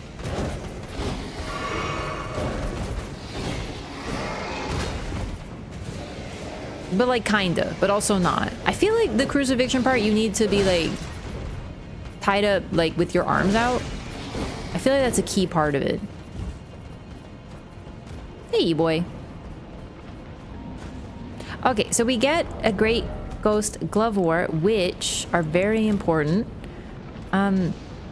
Since times of old, large Gloveworts were used to comfort heroic spirits, given in tribute to those who died the most glorious of deaths in the hope their stories would become legend. So, though we don't see any of these beings anymore, like this, the ones that have these skulls, these horse-like skulls, they were clearly heroes and heroic, and the people still here, the beastmen still worship them even in their devolved state. Although, I say devolved, maybe they're not. Maybe they were like this. The thing is, they're not looking so great, but maybe I'm being judgmental. Maybe this is them in their prime. I don't know. Maybe they just lost their mind like everyone else. A breed of horse in real life is specifically bred to look more dragon-like? Wow, really interesting. All right, then we go to the Dragon Temple lift. We're gonna do something that's gonna make me really sad. It's gonna be Alexander. He should be here.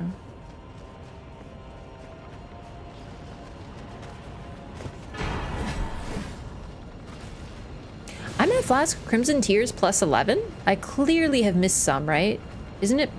What's the max again, chat? I'm having a moment where I don't remember numbers again.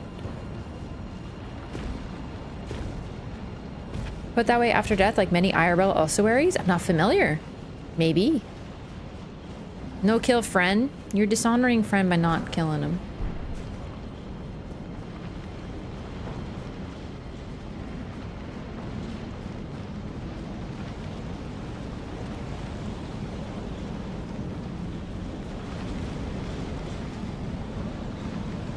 These trees sure do look rather stony. Hello, friend.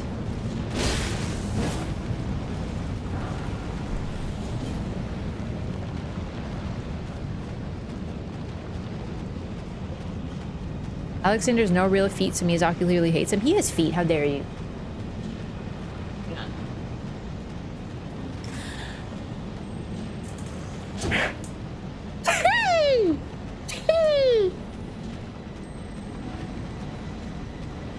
Yeah. Sneeze. I had to move Pikachu. I don't know where to put you, sweet boy. Over there. He's on the tissue box right now. Oh no, he's sleeping. No, go back to sleep. Go back to sleep. It's fine. Go back to sleep. Oh fuck.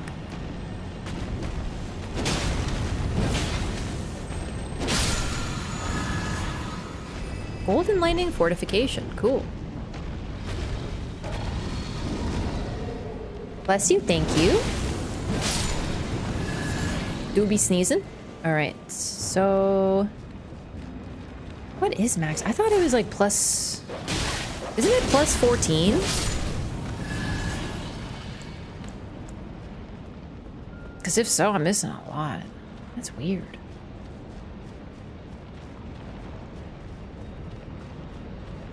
Maybe it's plus 12. Maybe it's plus 12. Yeah, okay. 14 charges plus 12. So...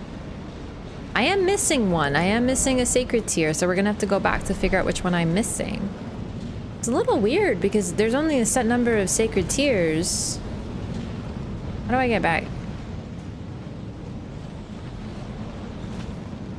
And I would have thought I'd go everywhere in a LOREATHON. Maybe I missed on.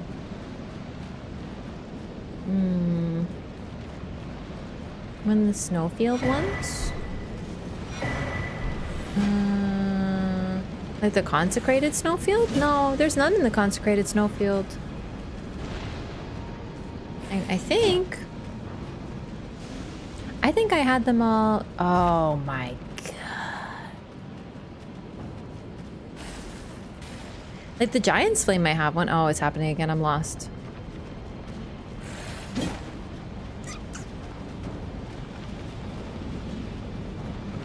Probably just a random church.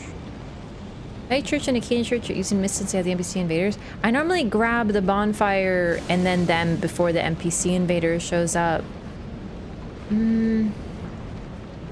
I'll take a look after this because I just want to max out. Obviously, the most healing is quite helpful, but I should have those. I remember getting the one at Okina's.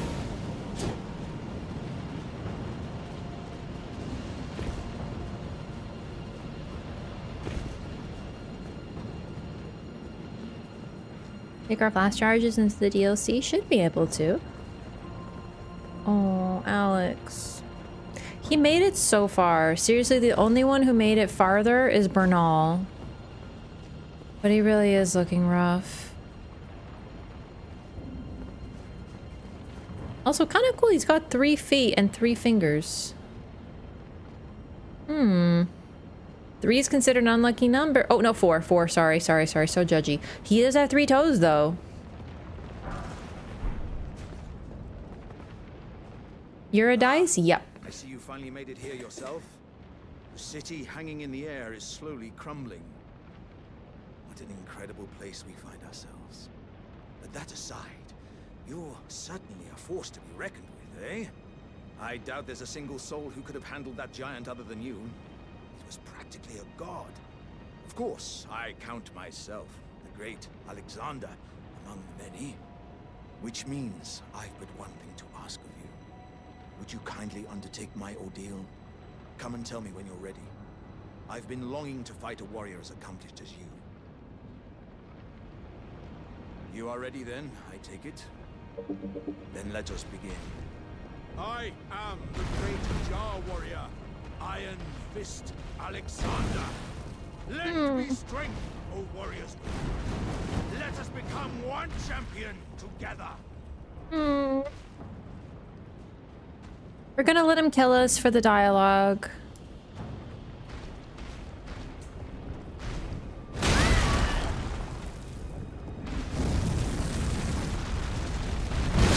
Oh, damn! Bro, he's actually got a fucking fire punch. And it was very effective. Oh my god. That was so cool. I don't think I've ever let him cast that. He is a Street Fighter. Shoryuken. Yeah, he's Shoryukening.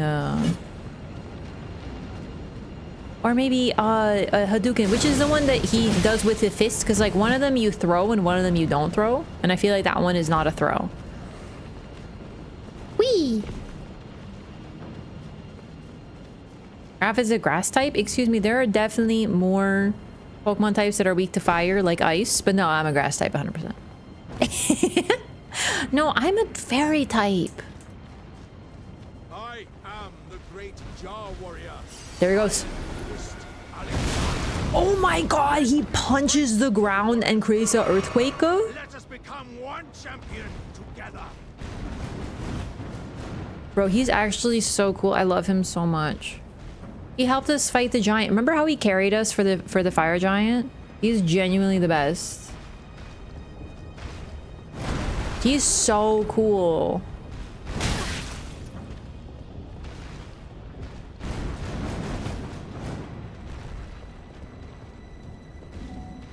Hadouken is the Bone Fist Power Stance special attack? Okay, that's not that then either, huh?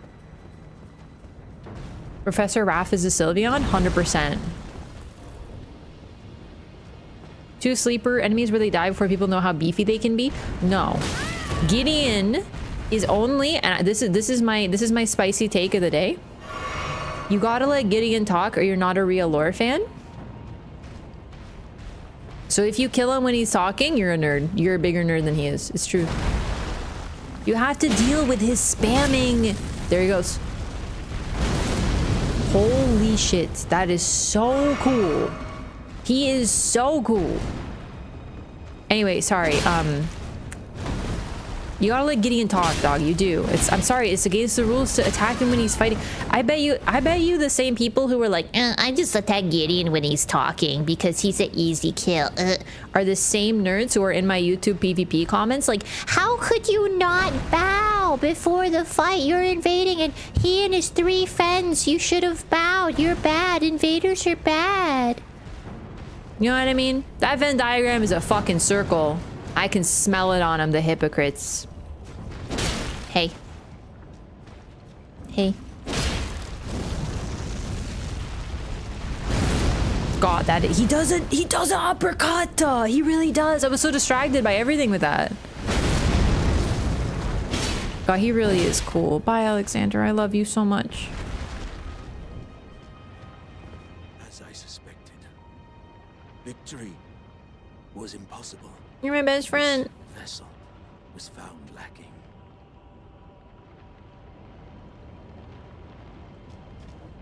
My thanks. I knew you were the stuff of champions. It was a marvelous crumbling. battle. I implore you, take what I bequeath from inside me. All vessels are destined to one day break. But the great Alexander lived as a warrior to his last.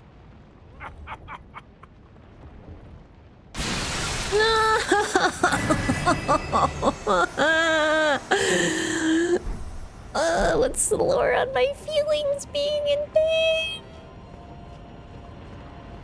This honestly is the closest I came to crying in my entire Elden Ring playthrough. I probably would have cried, but I don't know, I just don't cry much. Like I get self-conscious crying in front of people, you know. Like I was raised with that whole don't cry, it's weak and they will take advantage of you. So like I like cannot cry in front of people.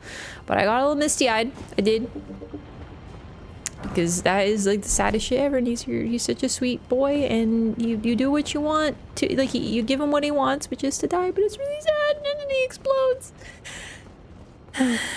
Is the Onion Knight having a picnic?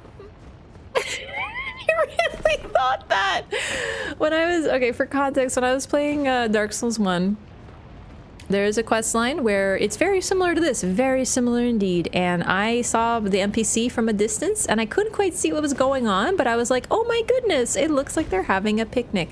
They were not having a picnic at all. It was not a picnic. It was trauma. It's what it was. But I will never forget that moment of, oh yeah, oh no. Oh. There really are a lot of smithing stones here. It makes sense as to, you know, why, but, you know, it's a rather jarring experience. It is rather jarring. I'm ignoring the pun because I'm sad. Meh. How do I get back over anywhere? Oh dear. It was trauma. It really was, though. Especially because it wasn't necessarily my trauma, but it was trauma. I mean, it was trauma for me, but it was more the family stuff. Listen, I don't want to talk about Dark Souls 1 yet because I want to experience it. I want the folks who don't. Oh no, we see these guys here too. I want the folks who haven't experienced it to suffer with me. I mean, experience it along with me. So I'm not going to talk about exactly what I'm talking about, but you'll see. Oh wait. Yeah.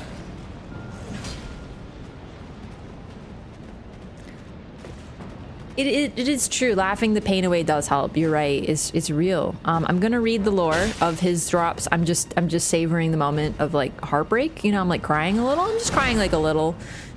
Because Alexander, like genuinely, this is the moment that I was like utterly devastated because I'd already lost every other NPC by this point. So I was just like, my boy. Oh no. He makes it so far. He helps you with the fire giant. He's like the ultimate bro. You almost cried when the jars got poached? Yeah, I did almost cry when the jars got poached as well. I just love the jars, dude. They're so sweet. And like they had this towel that had like a bunch of flowers in it. You know, they love their flowers. You know. Then they just got poached because they got the, you know, like it's a. He was a sweet, unrepented murderer? Alexander? No, he was a recycler. He took the dead and he turned them into, like, friends. You can murder me anytime. Anyway, what was I doing? Alexander. Right.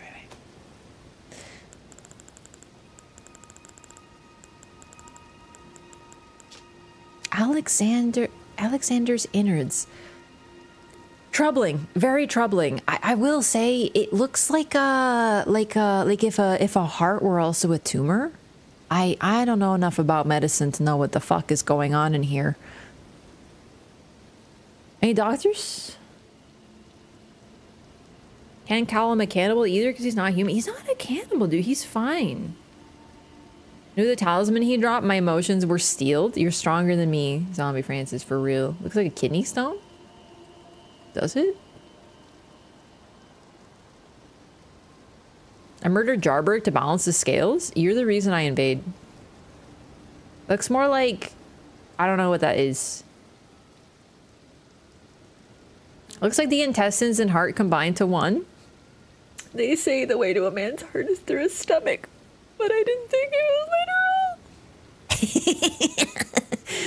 A keepsake of the warrior jar Alexander, found at the core of the dead flesh that once filled the great jar.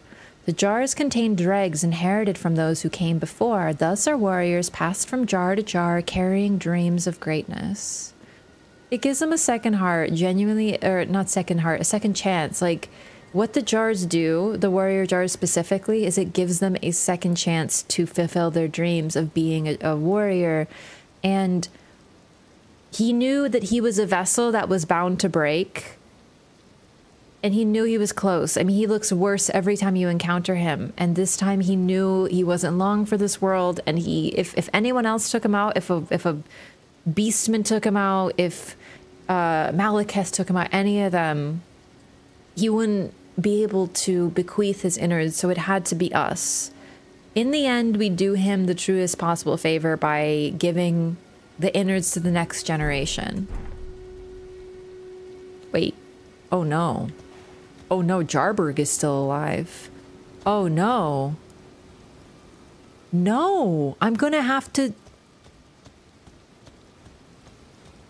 No. But why?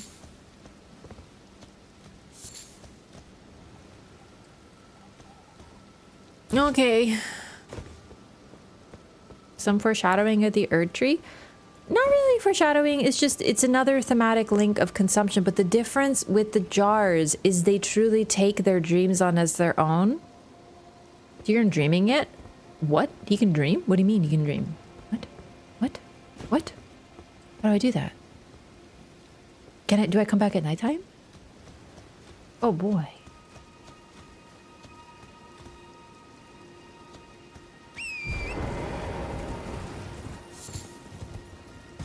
I saw it here before. It's possible, but I don't remember that. You come here at night? Ooh, let's check it out. Oh, I missed one.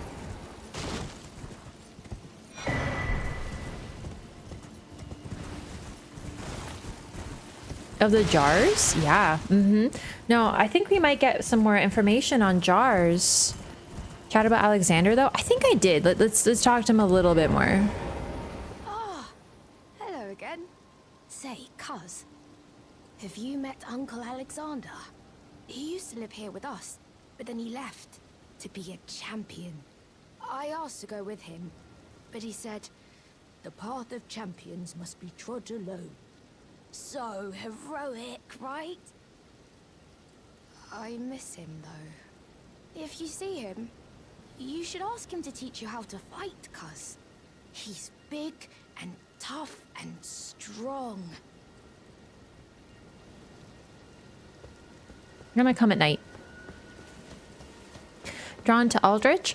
What I was actually gonna say is that the concept of dregs of humanity being fed as part of a covenant associated with Aldrich, it's absolutely there. But yeah, Aldrich was definitely a negative figure who consumed people to strengthen himself. His favorite meals were children. Yeah, like Aldrich is a monster, the truest form of one. He ate so much that he lost his form and became a pile of sludge. Like Aldrich is nasty. Versus the jars, everything is consumption. If you kill an enemy and you get runes and you use those runes to level up, congratulations, you are consuming other beings. That is just how it works in this game, but there's different levels of severity. So what Godric and Riker do are considered in game lore the worst. The grafting and the blasphemous consuming of Tarnish, but also allowing yourself to be consumed, it's considered particularly blasphemous. Versus the Tarnished aren't necessarily depicted that negatively. Well, everyone hates them, but Tarnished are also working together. There is something about the Tarnished want a Tarnished to succeed, so they leave behind things that will help Tarnished. Hi. Uncle Alexander said he won't be back again. My home is of the past, and the past, as they say, is a different country. You know what? I think I suppose do that's remember part him of being a dreaming. warrior, isn't it? So, please don't tell anyone, cuz. But I'm actually a warrior jar as well. One day, I'll be just like Uncle Alexander. Then I'll have to leave the village to become a champion. Right, I don't know if that's enough dialogue. I just don't want to push him too far. Jar Child's pretending to be planes. I know, like, look at how cute they are. They're just so happy. This one's just lounging, having a nice time. They are so sweet.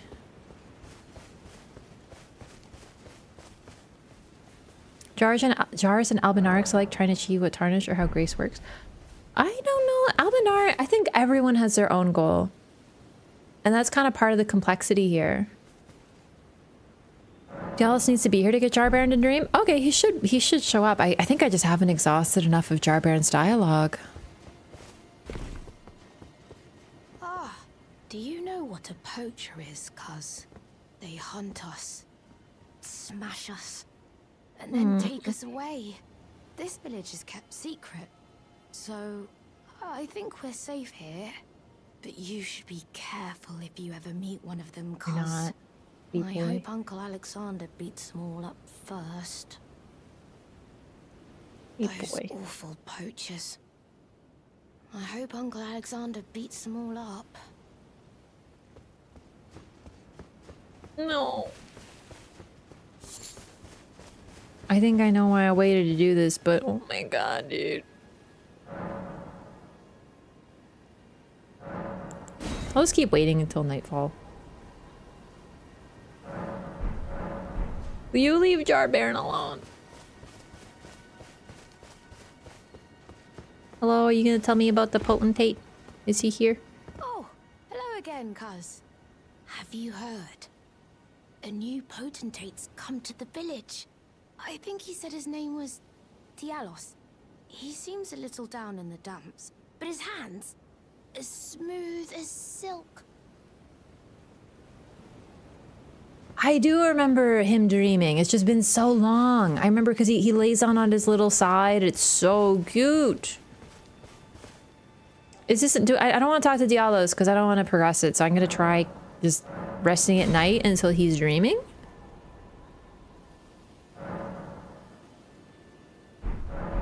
Main PC somehow always makes people's lives worse. Honestly, it could have something to do with Dialos, because if Dialos doesn't come, they are fine too. But I don't know. It could be the player character. It could be Dialos. It could just be something that was going to happen. I'm a little disappointed, actually. Even though good Sir Dialos has a wonderful suit of armor, he says he isn't a warrior. And since he's a coward, he won't be fighting anymore. His smooth and silky hands feel nice when he pats us. But I wish we had a potentate big and strong like you. Maybe you should try to like have a government that's a little bit more complicated than the guy who is the softest hands. Dialos is smooth and silky hand, but I wish we had a... Like, I don't know, maybe you could like have like another role. Like you could have like a... Like he could be like the guy who pets you, and then I could be the one who kills everyone who tries to harm you. You know? He's dreaming! It's not a drill, he's dreaming! I have done this, I remember. Thank you for reminding me. It's been so long I completely forgot, but look at him!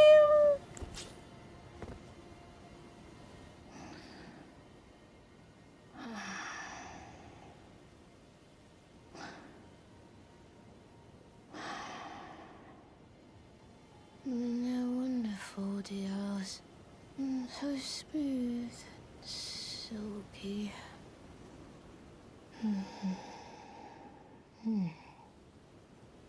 He petted the jars until they fell asleep.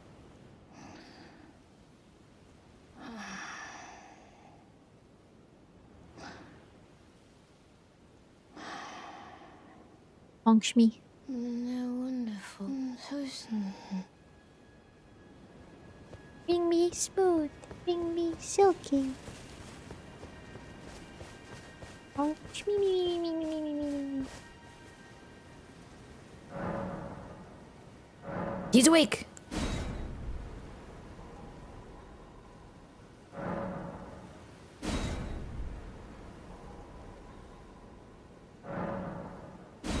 I want to see him dream again.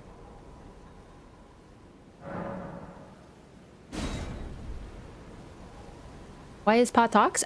He just the pots have people inside of them so they can talk. Curse noises. Maybe we have to like get up. I don't know. Holes you have to help Alexander out of are maybe poacher traps? I don't know. That's a good point. I really just thought he falls into things because he's something of a goober. Also, he's very heavy and he's a little clumsy. Smooth. Oh, is this silky smooth a hint to DS too? It's a hint to all of them. No! No! No! No! It happened! I didn't even die to Dialos. I thought it would happen if I died to Dialos. No! No! No! Ah, my boys, my little friends, my little babies. I didn't want to. Okay, Dialos just says that the jars are cute and he pets them, and then.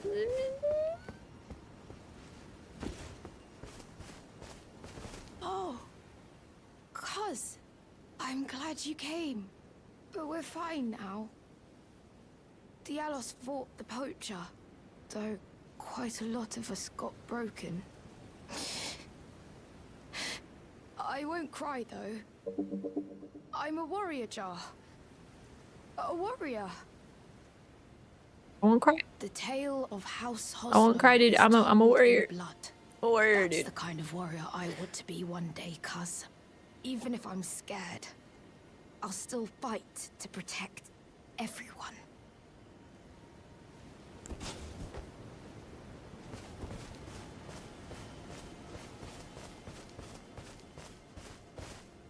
Okay, I'm gonna do something like really mean. I'm not trying to, like, I've never gotten the lore when you tell him that, like, everyone died, so I'm gonna tell him that he failed. I don't want to, I really do like to give him some joy in his last moments, but I've never gotten the dialogue. So, just warning you what we're about to do. You. Are the jars? Are they alright? No. Did I defend them? This is gonna hurt me more than it hurts you, chat. I'm afraid not.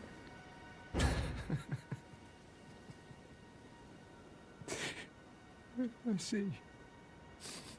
I see. I've been a fool to the last.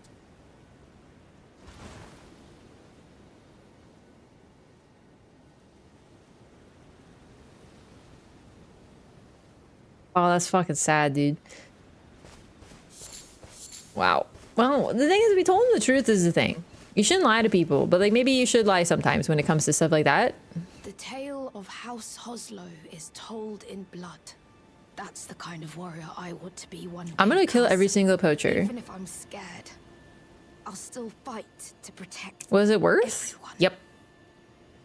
Listen, I need you to understand, I have literally attacked Jar Baron and Muriel for lore. I will do anything for lore. Then now you lie to Dialos. What do you mean lie? The jars are not all right. This is the only time I've told him the truth.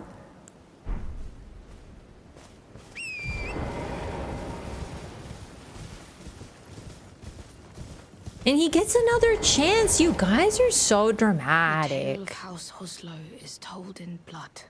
That's the kind of warrior I'm going to be. One who protects everybody. The tale of House... That's the kind... One who protects everybody. Jar Baron. The goat. Jar Baron is fine though.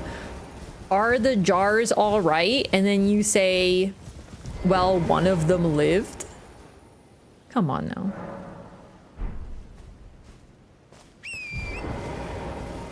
He literally saved a single jar. Like, he saved a jar, yes, but, like, come on, man. He fucking goofed it. Maybe instead of being so smooth and freaking silky, he should have studied the blade a little bit more. He tried his best, exactly, and his best was not good enough, and everyone he loved died. Everyone. Also, Dialos, where are those drops at? Did I pick them up? Oh, here they are. Thanks, buddy. Where's the other whip? He doesn't give you a whip? This bitch. Cheapskate. No whip. Plenty of jars in Ray Lucaria and Aldous Plateau. The aggro ones who are not in the village?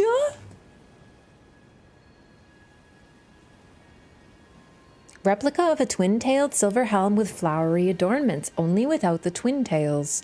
Diallo's Haslo had an older brother who was a stern, self-possessed man of few words. His achievements made him seem out of reach. And so the younger aspired to be like the older, yearning for the day that he would tell the tale of House Haslo in blood, knowing full well that it would break his brother's heart.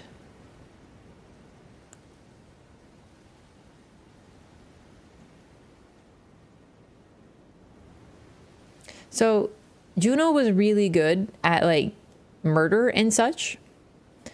And because of that, he could like take care of his brother. But his brother was like, I want to be like you. But like Juno didn't want Diallos to be like a bloodthirsty murderer and such. So basically both of them were disappointed. He tried his best and he failed miserably. Moral of the story, never try. Well, he gets another chance, chat. Thanks for coming back, cuz. I've been thinking. It's time for me to set out on a journey. As a warrior jar.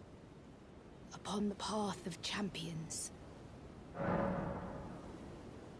have to come clean. I started attacking the jars when I first came to Jarburg because all the other jars in the open world always attack you. Oh my. You are a poacher. You were an accidental poacher. Wow. Cuz, are these insights from Uncle Alexander? Thank you, cuz I'm a warrior. Look at his jar, kicking feet. so I need to be strong. I can really have them. Right? I understand. I'll get strong. Strong enough. I deserve to have Uncle's insights. I don't think I'll see you again. When I set out. Warriors are supposed to work alone. Goodbye, cuz. And thanks for everything. I'll never forget you, cuz. I'll never forget you, cuz. I'm crying.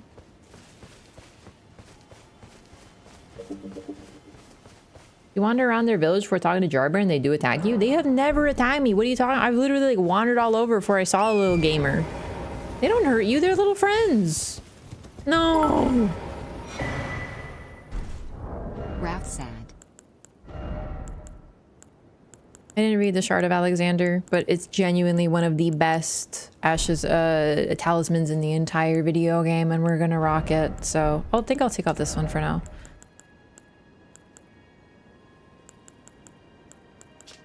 Shard of the late Alexander, a shattered warrior jar, greatly boosts the attack power of skills. Scraps of stewed flesh cling to the shard and tatters of ornaments can be seen mingled within the slime.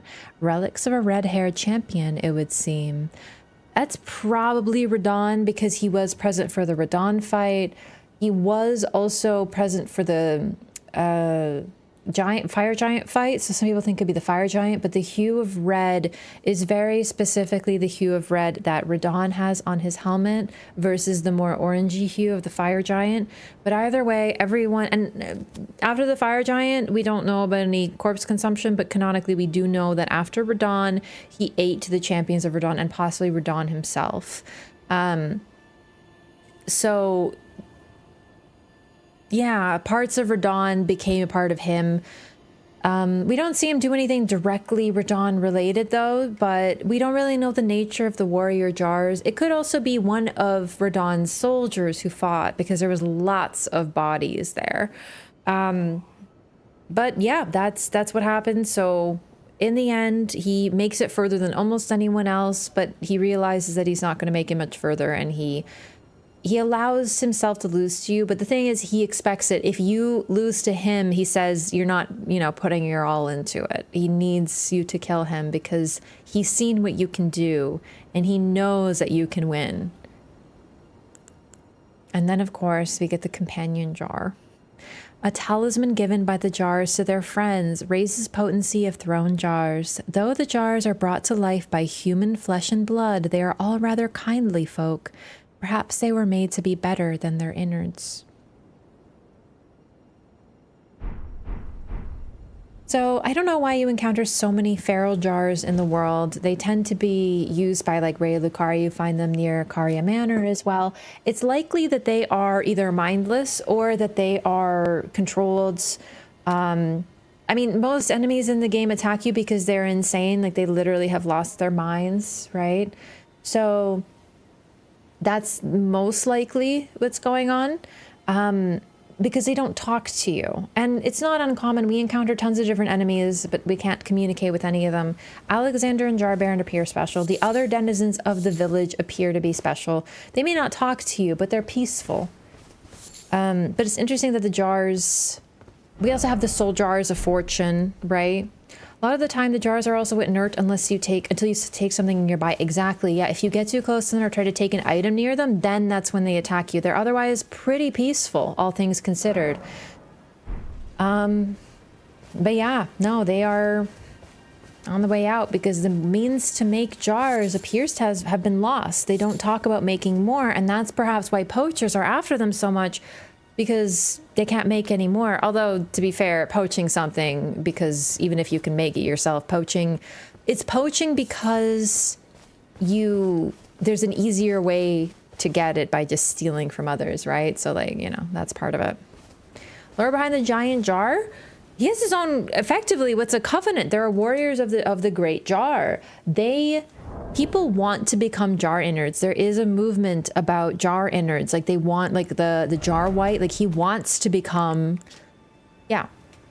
Spirit of a man who wished to become the innards of a living jar, a jar hurling specialist who controls all manners of pots and jars. The warrior jar once told the nameless man this: you are not yet ready to join the warriors inside. You must apply yourself, better yourself, and one day I will return for you.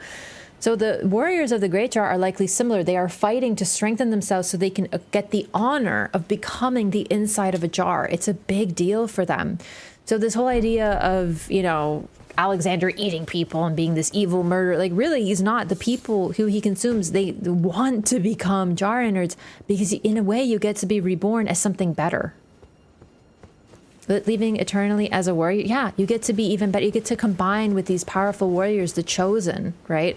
Now, of course, after Radon, it's not like those dead bodies were like, hello, I would like to be eaten. So it's you know, the consent part is a little bit lacking with Alexander, but, you know, he's also a recycler in a way.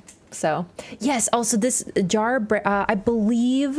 I found this when it was patched, but I believe the village was in the game, but Jar Baron specifically was added later. So he was an NPC added after a patch or two.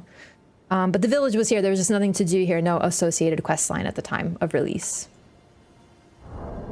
Give me 1 second. Just going to use the restroom. Be right back.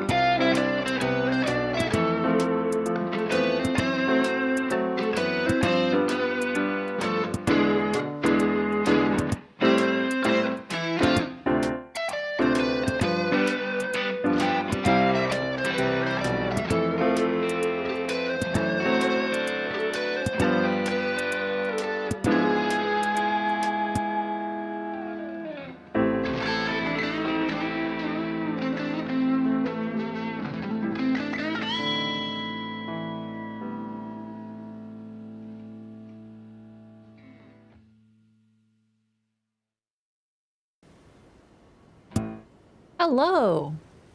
I'm back. I'm so bummed about Alexander and the jars. Get one shot by lasers. Oh, the golem in the basement. Is that what you're talking about? Not the basement. I call everything that happens to be a jump puzzle a basement. It's my toxic trait. Combines all the jar lore and gives an insightful talk. I genuinely did not mean to combine the jar lore because I want to spread the most painful things in the video game apart a little bit so I don't like break my sad little heart into pieces. But yeah, you know what? That is what we did, and I don't regret it because it's great. It really is. It just breaks your heart. Oh, it's toasty. I should take off the sweater. Okay.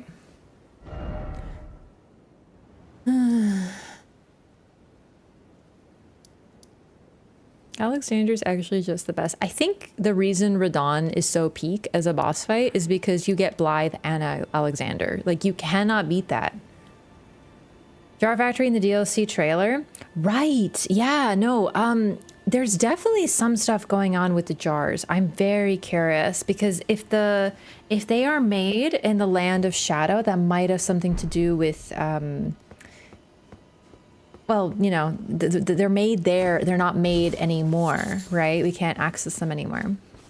Dark Souls 1, where everything is sad. I don't manage well in Dark Souls 1, is what happens. Dark Souls 1 breaks my heart. I genuinely think that Dark Souls 1, because of the way everything is designed, you will get your heart broken harder than any other game. Because another thing, too, about Dark Souls 1, the quest lines are really hard to do. Like, some of these quest lines require some serious effort to put in. And they are so easily missable. And then you're rewarded with pain. I love it. It's the best. My inventory is pretty sick. Okay, what did I get here? I got the Shard of Alexander, Diallo. We read everything. I'd like to progress further to Farum. Maybe here? Yeah, Lunar Blood. Thank you so much for the resub. Thank you for 38 months. Started playing PvP again and I'm trash. How do I get good again? So here's the thing. You just keep on trying, but the goal really should be to have fun. Like, try to have fun. If every invasion to you is fun, you have a good time, then you're winning. Thank you for 38 months. Have fun. Okay, just smashing everything with my face. Hang on, I missed some chat. I gotta scroll. Just don't play 2? What do you mean 2 is the best? Oh, unless you mean like the sadness of 2. You know what? I actually think 1 is the more heartbreaking game, but 2 has hope, and that's something you don't have in all the games. 1 is like completely hopeless, if you ask me. 2 has hope. So it makes it softened a little bit. Also, I'm in the wrong place. This place is just a freaking nightmare is what it is. No, this is right.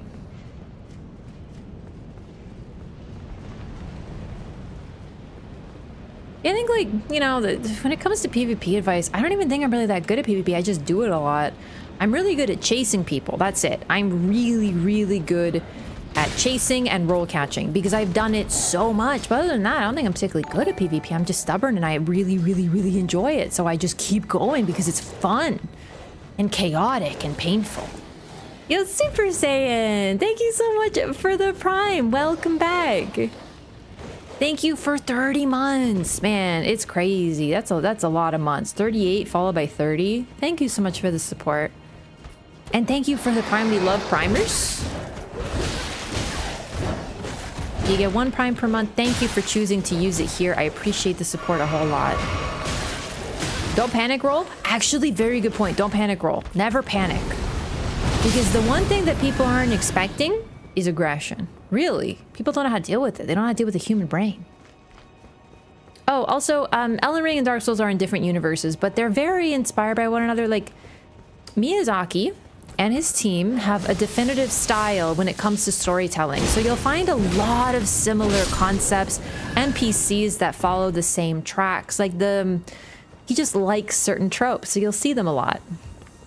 But they're different, yeah. Still got the red lightning in them.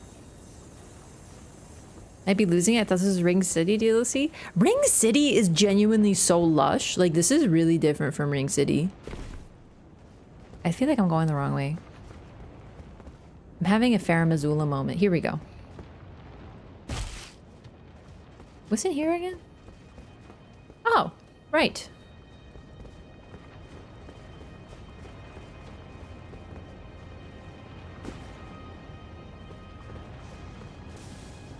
Oh, also, yeah, I would... Oh my god, I'm seeing things on my periphery. My sanity is slipping. I would say invade at a lower level. I love 70, personally. Try different invasion ranges, because you might find different people. That's a big one. So, like, the vibe is different at 70, at 90, at 200. Different people swear by different level ranges, so you just gotta try them.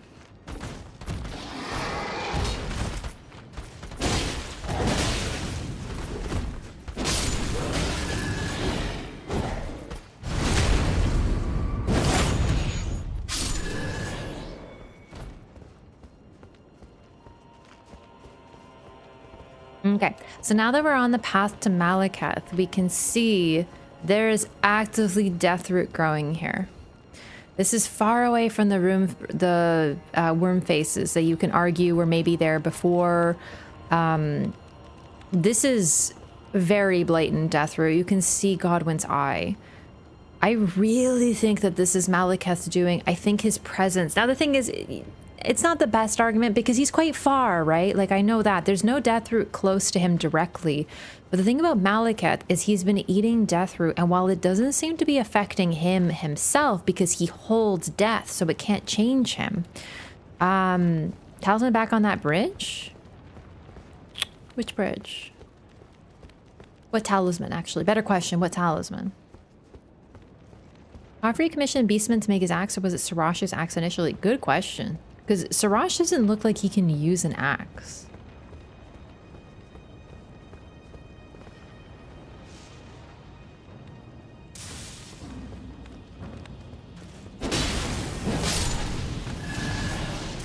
Did it lift up after Godwyn died? Deathroot takes a while to grow, though. It's possible, but I really think that Malekith, his body hasn't changed, but he himself is spreading Deathroot.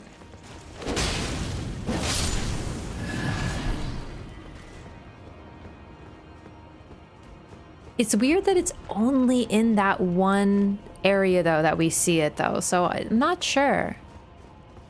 Talisman is the Great Shield? Might have missed it. Dragon Crest?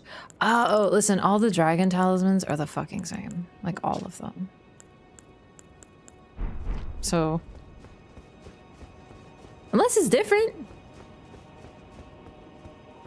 Maybe Malekith lets some droplings. I really was thinking this is maybe his litter box. Because it is interesting how it's so clustered, like, just here.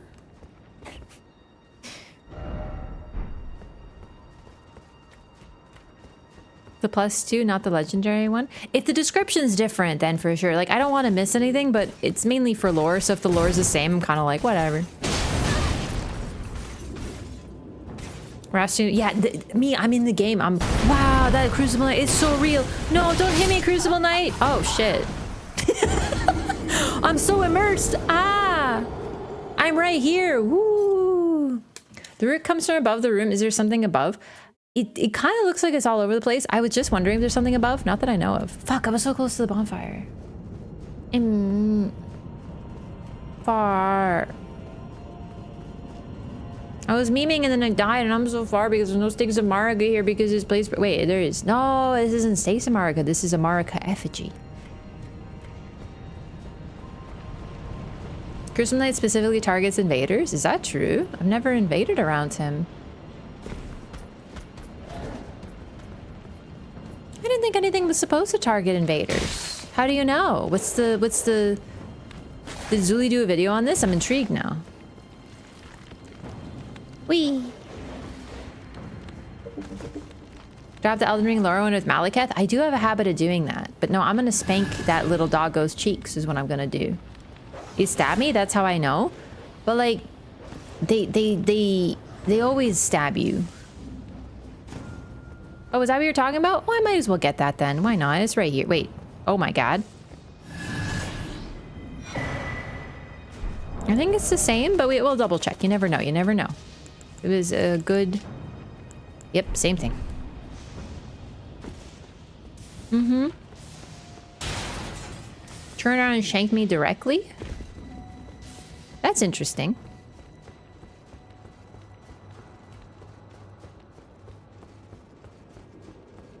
I'd have to see.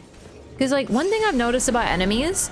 So, okay, I'm not saying this is what happened to you, but if I'm fighting someone and they're here on my screen, on their screen, they could be over here. So what I've found happens to me a ton is an enemy will hit me because I'm chasing the host, and the host is now here, but I'm there where they were a second ago, and then I'm dead.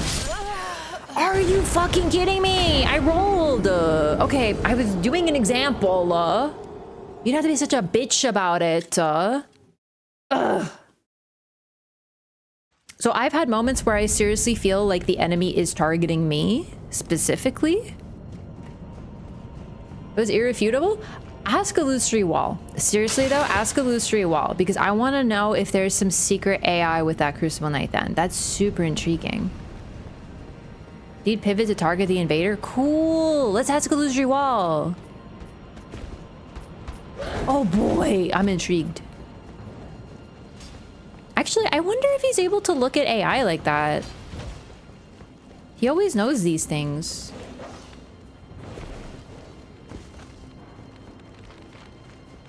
Is he covered that in any of his videos? Because now I'm wondering, is it all Crucible Knights or is it just that one? Like, is there something special about this particular Crucible Knight? Are there AI patterns that target invaders specifically? Just that one as far as I know? Well, now we need to know. I'm not joking. I'm getting illusory wall on this. I wonder what team the enemy is listed under. Yeah.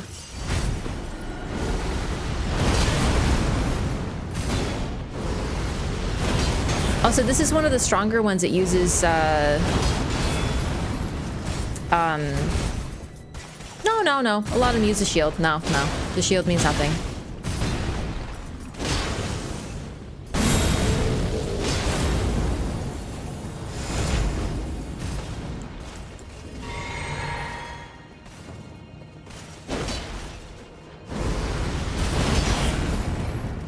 The fact that he can be attacking with that fucking shield and also be, like, blocking with it is so bitchy.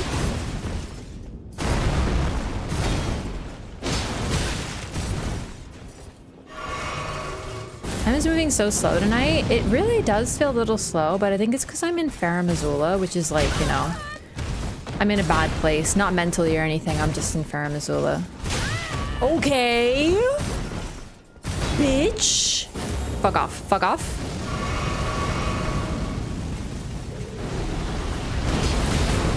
Oh, get cooked like a freaking chicken. Like a freaking chicken. You're a chicken. I'm a chicken. I fucked it. That was uncomfortably close, but he's dead. What do we say to dead people? We teabag them. Bye. Only one that can do the back jump players can't do? No, the one at the Nokron Aqueduct, the one that drops the shield, also does that. Ancient Dragon Corpse, falling apart into pieces. Did the Crucible Knight attack it? This is the only Crucible Knight in Farum Azula. What the fuck is he doing here, actually? It's an excellent question, me. Thanks, me. Yo, Rekko's Realm, welcome in. Thank you so much for the raid. Welcome. There's two. Oh, fuck, the other one. Yeah. There's two here. Oh, the sick one who's attacking everybody. Oh, boy, I can't wait to find him. Yeah. Good point. Good call. I'm so pumped. He's so aggro. Onyx Lords attack invaders too? Really? I'm genuinely not kidding. I'm going to ask Illusory Wall about this. I'm so intrigued. Get the lore on why the PC is here? Like the player character? Help. Help, I want to do a climbing. I think this dragon's really interesting because like it's actually just stone and has cracked like into multiple freaking pieces. It looks like, you know, when Hannibal cut that in the Hannibal show, cut the people into parts so that he could make like a cool display. It reminds me of that, eh? Yo, Rekko's Ron, welcome in. How's it going? Thanks so much for the raid. You got no hop? How dare you? How was your stream? What were you up to? Races here have the lines on the map? Nope. Sure don't.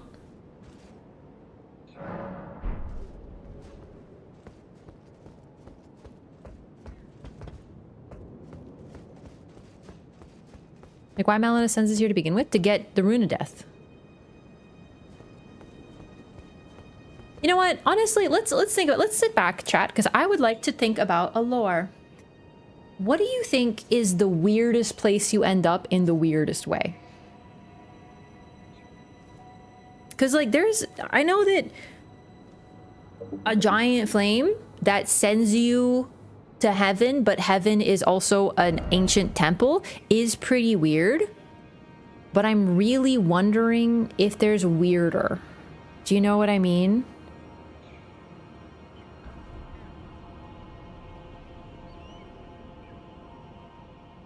I'm gonna use the claw. What claw? My claw? I have a claw? Claw? Huh?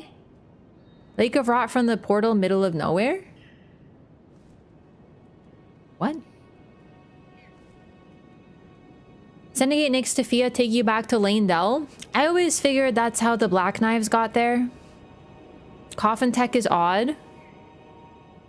No, gamers, I think you've misunderstood me. I'm not talking about Elden Ring. I'm talking about all the games. So, a big one would be you get punched in the face by a strange tall man and then you wake up in jail. But you'll never get this part. This isn't even the fun part. The jail is actually unlocked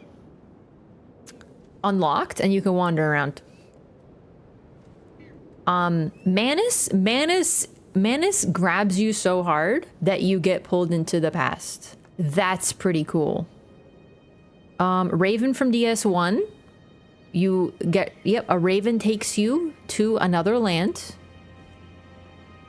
When you get punched in the face by a dragon god and wake up in Dead Temple. Okay, that's pretty funny. The dragon god punches you in the face.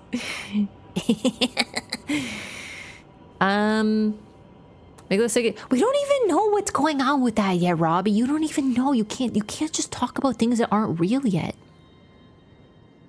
Cough in the Lake of Rot? That's really not that weird. Maybe it's just me. That doesn't seem that weird. Are you playing the DLC? Yes, when it comes out for sure. Spinny walls that happen to teleport you miles away, Sekiro. Ooh, I don't remember those. They're just shortcuts, aren't they?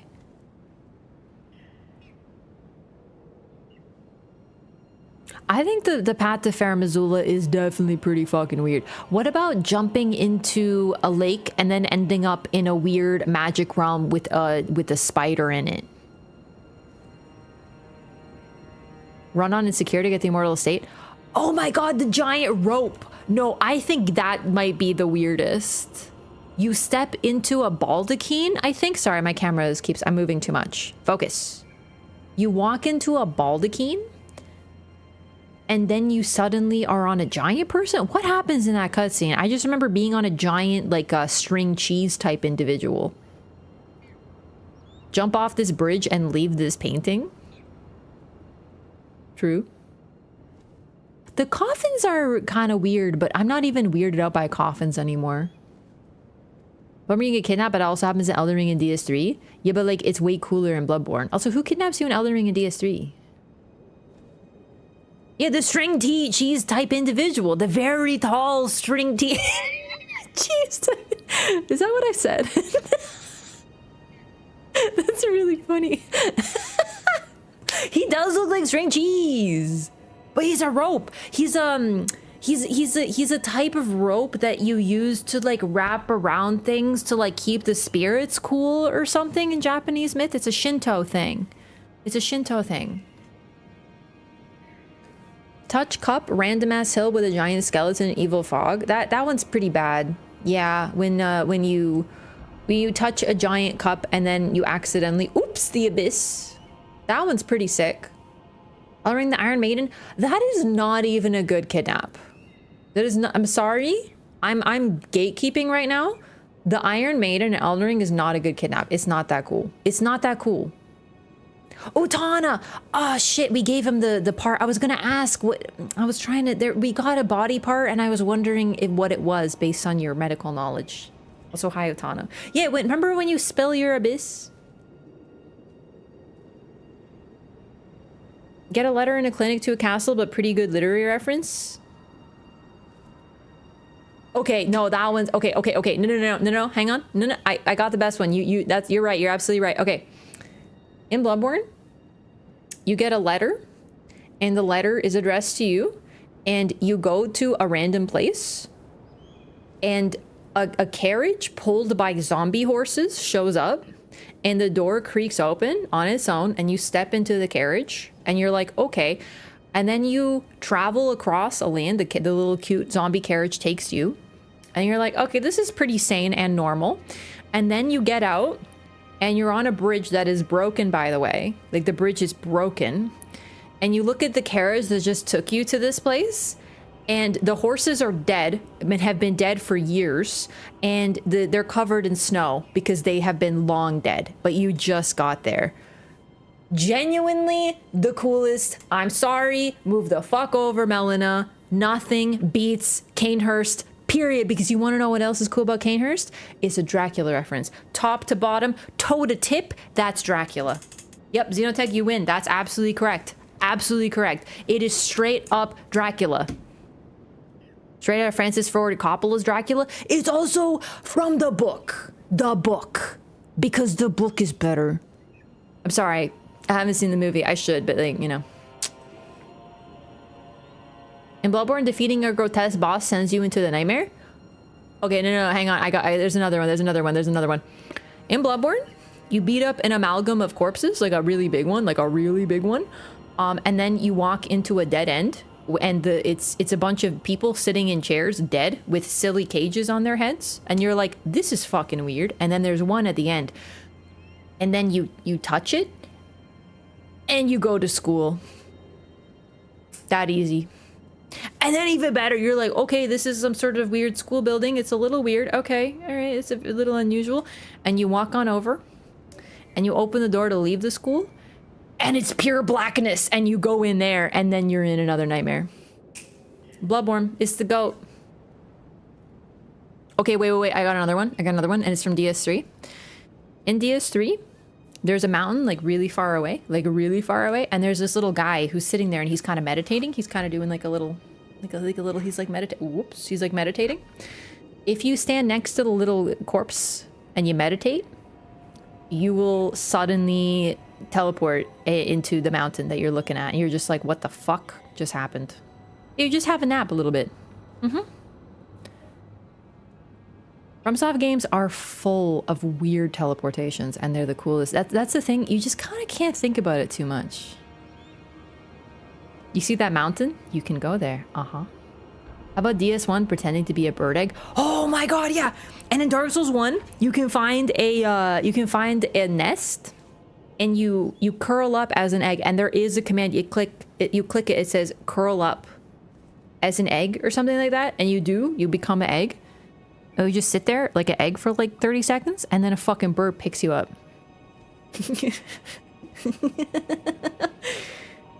Painted World is pretty basic. Painted World is a little basic because of Mario 64, as you mentioned. I don't know, I've done half of these IRL, kind of overrated. I'm so sorry, I didn't realize I was dealing with the master of teleportation over here. Like, listen, I think Farah Missoula might be one of the coolest because of the cutscene with Melina. But there's something very special about getting, like, punched in the face by a strange man with a sack, and then get like, you're just like, but I was already here. Where did this weird enemy come from? What the heck? Wow, he one-shot me. What? Well, how do I get my souls back? And then you're in fucking prison. It's the coolest video game of all time. Touch tree, walk around giant memories and take their souls. Okay, Dark Souls 2 is freaking amazing. You can even meet a guy in Dark Souls 2, and he talks, he's like, what are you doing here? You must leave. And he talks to you for like 20 minutes. And he talks for so long that you have to start the memory over because he wastes all your time.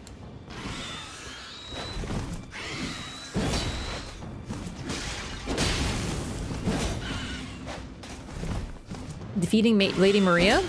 Defeating Lady Maria is pretty cool too. But she's just a gaslight gatekeep girl boss type individual.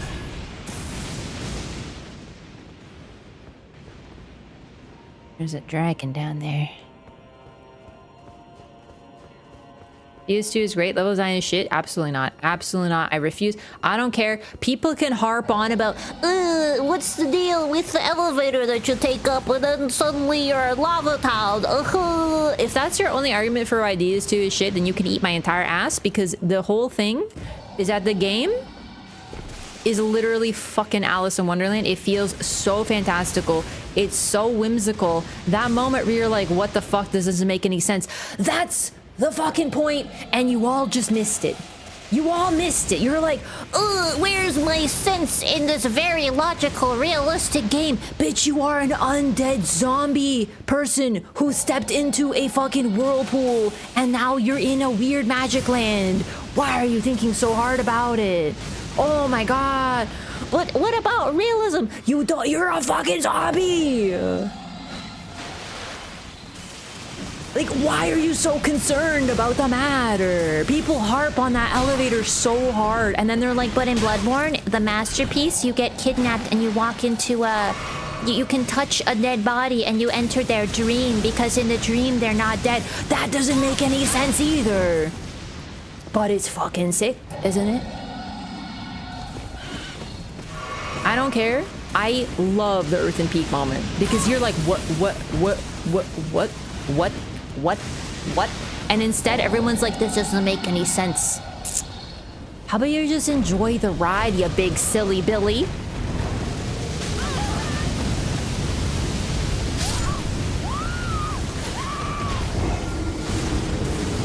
He freaking cooked me. Did you see that? Golly gee. Patches, you forgot? Eh? What about Patches? Like a turkey? Like a freaking turkey. Enter a dream, because in the dream they're not dead. Surely that won't happen again. No. It's different. It's different because Mikola is alive. His body's alive. The corpse that you touch is fucking desiccated with a capital D. But it's okay because it's Bloodborne, baby. And then when you kill him in the dream, he goes, oh, now I'm waking up. I'll forget everything. And it's like, honey, you got bigger problems. Bitch. You know, it's great. He does you a kick. Oh, right. Patches does kick you into a cutscene. The magical cutscene that makes it so you don't take fall damage. That's true. He loves doing that.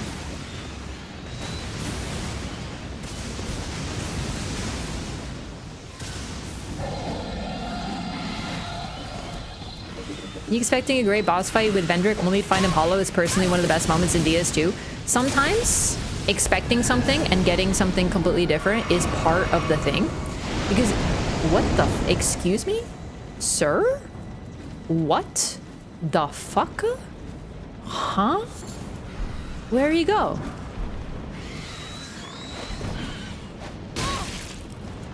Okay, well, I'll take it. That's a freebie. That's a... Okay. Me trying to bleed out Vendrick without any giant souls. I have a story about that. I was playing Dark Souls 2. For context, I'm going to give context for folks who don't know. For context, in Dark Souls 2, there is an individual who you have to kill. You don't have to, but like you kind of do for like story and shit. And he gets weaker if you have certain items in your inventory. I forgot about this detail, and I needed to kill him, and I had to do it with 1 of 5 items, and he becomes so tanky without them. I was doing this on stream, and my internet died while I was doing it, so the stream died, and I'd been fighting him for like 25 minutes. And I was like, oh shit, the stream, and I was like looking over here, and I was like, oh fuck, what happened? I was distracted, and he killed me, and I had to do it again, and I nearly cried. Dark Souls 2, Vendrick. That, you just unlocked the memory. Okay, got to do a smithing stone though? Wait, what do you mean? He leaves? Like, he perma leaves? Okay, so the description is exactly the same, but it's still very cool. And he's never left for me. That was weird. Should we be back after Grace? I do not want the smithing stone. I don't care. I'm free. I don't remember how to you can go over here, yeah, but wait, what's that? Wait, there's a freaking golden seed over here? Oh shit, cool.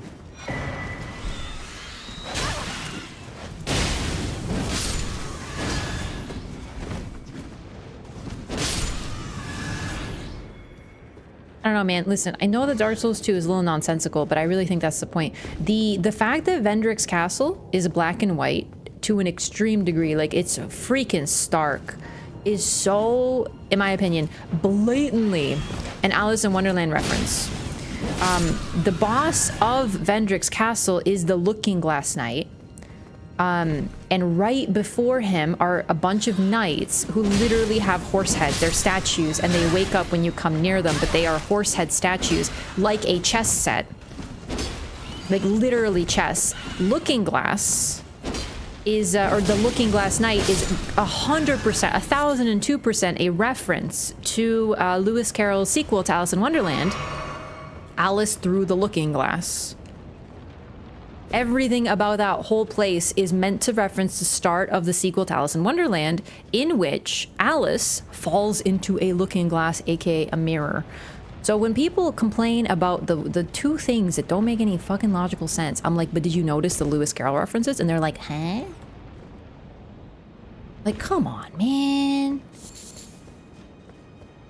I am like, there's no shot that it isn't a reference. It's way too blatant. I will go on and on. It's one of my favorite things that I realized. Vendrick's castle is straight up like a chess set. You can go down here? Oh yeah, you sure can. I kind of forgot how to do it, but like you can. Is it? Wait, huh? Oh yeah, just right here. There we go.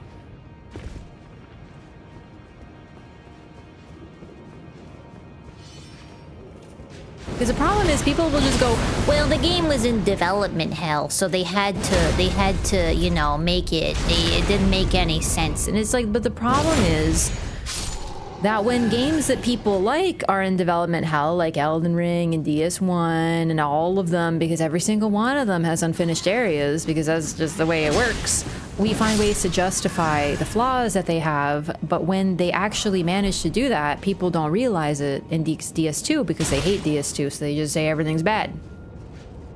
What does Velstadt and Vendrick represent from Alice in Wonderland? It doesn't, not every aspect of the story needs to be an Alice in Wonderland reference, but the Vendrick's castle being like that is so clear that it, I mean, it's pretty inspired. Chalqua, as well as Alvina from DS1 are pretty blatant Cheshire Cat references. Alvina does it a little bit more, for sure. She's even got the smile. Like the Cheshire Cat, and the fact that she vanishes into fog quite a bit. But I think there's enough evidence to suggest that the team loves Alice in Wonderland. I mean, Alice in Wonderland is a children's story that captures the imaginations of adults in equal measure. Not to mention, Alice Through the Looking Glass is like a little bit scarier. I believe, if I'm remembering right, it's been years since I've read it. It's been a minute, but there's a section where she sits down at a table to eat and like the food turns to like grossness. Like it's a little bit more disturbing, if you ask me. I feel like I've forgotten something. I think we're good. Such a stark, impossible level shift. I guess for me, I'm just along for the ride. Like we're at Majula, and then we walk 20 feet and we're in this like weird nation where everything's built on like tiny bridges and stuff. And it's like, whatever, man. This is great. You know, Hade's Tower of Flame. Don't worry about it. Why did Hade make a Tower of Flame? I don't know. And then you go a little bit longer and you're in fucking Pirate Town. Don't worry about it. Just enjoy. Was there another room down there? I think there might be. Well, we'll explore. I just want to take out this guy because he scares me a lot. Oh, good. One moment, please. He's doing it! He's input reading.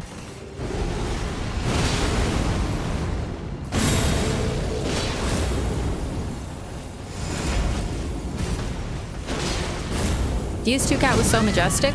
Yeah, like Shalqua is clever and kind of outside of everything else. She's not 100% Cheshire Cat, but her mischievous nature and the fact that she's kind of like, oh, things aren't so good, huh? Like the Cheshire Cat I would describe in the novel is basically like a neutral individual because they are immune to everything that happens, so they just like to observe. They're not going to help anybody. Because why would they... Bro, he fucking threaded the needle to his demise. How did he do that? Wee! Toodles! Gravity. Imagine having wings and still dying to gravity, dumbass. Yeah, he really spammed that fire attack, eh? For real, I tell ya. Elden Ring had COVID and then the FromSoft had a major exploit glitch they had to fix in other games right at the end. You're gonna laugh. Which one is that? Because there's a couple major problems they dealt with, eh?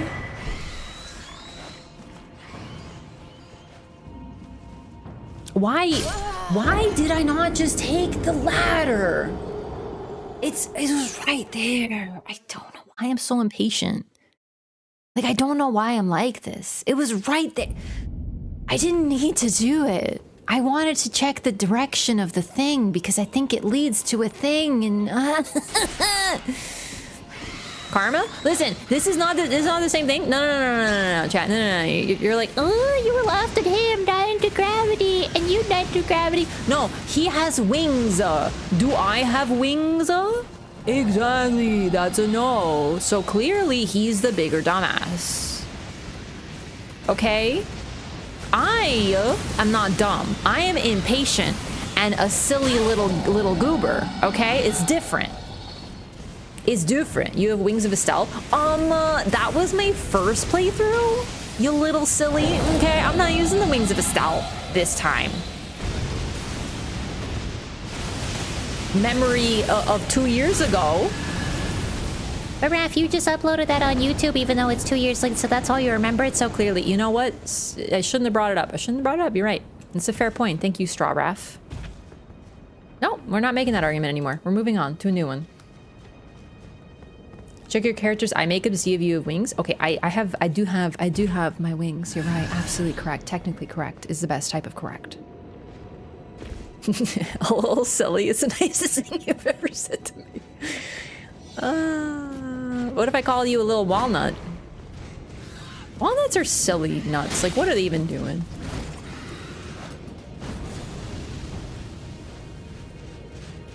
But... Hey, how about you, fuck off and die. Thanks. Can you climb this? They're stupid. They can't climb. Chat, hang on. I got a good joke. How many Banished Knights does it take to climb a ladder? None, because they're too stupid to do it. Nailed it. Absolute humor. I could do stand-up. I'm so fucking funny. Nailed it. I go up and I do Elden Ring stand-up. The crowds would love it.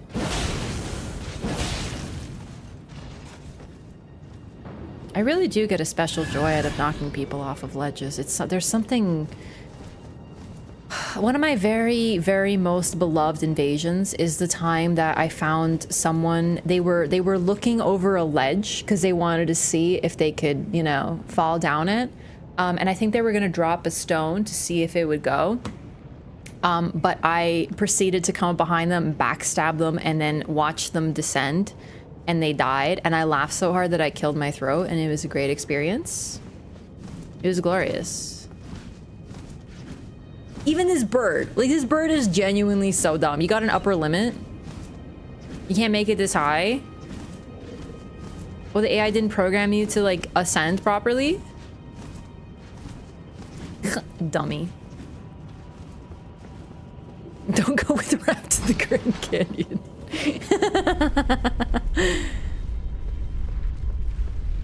It was very good. It was a very early invasion. I'll have to try to find it. It was during the first playthrough. I really did kill my throat though. I think part of the reason that I had so much throat pain is because I would PvP and yell a lot and also laugh. How the heck do I get over there? I'm having a moment. I don't remember how to get down there. There's like a path, but I don't remember now. Wait, no, it's here. This is the way. Oh, shit.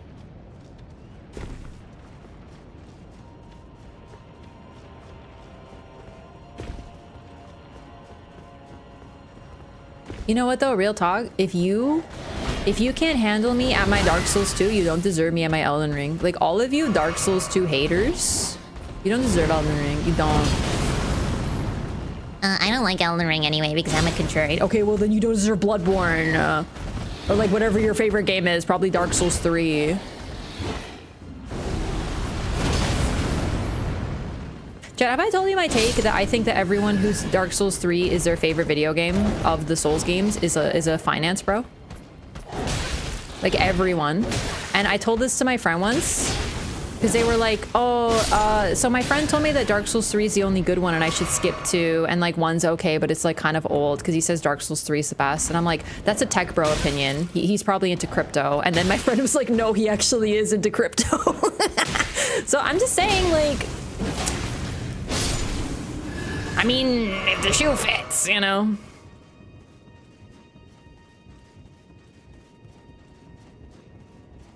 Yelling and laughing, Elden Ring typicals. Yeah, I get a little noisy. It's true. What can I say?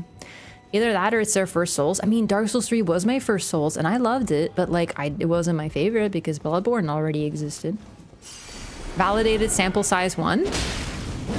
Good enough for me, baby. You have to admit, it's kind of funny though.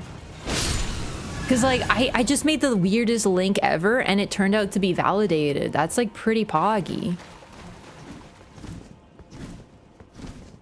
Someone's gonna post on Wall Street Bets about this. Hey Wall Street Bets gamers, while we're diamonds handsing our way to riches, what's your favorite Dark Souls game? Please tell me.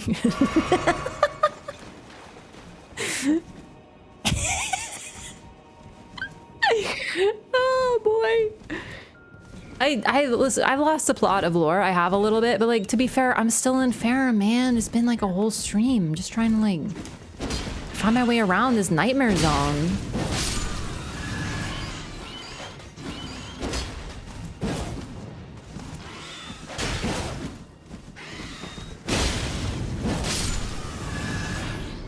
And before they say Neo. Oh.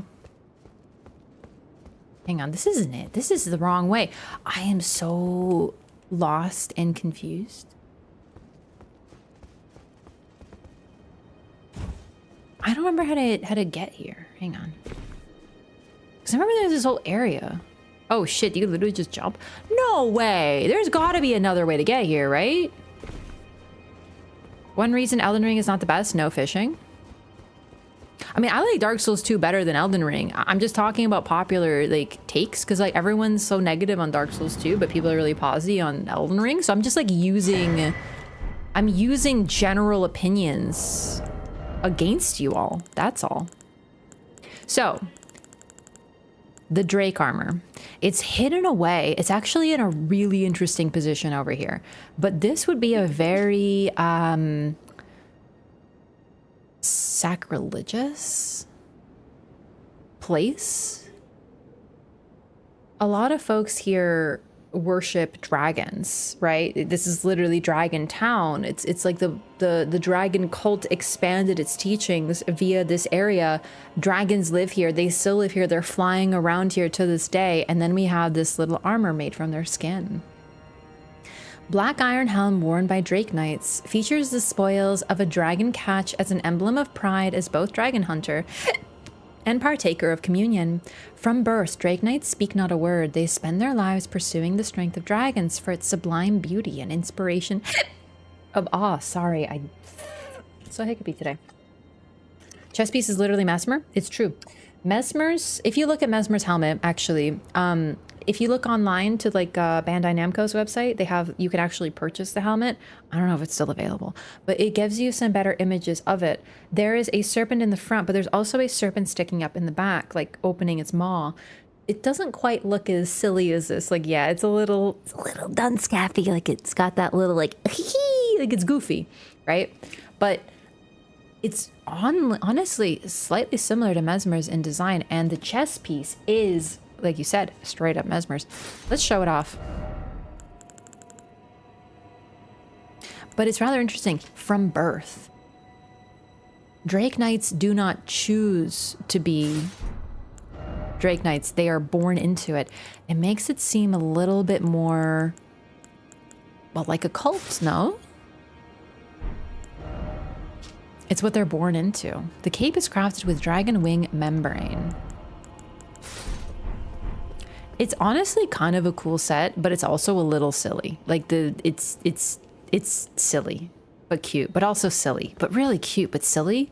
I like to call this the Monster Hunter set because genuinely, you could put this into a Monster Hunter game and I would believe it.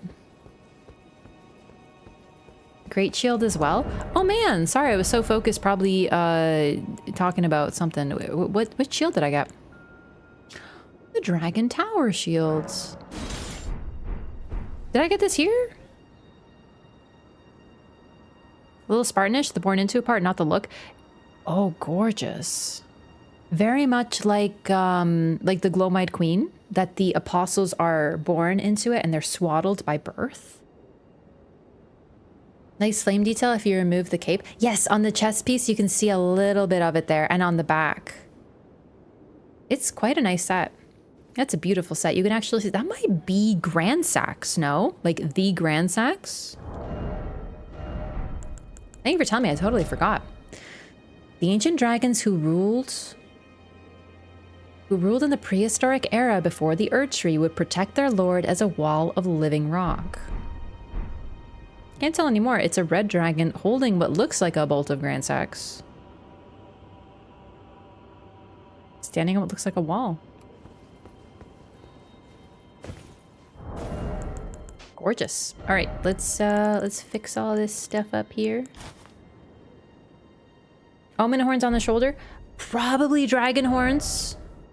Considering pretty much the entirety of the set is made out of dragon parts. The thing is, you're right, it doesn't really look like a dragon horn on the side or the top, but I think it's meant to be dragon horns. However, it is rather interesting that it's hard to tell which is which, no? Arm for the guarding guard, full blossom, very useful for heals, but like also, I have it. And it's very silly. Genuinely phenomenal set for lore, though.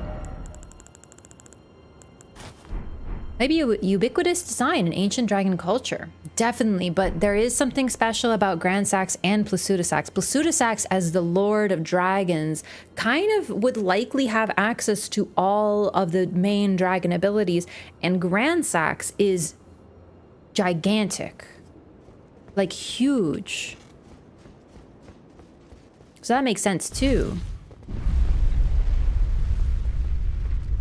Hello, ST. Are you familiar with what lore is? I can define it. I love definitions.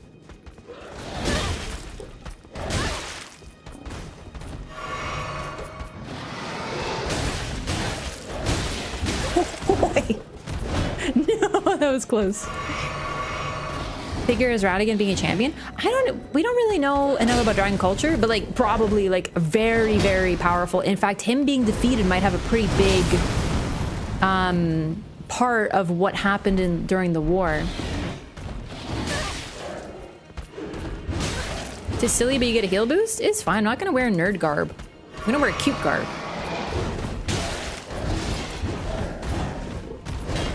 Man, they sure do like to hop, huh? I love definitions too. Me too. Freaking lost again. This isn't. Oh no, I remember. Seriously, Grand Sax was so immense they just left him there. He's ancient and he's still there. Oh wait, this is this. Oh man. How do I get to Bernal? I'm having a goober moment. I don't remember. Genuine. I'm lost. I'm lost in the freaking sauce. How do I get to Bernal town? Man. You go forward? Okay, the attack titan from Attack on Titan. Close to DTS? What the fuck is DTS? Get to Grace for Malekith? Oh, is it really that late? Okay, let me progression.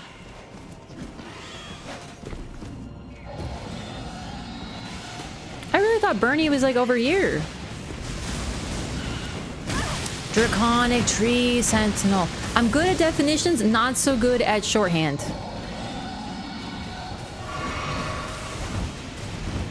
I've heard of BTS. They are a boy band, I believe. Down to you know what? The inside of the wings does look pretty gold. I would say that's gold.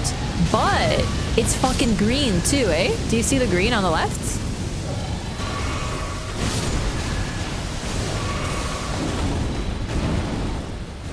Side area to the left of that drawing and off to the side? Yeah, but I already did that, no?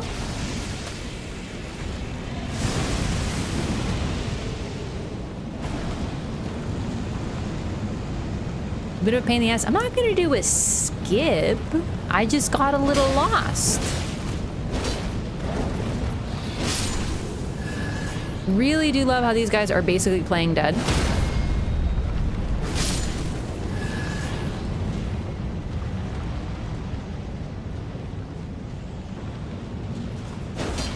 Okay, my depth perception was a little off. It's okay.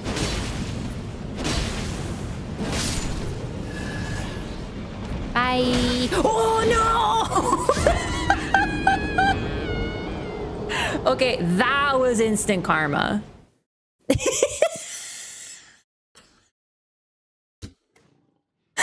There's always a bigger fish. Can someone clip that for me, please? Shit.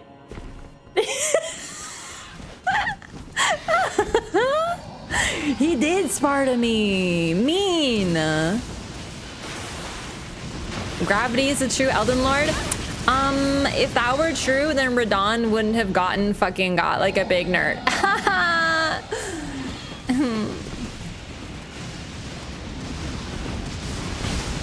This area sucks, eh?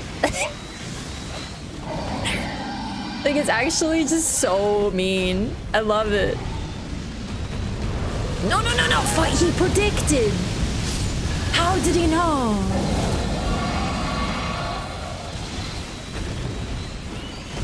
Radon never did his post-grad studies. Holy shit, Bird, we got bigger problems. Oh my god. Jesus.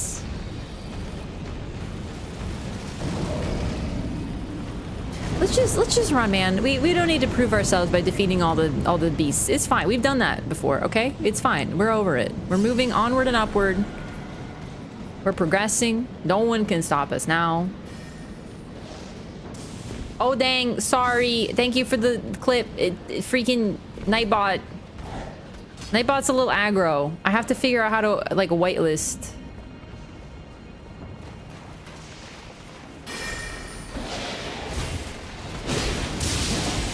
Thank you very much, though.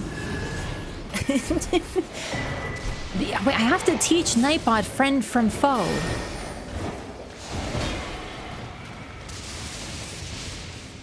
Thank you, Lyco. Yeah, mods can post clips. Mods can't get Nightbotted by my overzealous friend.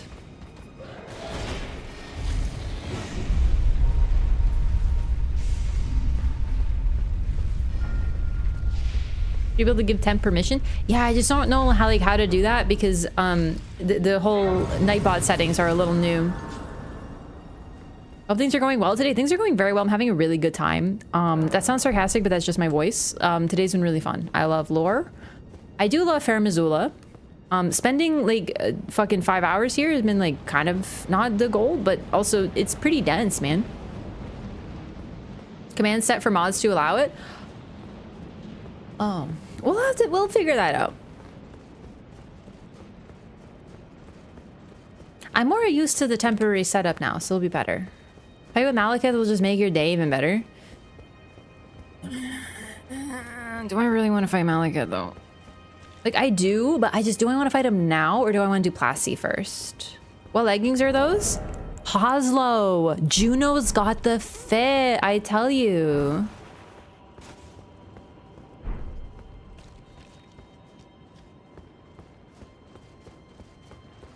Don't fuck, why did I do that?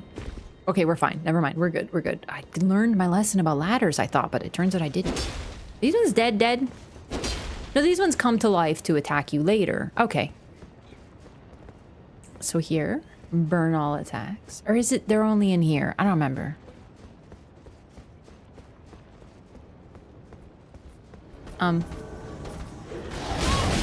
Dude, he's actually... Oh my god, is this Dark Souls 2?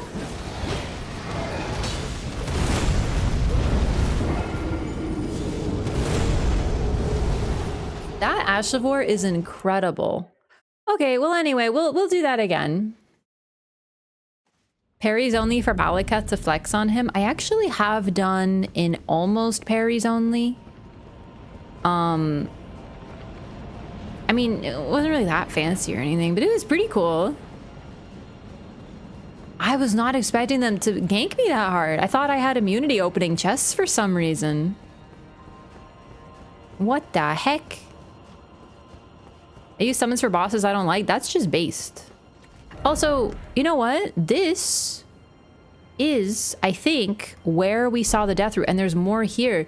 So, I mean, I know Malekith is like over there, but you gotta admit, it's pretty freaking close to Malekith. This might be his litter box. Like maybe it's death root poo, you know? I don't know, man. I know he's like a shadow god, death of the demigods, rune of death holder, but like, I mean, I read that book, Everyone Poops. Oh shit, again, I have to stop doing that. I'm gonna get absolutely clapped at one point. Is this your first playthrough? Absolutely not, no. This is a LOREATHON, so we're hunting for lore. This is approximately my 500th playthrough, but it's not, I don't go all the way through. Nope. Okay, but yes. I lived, bitch.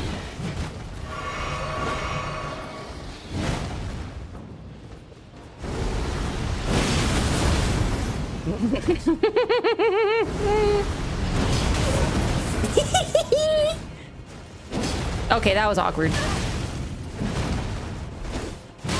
Okay, yours is bigger than mine, but it's not all about size. Okay, burn all.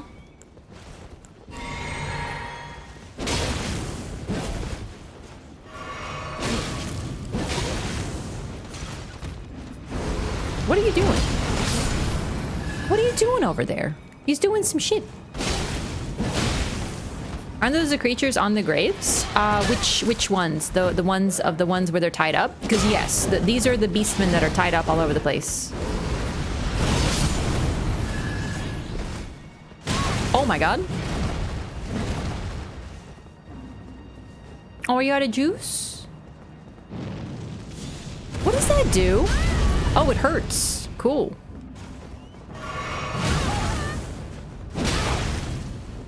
Okay, yours, you hit actually really hard. That is beautiful. It looks very much like Radahn's, doesn't it? Like it's almost like a gravity. It doesn't pull you, but it has a reminiscence to Radahn's. Cool. That's what's up with these folks. The recusants they take, right? They absorb health from those they hurt. Like that.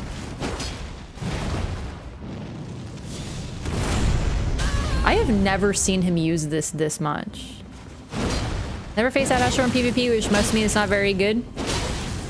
I've never seen it in my life. Good night, Bernal. I love you.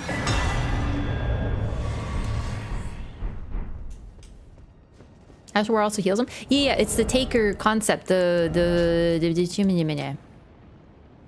heck is the Devourer Scepter? It's probably a Great Hammer or something.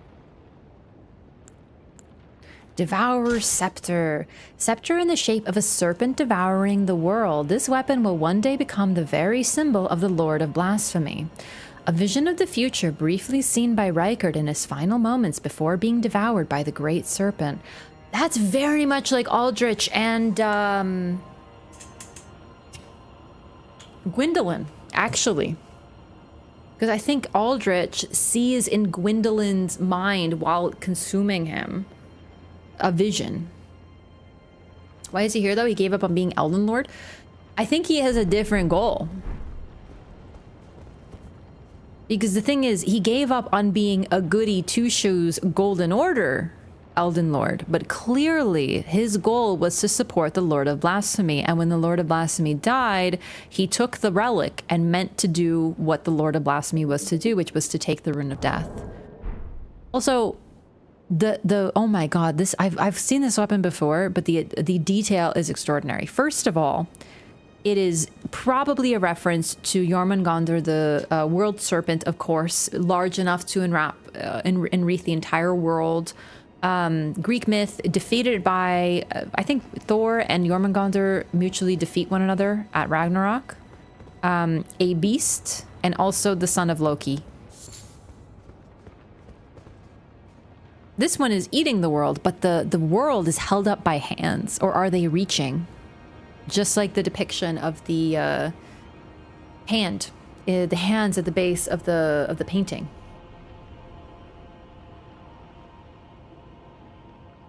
Comes here to help you as new lord.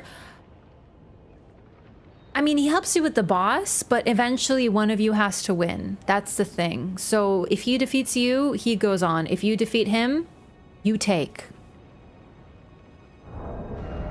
So no, it had to be one of you, and it turned out to be you. Unique skill, Devourer of Worlds. Charge the scepter with magic and strike it against the ground to steal the HP of all nearby enemies. It does fire and physical. Expected. Very cool. Very cool.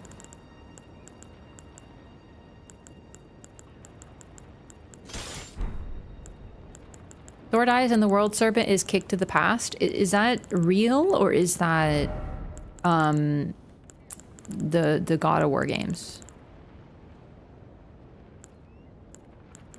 I know it's myth, is it real, but you know what I mean.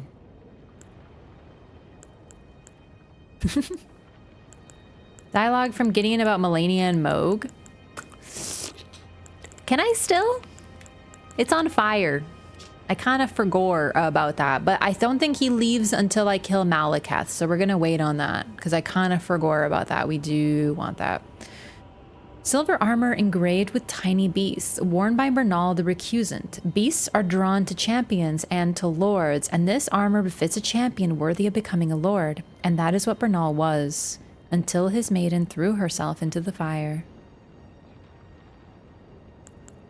All the best Berserk references in your opinion? I don't know Berserk, so I'm afraid those sorts of things are gonna be not as known to me. Something's got to give. I don't know all things, unfortunately. It's too bad, because I'd really love to. I would say all the big swords. And probably the... I would say Ludwig's a pretty cool one. I heard there's some sort of like horse demon or something. I don't know. Don't know. Norse myth, you mean? Not Greek myth? Did I say Greek? I meant Norse. Sorry. If I said Greek, I meant Norse, yeah. Same lore.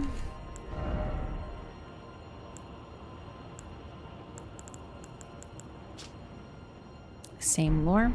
So the chess piece is altered, and unaltered, it's very beautiful, but also I'd like to show it. Again, the whole sense of the past thing is just God of War? Pretty sure too, yeah. It's from the God of War games. I'm a little bit distressed that a video game has influenced what people think is real Norse myth. It hurts a little, but it's okay. It's okay. What am I looking for? Altar.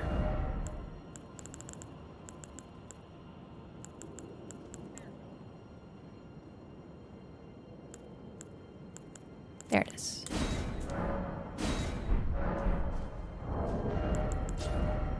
Also, sometimes the lore changes when you alter it.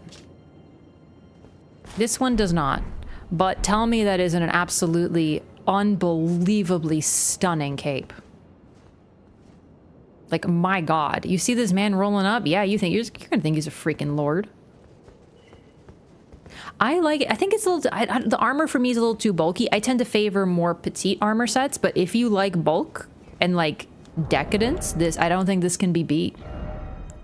Glitch the cape to make it purple? Yeah, I remember seeing something. I think Zuli talked about it, like, a long time ago. Miss the Beside the Great Bridge Site of Grace? Maybe... No, I have it. Why? Lord of the Blasphemous Claw. Ah, the Blasphemous Claw. Of course. Thank you. You get so many things at once from some of these individuals. Love the Blasphemous Claw. So Bernal knew more than the others. That's the thing. He was a true recusant, like all the way through. Almost looks like Godfrey's blue cape, but not torn apart. I really think that of the lords, of the wannabe Elden lords, Bernal was the closest to following in the footsteps of Godfrey. He truly believes that he truly believes that might makes right. If you defeat someone, then you are better than them. And he took that concept into into being a recusant. But, and this is really important, he still has honor even as a recusant. Like, look at Patches, compare with Patches, who's like, oh, do my job for me. Bernal wants to fight with you. He wants to fight honorably. He's going to fight two people, so he asks you to work with him, and he gives you the reward. His armor is covered in lions, and all of them are reaching and fighting for the thing at the top. That sort of represents, his armor represents what he felt himself, his own psychology. Who is Mike? He's the guy with one eye from Monsters Inc. Hope that helps. Bernal ditched the cape as part of giving up his lordly status when he became recusant. I think so. I definitely think so. Vike's armor is great. Doesn't look that bulky and comes with a very cool cape. That's why it's actually my favorite. Yeah. Mixes poorly with literally everything else. You know what? I think that's true. This is a bit of a tangent, but I think that's true of almost every single armor piece. If you're trying to mix and match pieces, almost every single one has a slightly different color of silver or gold. Nothing matches very well with one another. You have to ignore how things look a little off if you try to mix and match. But no, I definitely think so, because he wears the helmet when he's a recusant, but otherwise he talks to you, he's just a knight, and he wants to help you learn some Ashes of War. Okay, sorry, the Drake Knight set changes lore when it's altered? Let's take a look. I totally believe that. There's definitely a few, I just don't know all of them, because, you know, altering everything. No. Was it a different one? Maybe it was a different one. A problem fixed by being phantom colored? Yeah, I do like being phantom colored, but I understand why most invaders wear the ring to make you look like a host. It's the fashion. You work so hard and you fashion, and then you just turn red. It's different, but it's the same as the rest of the set. Wait, was it different? Oh, the chest piece. It says that the chest piece is that. Yeah, okay. I mean, yeah, you know what? That's right. That's true. Oh, sorry. I forgot the Blasphemous Claw again. Die, you stupid dumb bird.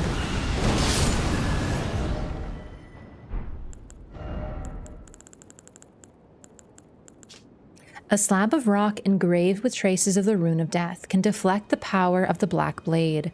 On the night of the dire plot, Ronnie rewarded Praetor Rykard with these traces. Should the coming trespass one day transpire, they would serve as a last resort foil, allowing Rykard to challenge Malekith the Black Blade, the Black Beast of Destined Death. So Ronnie, she rewarded her brother. So they were working together in some way, shape, or form near the end, and it makes sense that both of them took on a blasphemer role. Altering lore through golden tailoring tools, it sounds like changing history. Is that what Marika did? The thing is, it doesn't change history, it just gives you other insights. Like, both of them are accessible to you. But that's a pretty interesting point. I don't know how much Marika changed history, in all seriousness. I really think a lot of that, you know, oh, the Erdtree was always the way it was, came from Radigan and his fundamentalists. But other than that, I truly think that I don't know how much she talked about her past. She was more focused on the future, but I don't think, from what we can tell, that she tried to hide it or hide the truth of what she had done. That seemed to happen later. To raise one of her children, though, which one are you talking about? Because if you mean Godwyn, yeah, but you gotta admit that Godwyn effectively sided with the one who wanted to change history, so it becomes a little bit more complicated. Oh, Mesmer. We don't know enough about Mesmer yet. We really don't. I don't think we can come to the conclusion that it was a negative thing, considering a lot of Mesmer's depictions and his introductory cutscene, which is meant to give us an idea of him, is him defending an image of his mother holding a baby. So I don't think that this is a case of Marika abandoning a child. I truly think that Mesmer might be... I talked about it before, but this is one of my raft theories. People are focusing on the veil as, oh my god, it's Marika's bedchamber, and it's hiding this, and it represents the isolated divine towers and all the divine towers. Sure, but the point of a veil is not only to hide something, it is to keep it safe. And that's the thing. Taking a baby and concealing it, or taking someone and hiding it, I think it's actually more protective than anything else.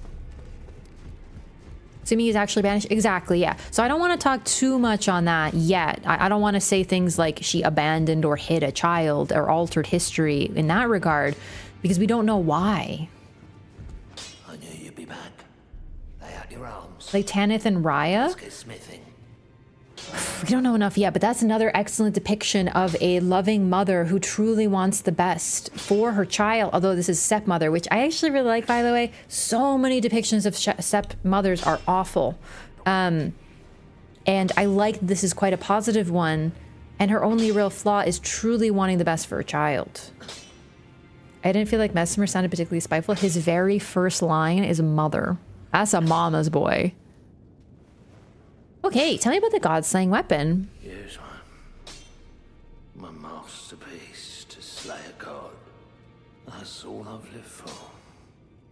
And my promise to Queen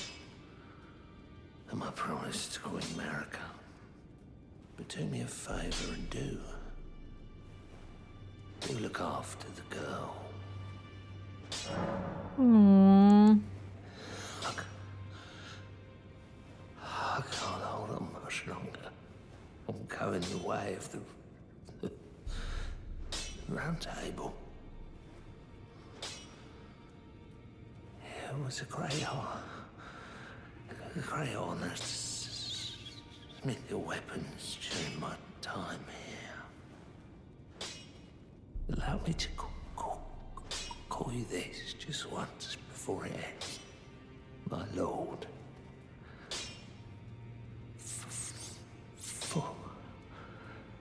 For that is what you are.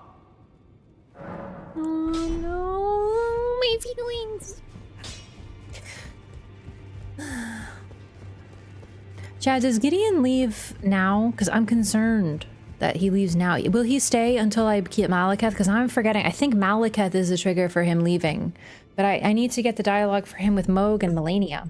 Also, yeah, sorry, about the copy of the Roundtable Hold. I've gone over it before, so I'm not going to go too far into it, but very briefly, It is probably a remembrance. I believe that Hugh is the one hosting it. I've talked about it a lot on stream, so that's the real one in the world, but it is a place that was very dear and close to someone's memory, and it's supposed to be a safe place for the Tarnished, and if it exists in the world, it cannot be safe. So I believe Marika, through Hugh, created the Round Table Hold. It is Hugh's wish to create a weapon that will slay a god. That is his promise to Marika. He is so fixated on this idea that he manifested this realm specifically so that the Tarnished can be safe. And fulfill his goal and Marika's goal. The Hugh as the host part is like my personal take. It's not guaranteed, but I don't believe the 2 fingers is real. Enya is non-functional a lot quicker, which means she might not be what she appears, but the one who lasts the longest and refuses to leave is Hugh. This is also an area that we find his hammer in the real Round Table Hold. He's clearly attached to this area, you know, stuff like that. This is Hugh's remembrance, for lack of a better term, which is why when the Erd Tree burns, it burns as well, and his memory starts to go. He's the only one who seems affected by the flame because it does affect him. Also, yeah, the chains are broken, but he doesn't care because he's never been trapped in the first place. Hugh's Garmin? Yeah, actually, very much so. Okay, I wanted to talk to people here after fighting Fire Giant and burning the flame, doing the cutscene, but I forgot, so... You've done it, I see. What use do you have for me now? I am a finger reader. I will remain here until their dialogue ends and the fingers speak again. Do as you please. Take whatever course seems most worthy to you. Now you may go.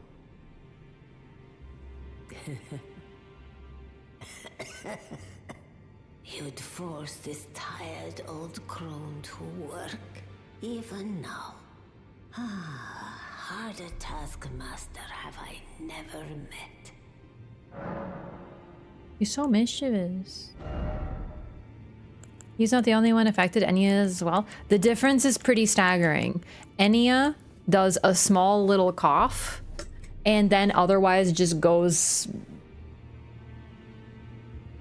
like, she just is dead, but we're still able to interact with her.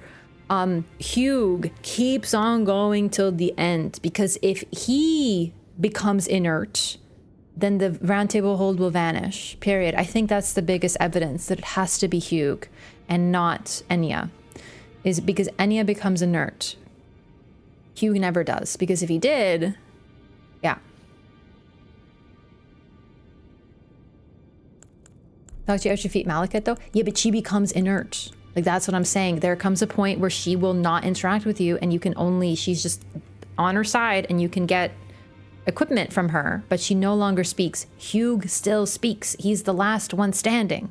Because if he becomes inert, then there's no more Round Table Hold. It's gotta be the last one standing. I'm gonna get this. Right, I already got the Fire Giant's equipment. Him and Roderica? Yeah. Roderica too, but Roderica is not a contender because she is a Tarnished who entered the Round Table Hold like us, so she can't be the host of it. It's gotta be Hugh. I don't know what that sound is! It's freaking me out!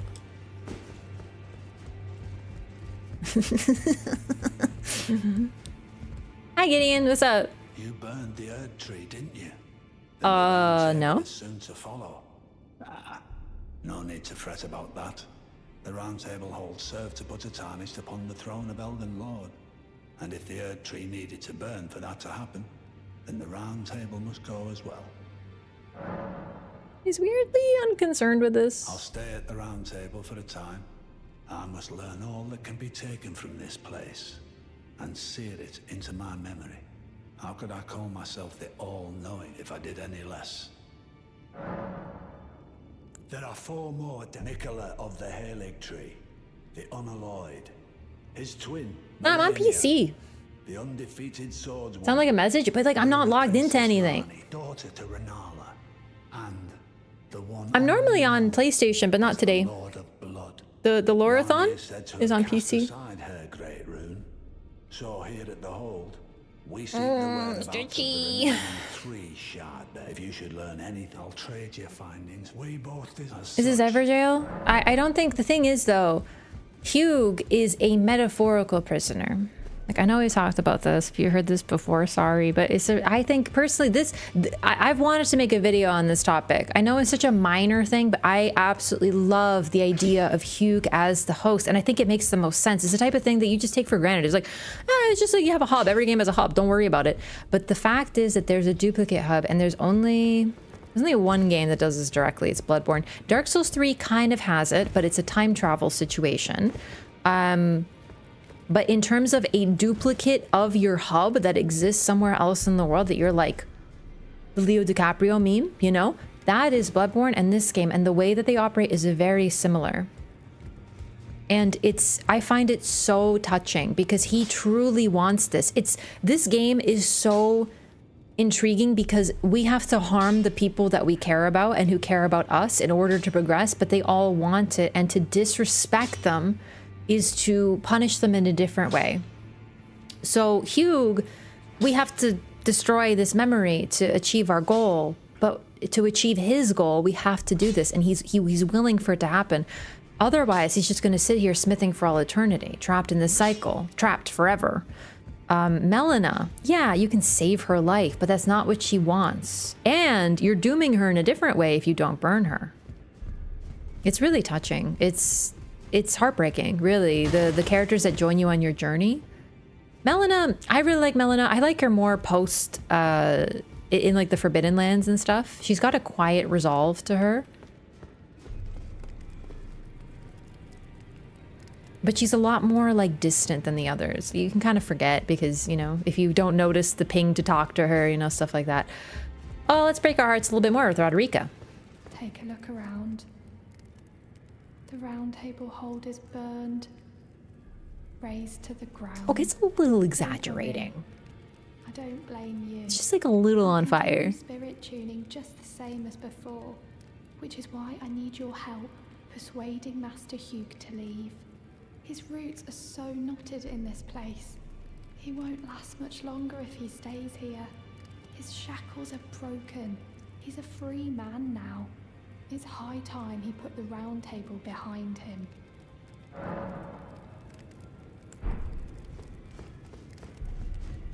The question I have is he capable of leaving, right? Because Garamond was truly trapped, but Garamond was trapped by another being's will, not his own.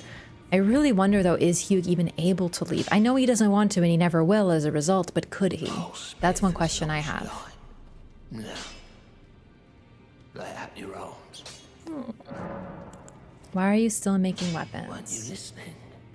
As I've always said, you came to challenge the demigods and their god, to slay them. And as long as you do, I will always smith your weapons. It is what I wish. To smith a weapon for you to slay a god.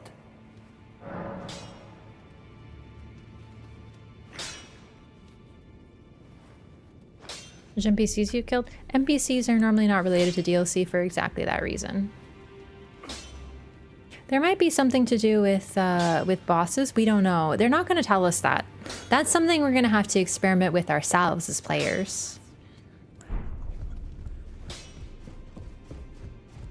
I love his incredulity too. He's just like, well, of course I have to stay here. I'm not done. You're here for some the ultimate perfectionist. Oh, is that right? So Master Hugh won't listen to you either.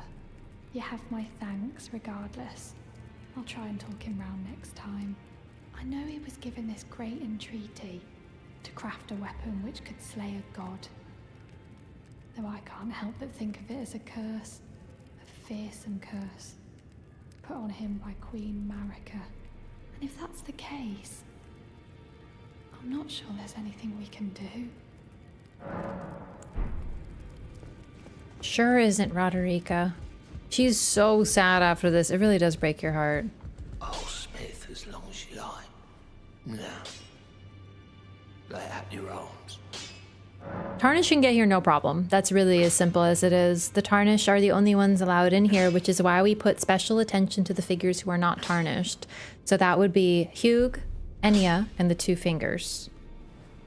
They are clearly not tarnished, so how do they get in here? That's why characters like Blythe, Ronnie, Alexander, they never come here, and that's intentional. They're not tarnished. Only tarnished can enter the Round Table Hole. It's actually really neat. I've upset the girl. She says that now my chains are broken, I'm free. That if I stay here, I will be ruined with the Round Table. What use have I for freedom now? I smith weapons to slay a god. I have lived and will die doing so upon this spot. Is there any other way?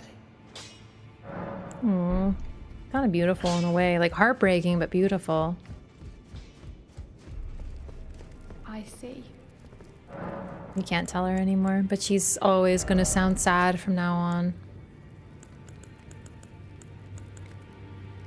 Anyone enter or leave? We use Melina. Melina gives us our introduction. But it looks like they get an invitation, they're able to enter. It's just something the Tarnish are able to do. That's why some people think that she wasn't a Tarnish. I think she was a Tarnish. She simply never saw Grace. So seeing Grace was apparently not a requirement to be a Tarnish. I don't think she could get here otherwise. Like, it could be confirmation bias. The only individuals we see who come here are tarnished.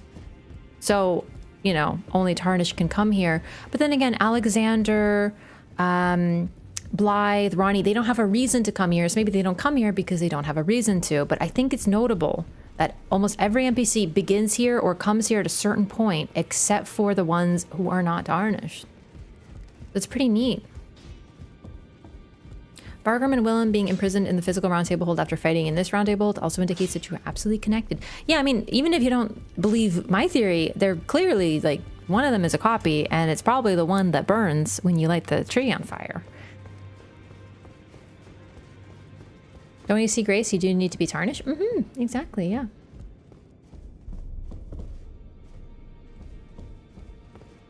I personally, I don't have much evidence for this, but there's something about her nature. I really think that Enya might be like Marika, sort of sneakily sending a message. I think when we talk to her, we're talking to Marika.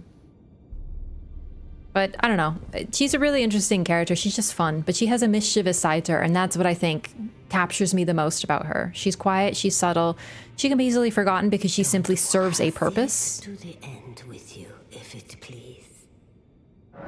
But how quickly she jumps to being like, yeah, do a cardinal sin is pretty fun if you ask me. Hexia with the two fingers. I have my thoughts on if this two fingers even exists or not, to be honest with you. Honestly, I really feel like if this is Marika, which it's just her mischief that gets me so much. I really do wonder, because this is so goofy. Like, it's like, hey, I'm the two fingers. I'm like a really big deal, bro. Listen to me, for sure, for sure. And then it's like, hey, by the way, there's thorns. And the fingers just like, oh, fuck, what do we do? What do we do? What do we do? Like, it's hilarious. This is not a positive depiction of the two fingers. Go home! Ah, Mom, pick me up! They have thorns! It's adorable.